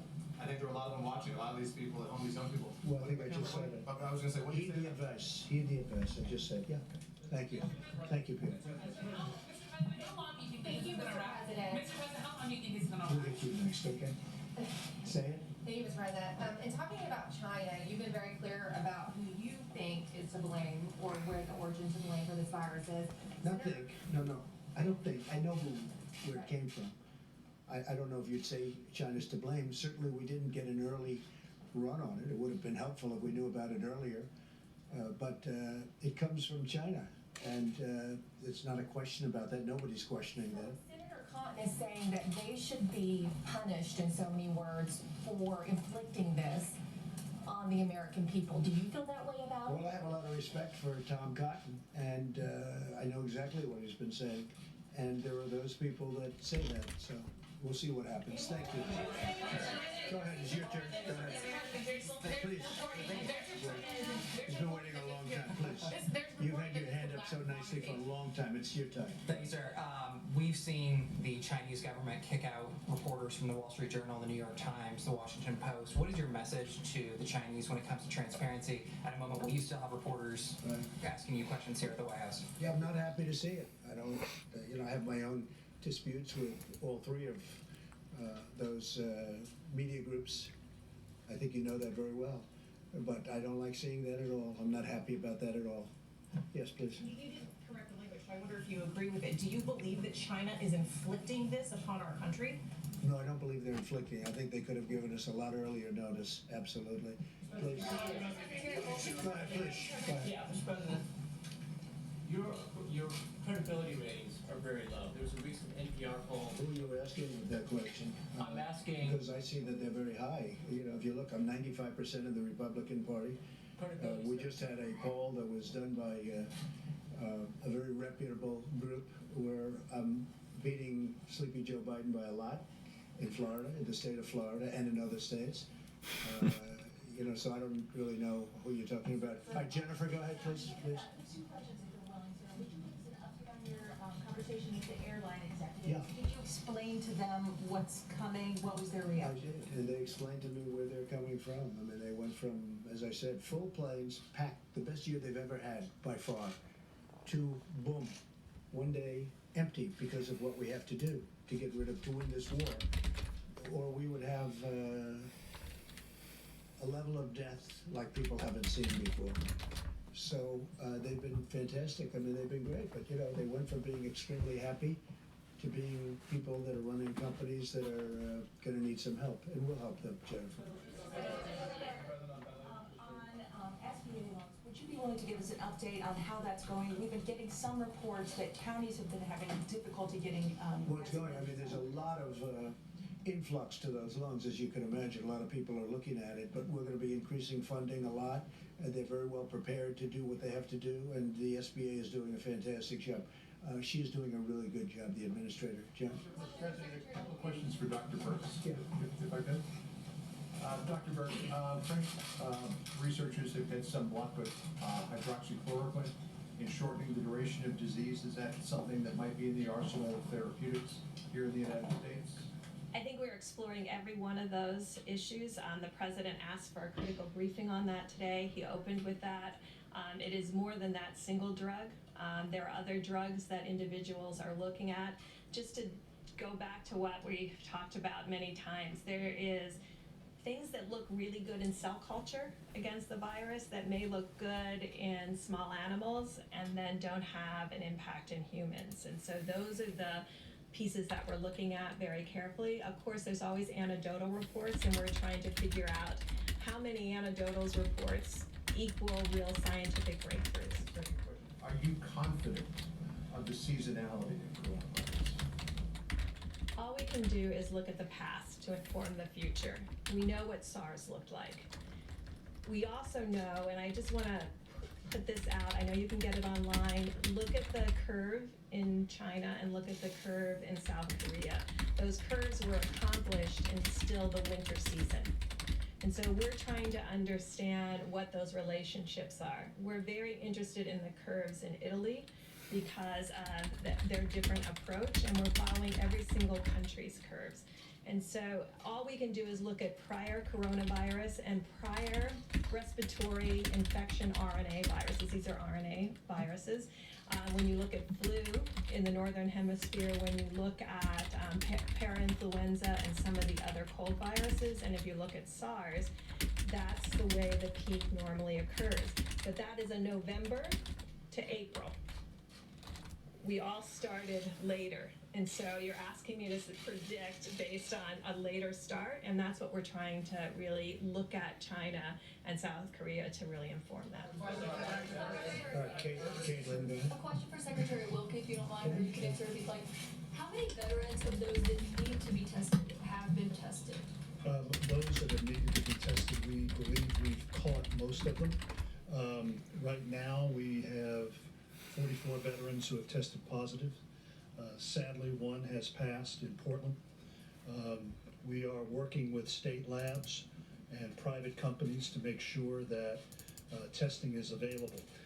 Because the president had us out aggressively early, we have been in a better place than most healthcare systems in the country. I cannot predict, as Dr. Burke said, when the next surge will be, if it will be, but one of the things that we do at VA is that we prepare for national emergencies, be they national disasters or epidemics. We started preparing for this. We started stockpiling equipment. Our equipment is stable, and I think that's in large part because of the instructions the president gave me. But do you have a number of how many have been tested out of the number that We've tested several hundred. I can't give you the right. Yeah, we've tested several hundred. Yes, we've tested several hundred. I don't know exactly. I do know that 44 veterans have the virus. Most of those are quarantined at home.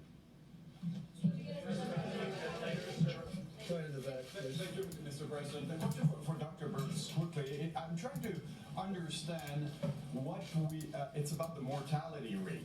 Yesterday, we underlined the fact that we had reached 100 deaths. And this morning, we wake up and we're at 110.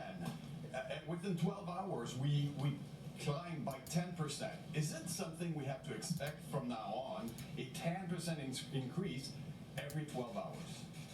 So very early on in each one of these cases, if you look at all of the countries to date, the mortality is higher at the beginning because you're diagnosing the sickest, the ones who came in quite ill. And I just want to remind the American public that still the majority, the risk for serious illness in the majority of Americans are low. But that doesn't mean that you can't transmit it to one of those higher risk groups. And that's why we're asking for all Americans to take responsibility. You're seeing mortality or deaths today from infections that occurred 2 to 3 weeks ago in general. The other thing that you're seeing is the dramatic, and everybody thought we were being too strict and keeping loved ones away from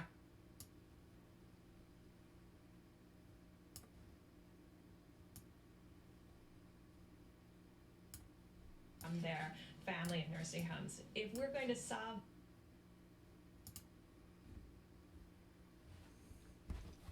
This thing won't work if I've got this it. with a lower I've got death to rate, reduce we it have to where I can't even protect see it. the elderly, because of their percent is much higher in mortality than any other age group. Go ahead, please. Mr. President, there's reporting that the federal government has a plan that shows that this coronavirus outbreak might last as long as 18 months. Are you seeing those numbers? Could it No, we're not seeing that at all. And then my second question is, there are at least one White House official who used the term Kung Flu, referring to the fact that this virus started in China. Is that acceptable? Is it wrong? Are you worried that having this virus be talked about as a Chinese virus, that might... I wonder who said that. You know who said that? I'm not sure the person's name, but would you condemn the fact... Say the term again. A person at the White House used the term Kung Flu. My question is, do you think that's wrong, Kung Flu? And do you think using the term Chinese virus, that puts Asian Americans at risk, that people might target that? No, not at all. I think they probably would agree with it 100%. It comes from China. There's nothing not to agree with. How about the last question? Please go ahead. Switching gears to a larger question here. We've seen that before the pandemic, there were a lot of Americans that were already alienated. We saw deaths of despair increasing through suicide and other things. Now, as these individuals, a lot of times in rural parts of the country, are self-isolating, what is your message to those individuals, and what do you hope that individuals, communities, and churches will do to reach out? My message is to all Americans, but to those Americans who are going through a lot, we love them, we're with them, and we will not let them down. Thank you all very much.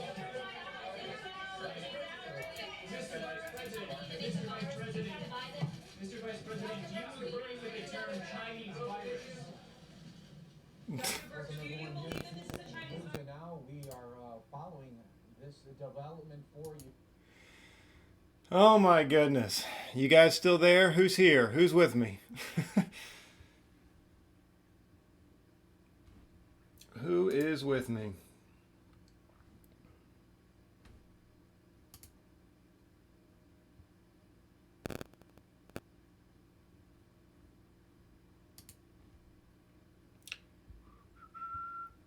Okay. All right, what's up, guys? It says we've got 8 viewers, so I don't know, maybe some people have it on mute. Okay, well, there was that. Could y'all hear that pretty good over here, or did you have it up and you were just watching it on your own? Just for future reference, in case we have to do that again, I can make sure that those levels were pretty good.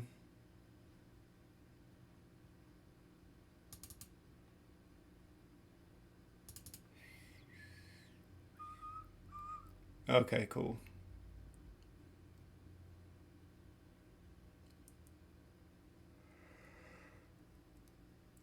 Man, I'll tell you what. Like, out of all the things for people to be concerned about, they're sitting here wanting to know if he's calling it a Chinese virus. And I don't know if they're trying to build a racist narrative, but this is the stuff that makes me sick. It's like, would you put your freaking politics aside for a minute?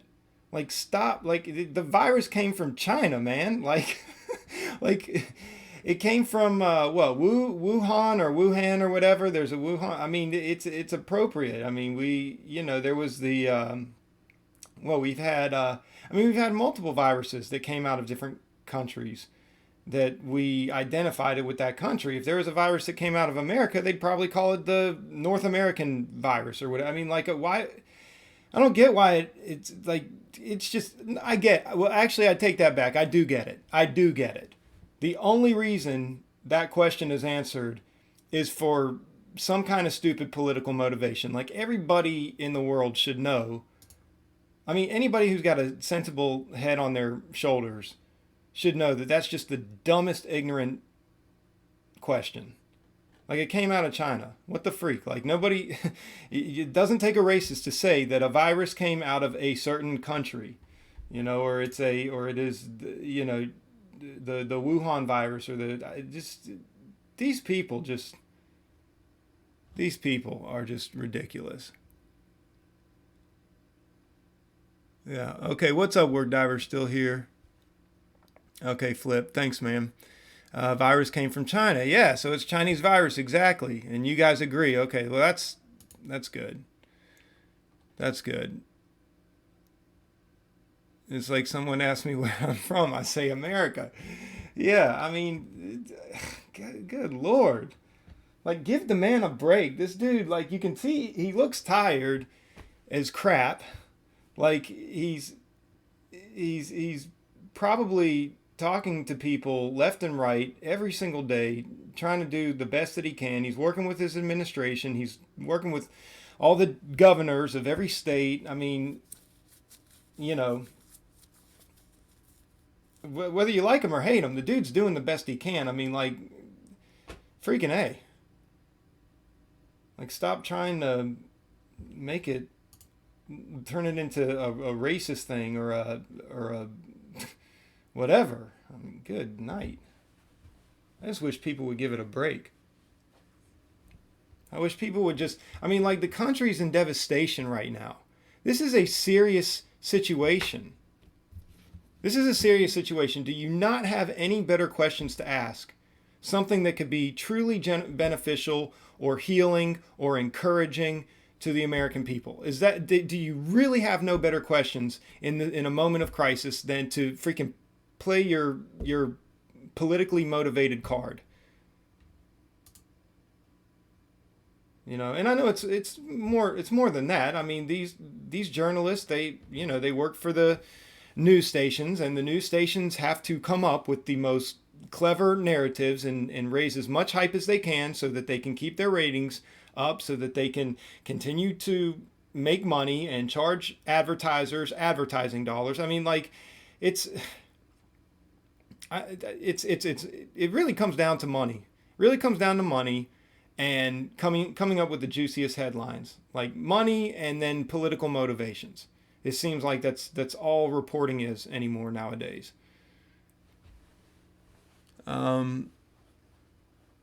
They're wasting valuable airtime trying to get Trump to say something wrong. Yeah. Trump just needs to put his phone on Do Not Disturb and just relax. People just are purposely asking questions in a way so they can get something racist back. Yep. Work Diver agrees. Yeah, it's the most ridiculous thing. I mean, I honestly feel like sometimes, like, we're just surrounded by a bunch of children. We're just surrounded by a bunch of children, a bunch of freaking bullies in a schoolyard. And it's just like, come on, guys. Just give it a rest. Give it a rest. 2 minutes left till we are unhalted. Unhalted. Thanks, Flip.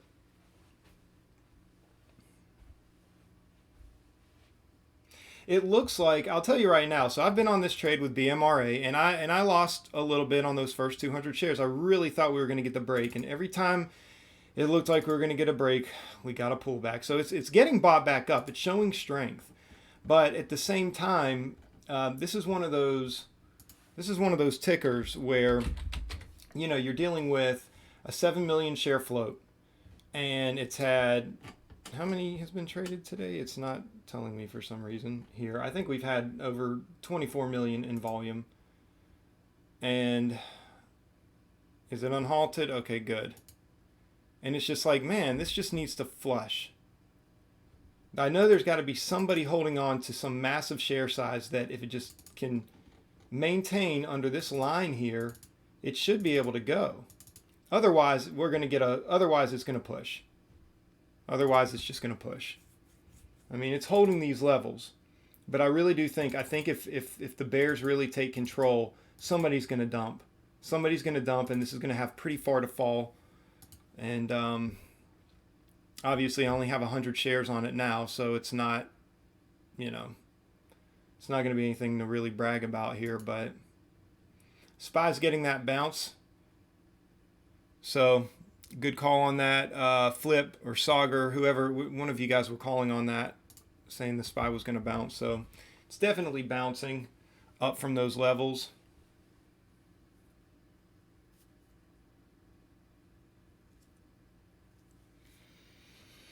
My thesis: the overall market won't be bullish until the Chinese virus from China stats don't see a flat curve on the graph. Once they see that, the U.S. market will have confidence. Yeah. I think that's a good thesis.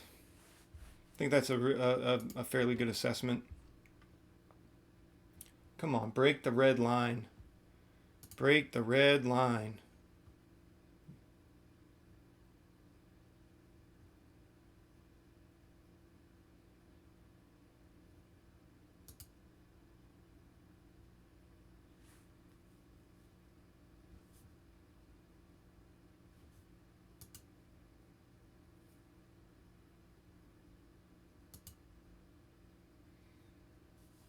SPY's failing.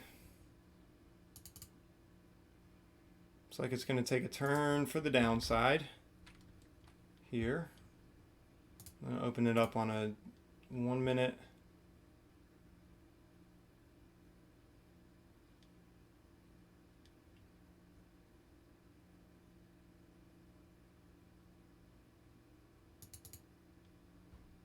Come on, crush it.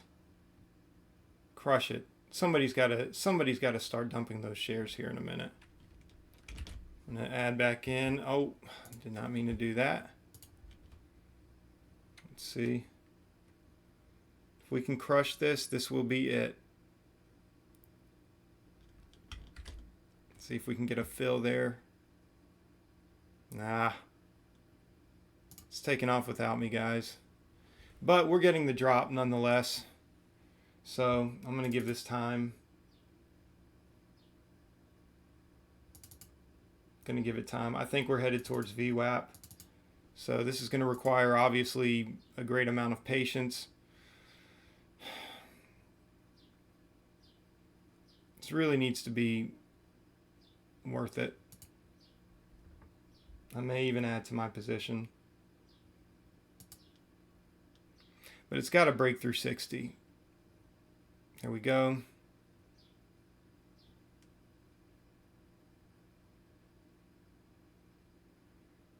If it breaks down there, and we just got to close on the 5 minute. So there we go. Continued momentum to the downside. Come on. Man, I wish I had that 200 shares. I'll take the 100 though. And I'll go ahead and get out half. So back up to 270. We're going to ride this out. See if I can add. Yeah, this is a good place to add. Let's see if we can get the add. Okay. So 873, 150 shares.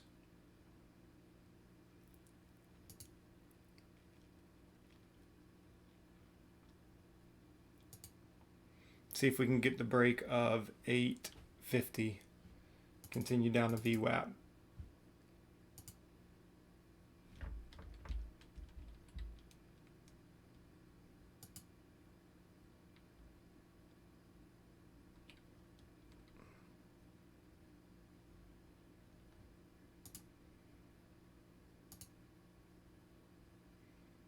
Only going to start looking to add from here.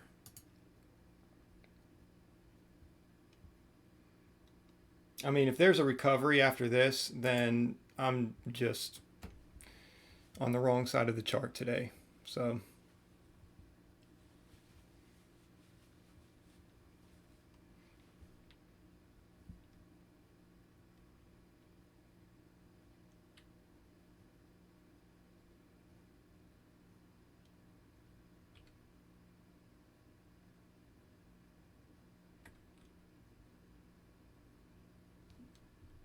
Okay, it's pulling up a little, but I mean, this has got to have like a very significant pull up here.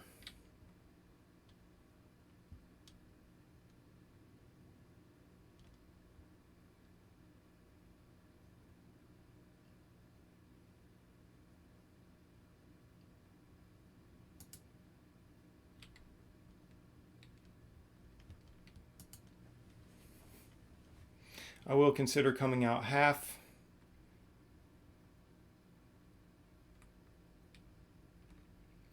Let's just see. Okay, I'm going to come out half. So we got 75 at 851. We're at 287. And I'll consider adding back in if the pullback seems to be weak. The pullback has got to demonstrate weakness. And so far it is. Obviously, we've got this trend line that's been working really good for us up to this point. I think coming fully up to this point here would be a little dangerous. TVIX is, man. Yeah, there's a lot of fear in the markets, guys. A lot of fear in the markets right now.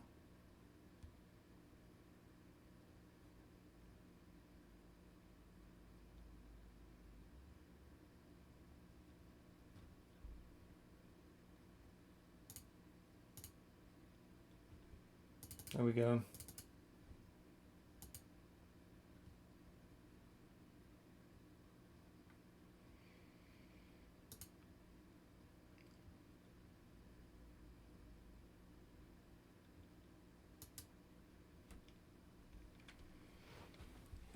Yeah, I should have been trading TVIX.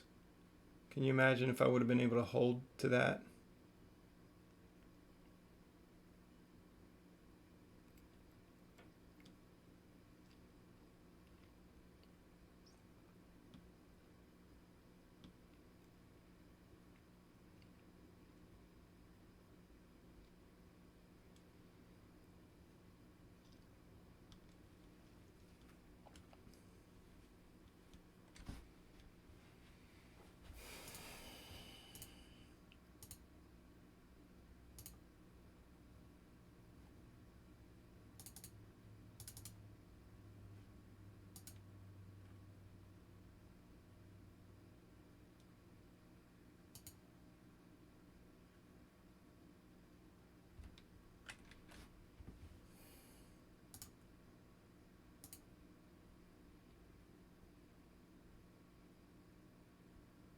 See if this is going to build. Okay. I'm at 175 at 863 average. If it starts breaking through these levels, I'll have to get out. Really need to see it tank down from this point.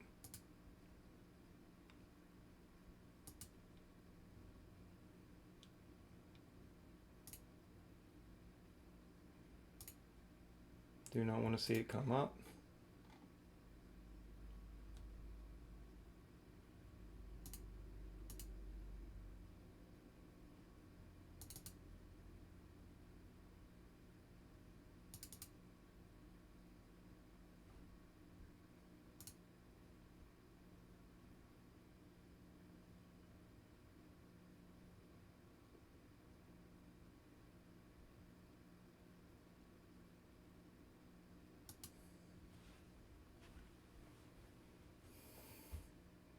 So 175, 863. Obviously, if it comes above this red line, which is right here where that touched up at 85, probably would want to get out.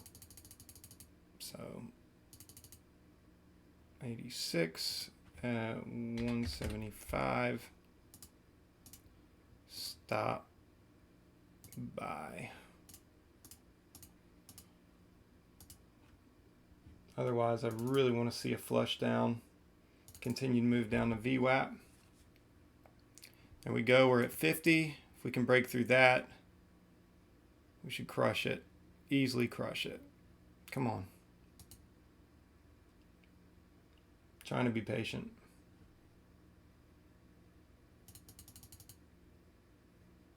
Trying to be patient. Almost want to add to my position, but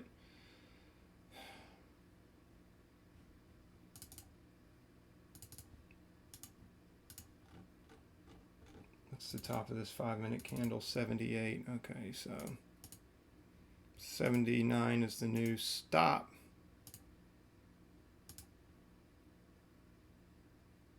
Stop buy. I could take half off here, but I'm really trying to be patient with it, guys. There we go. Okay. See if we can get the continued move down. I'll take 75 off at 803.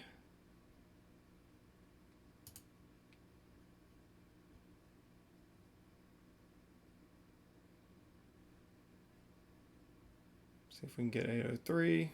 There we go. Got 100 shares left. Let's see if we can put 400 on the day, guys. Really think we're going to get a test of VWAP, maybe even a breakthrough. So I think I'd be willing to take another 50 at 772. So I'll buy that. That'll be kind of right here, just in case it almost gets to VWAP but doesn't. And then I'll save the other 50 for if it crushes through VWAP. So, okay. We're going to get that out.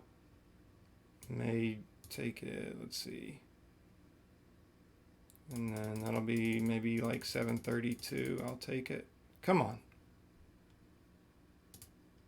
If it starts going back, I'll take it.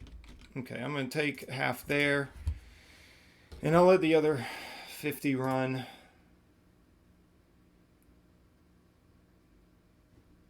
To crack a VWAP.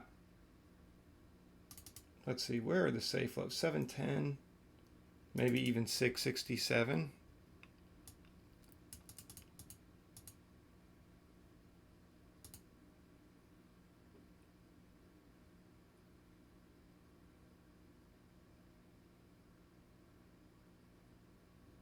Say 722.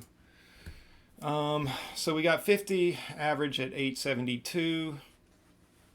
Could we get to 6? Could we even come as far as, let's see, these levels here? Could we get another $100 on that, I wonder? 672. I mean, I'll be patient with it at this point. I don't mind. I think I can, let's see, 872, so 672. And maybe I'll get a chance to re-add. So I saw that flush coming from a mile away. I've been calling that flush for what, the last 20 minutes now? More than that? Half hour, 45 minutes? It's just a matter of time. Anytime you see something like this, I mean, now granted, not always, so I shouldn't say anytime, but you know, when you start to see this trend here and it's not breaking that trend and it's coming up and getting fail after fail, I called it here and unfortunately it popped up and got me out way over here. I thought this right here was going to be the break. Well, I thought this at first, but I gave it a chance to pull back, and then I thought for sure this was going to be the break. But then it popped up, and then, of course, finally failed. That happens to me more times than I'd like to admit. Let's see, got 24.16 and sold 25.10. Is that on SPXL flip-flop? Was that the pop on SPXL? Or was that, no, that couldn't be SPXL. What were you trading? 24.16, you sold at 25.10. Oh, SVXY, sorry. Okay. Good job. Good job. Way to go. Good move, Flip. Good move. 775. I think I'd be willing to add actually at the break of 780. Stop. So I'd have to get it in anticipation just because we're on broker restriction. Please pull back. I'd much rather have a pullback. There we go. Okay, this is good. I would take the pullback all the way up to almost the 850s, because I think it would have a hard time breaking through 850s. But we'll say 842 will sell another 50 shares. Please come up. Is that right? Yeah, 49. I don't know if it would make it all the way up to the EMA. But it might. We might get a V-shaped recovery on BMRA. It's been very strong today, but at the same time, the market's weak. So we kind of have that in our favor. Plus 621 on the day right now. Come on, market. Give me another crazy trade. This market is nuts. Yeah, be careful, though. Be careful. Keep that 621, man. What's up, Notigan? Good to see you. We're grinding it out, man. I'm about to get a little bit more aggressive here, but yeah, we need to be careful. I mean, it's a good market right now. I mean, it's a bad market, but it's good for traders right now. So we are getting very, very close. Let's see. So the level we were watching is 233.68, and we've officially broken that. So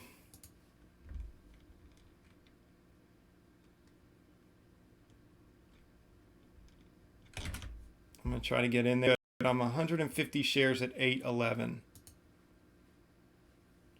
But we really need to see a continued flush down and break through VWAP here. If this holds, I'm going to have to get out, guys.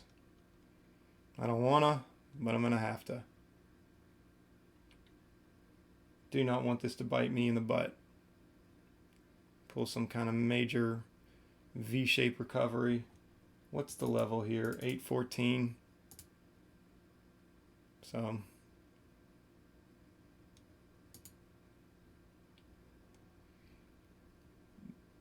this is your coronavirus. Flip-flop. Run. Yeah, run. And then Notigan says, this is your coronavirus making money.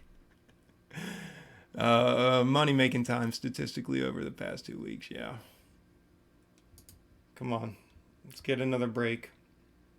Let's break. I really think we can take VWAP on BMRA. It's weak, but again, I'm gonna be ready for anything, and I'll get out if I have to.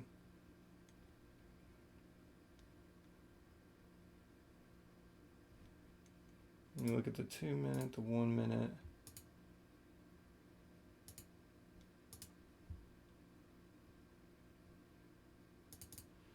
Yeah, I guess anything over 814, probably want to get out.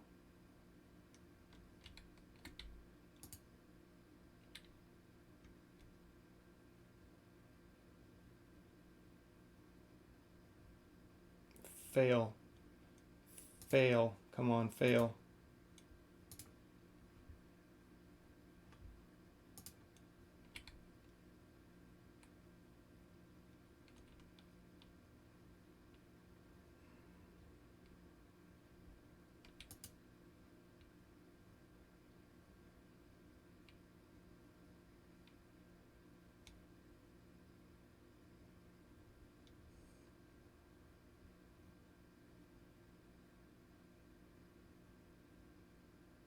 Come on.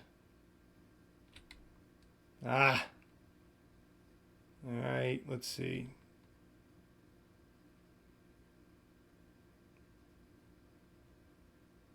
See if that's just a fake out. See if that's an EMA tap on the 2 minute. SPY is incredibly weak.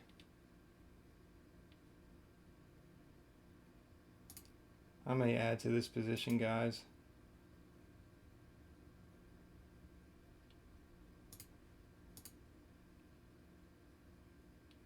I think I'm going to add.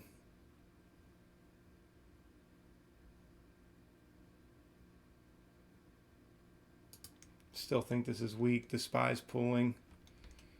Okay.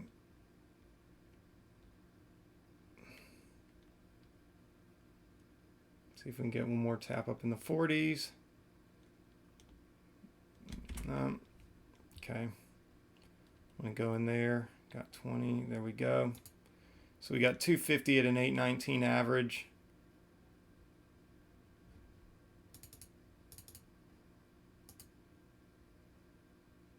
250 at an 819 average. Really need to see a fail here.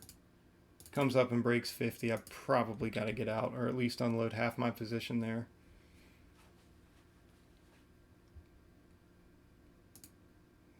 So we're going to stop. We'll stop 100 at the break of 846.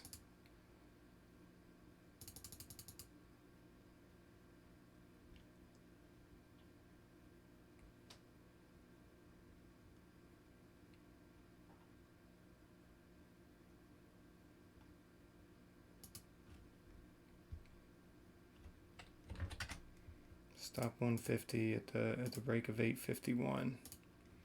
I hate doing that, but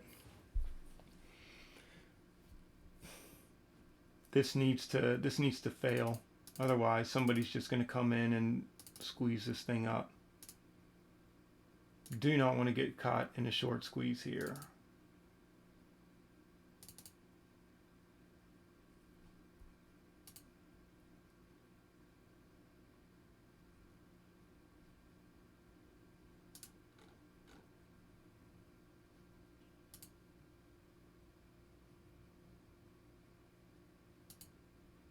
There we go.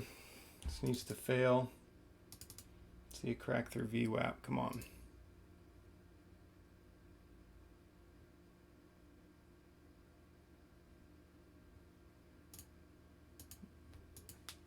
I will take 100 at, see if we can get a drop down to test 8. We'll take 100 at the test of 8, maybe even.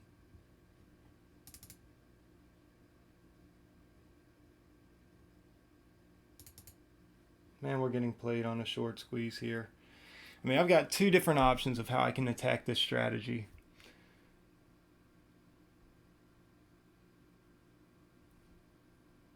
They're trying really hard to squeeze up. We need a fail here. What I could do is I could plan for a squeeze, a temporary squeeze. I don't want this to be a VWAP rejection though. I could plan for an EMA rejection, which means continuing to add all the way up to here. But this is the thing about being down on the week, guys. You just, you just don't want to be too aggressive. You don't want to be too aggressive.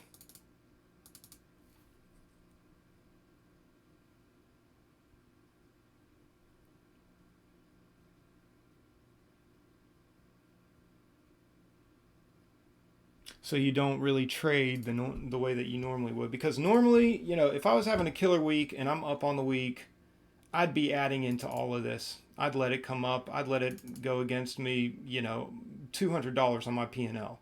And I would just rack it up to maybe, 500-600 shares. And I'd wait for the dump. And then if I had to get out past the red line, I would just get out past the red line. So I just got out 100 shares, squeezed up there, failed. I got an 814 average, 341 on the day.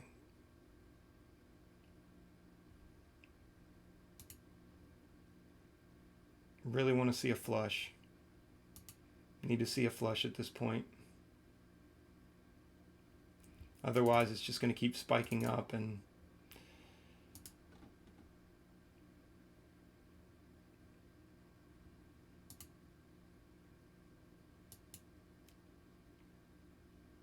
I mean, it's weak.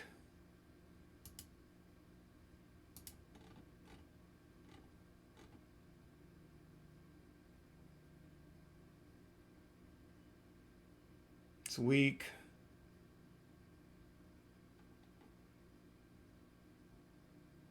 But these low float stocks, they do that.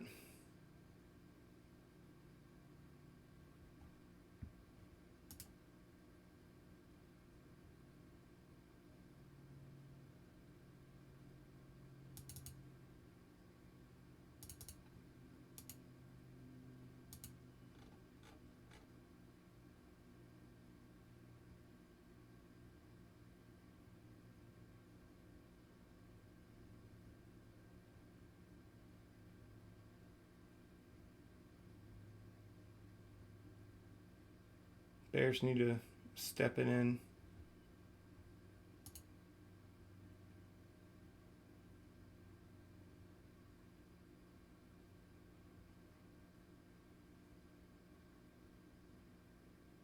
All right, I'm going to call the bluff here. I'm going to take that order off. I'm going to let it pop up. I'm going to let it do what it's got to do, stop a bunch of people out, and give it time to roll over. You know, if I have to take a greater loss on the day, then I have to take a greater loss on the day. I'll definitely consider adding back in as long as it looks weak. So, but if this starts obviously shooting up, you know, past this red line or whatever, I'm going to have to get out.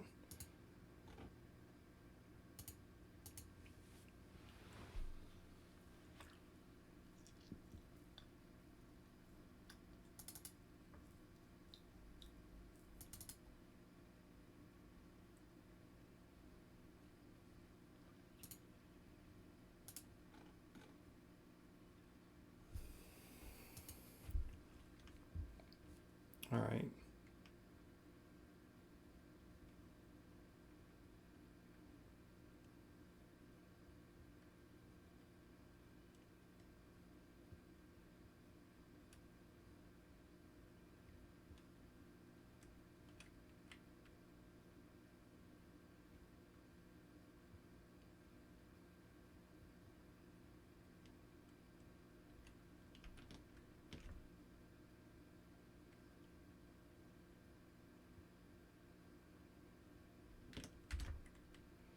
Okay, we got 250 at 825.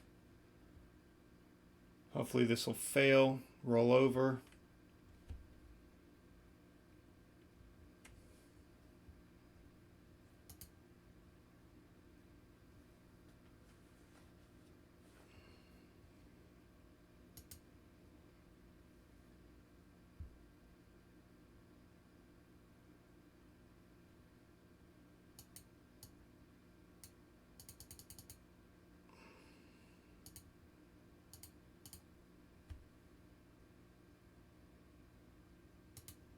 Take 100 off here just to bring my average up.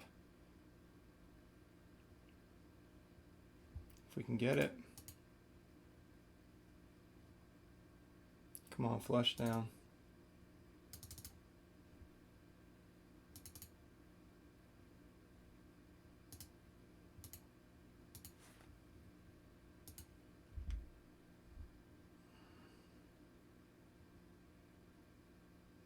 That was very little sell volume there.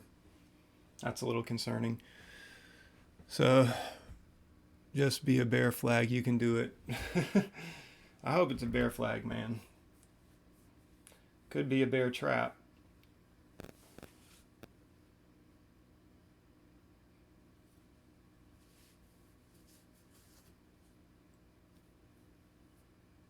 We'll see. Volume's dying out on it for sure.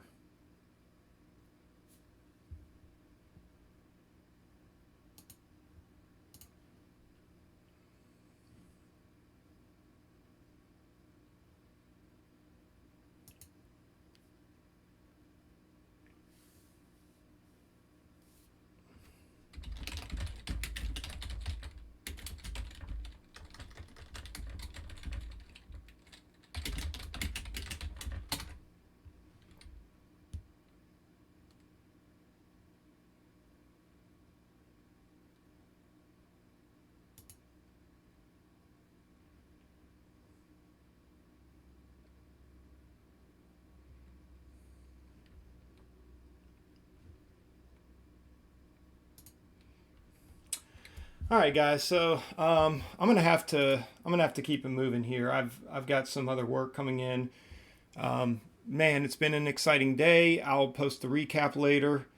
Thanks everyone for tuning in. Had a good time with you guys, and hopefully this will roll over and bust down through VWAP, and we can end the day nice into the green. So I mean, we're gonna end the day anyway in the green, but I'd like to really end the day in the green, if at all possible. So hopefully we'll get there. And it's been a, still been a struggle, guys. Obviously, for me anyway. Some of you guys are killing it, and great job to all of you guys. Flip Flop and Sauger, you guys have been nailing it today. So, anyway, hopefully this will work out. If it doesn't, whatever. I'll probably end somewhere in the 200s or whatever. If it works out, hopefully we'll get we'll have a $400, maybe even $500 day. So, all right, guys. Yeah, you have a good one too. Thanks, Work Diver. And yep, see you tomorrow, Flip Flop. All right, guys. Take care.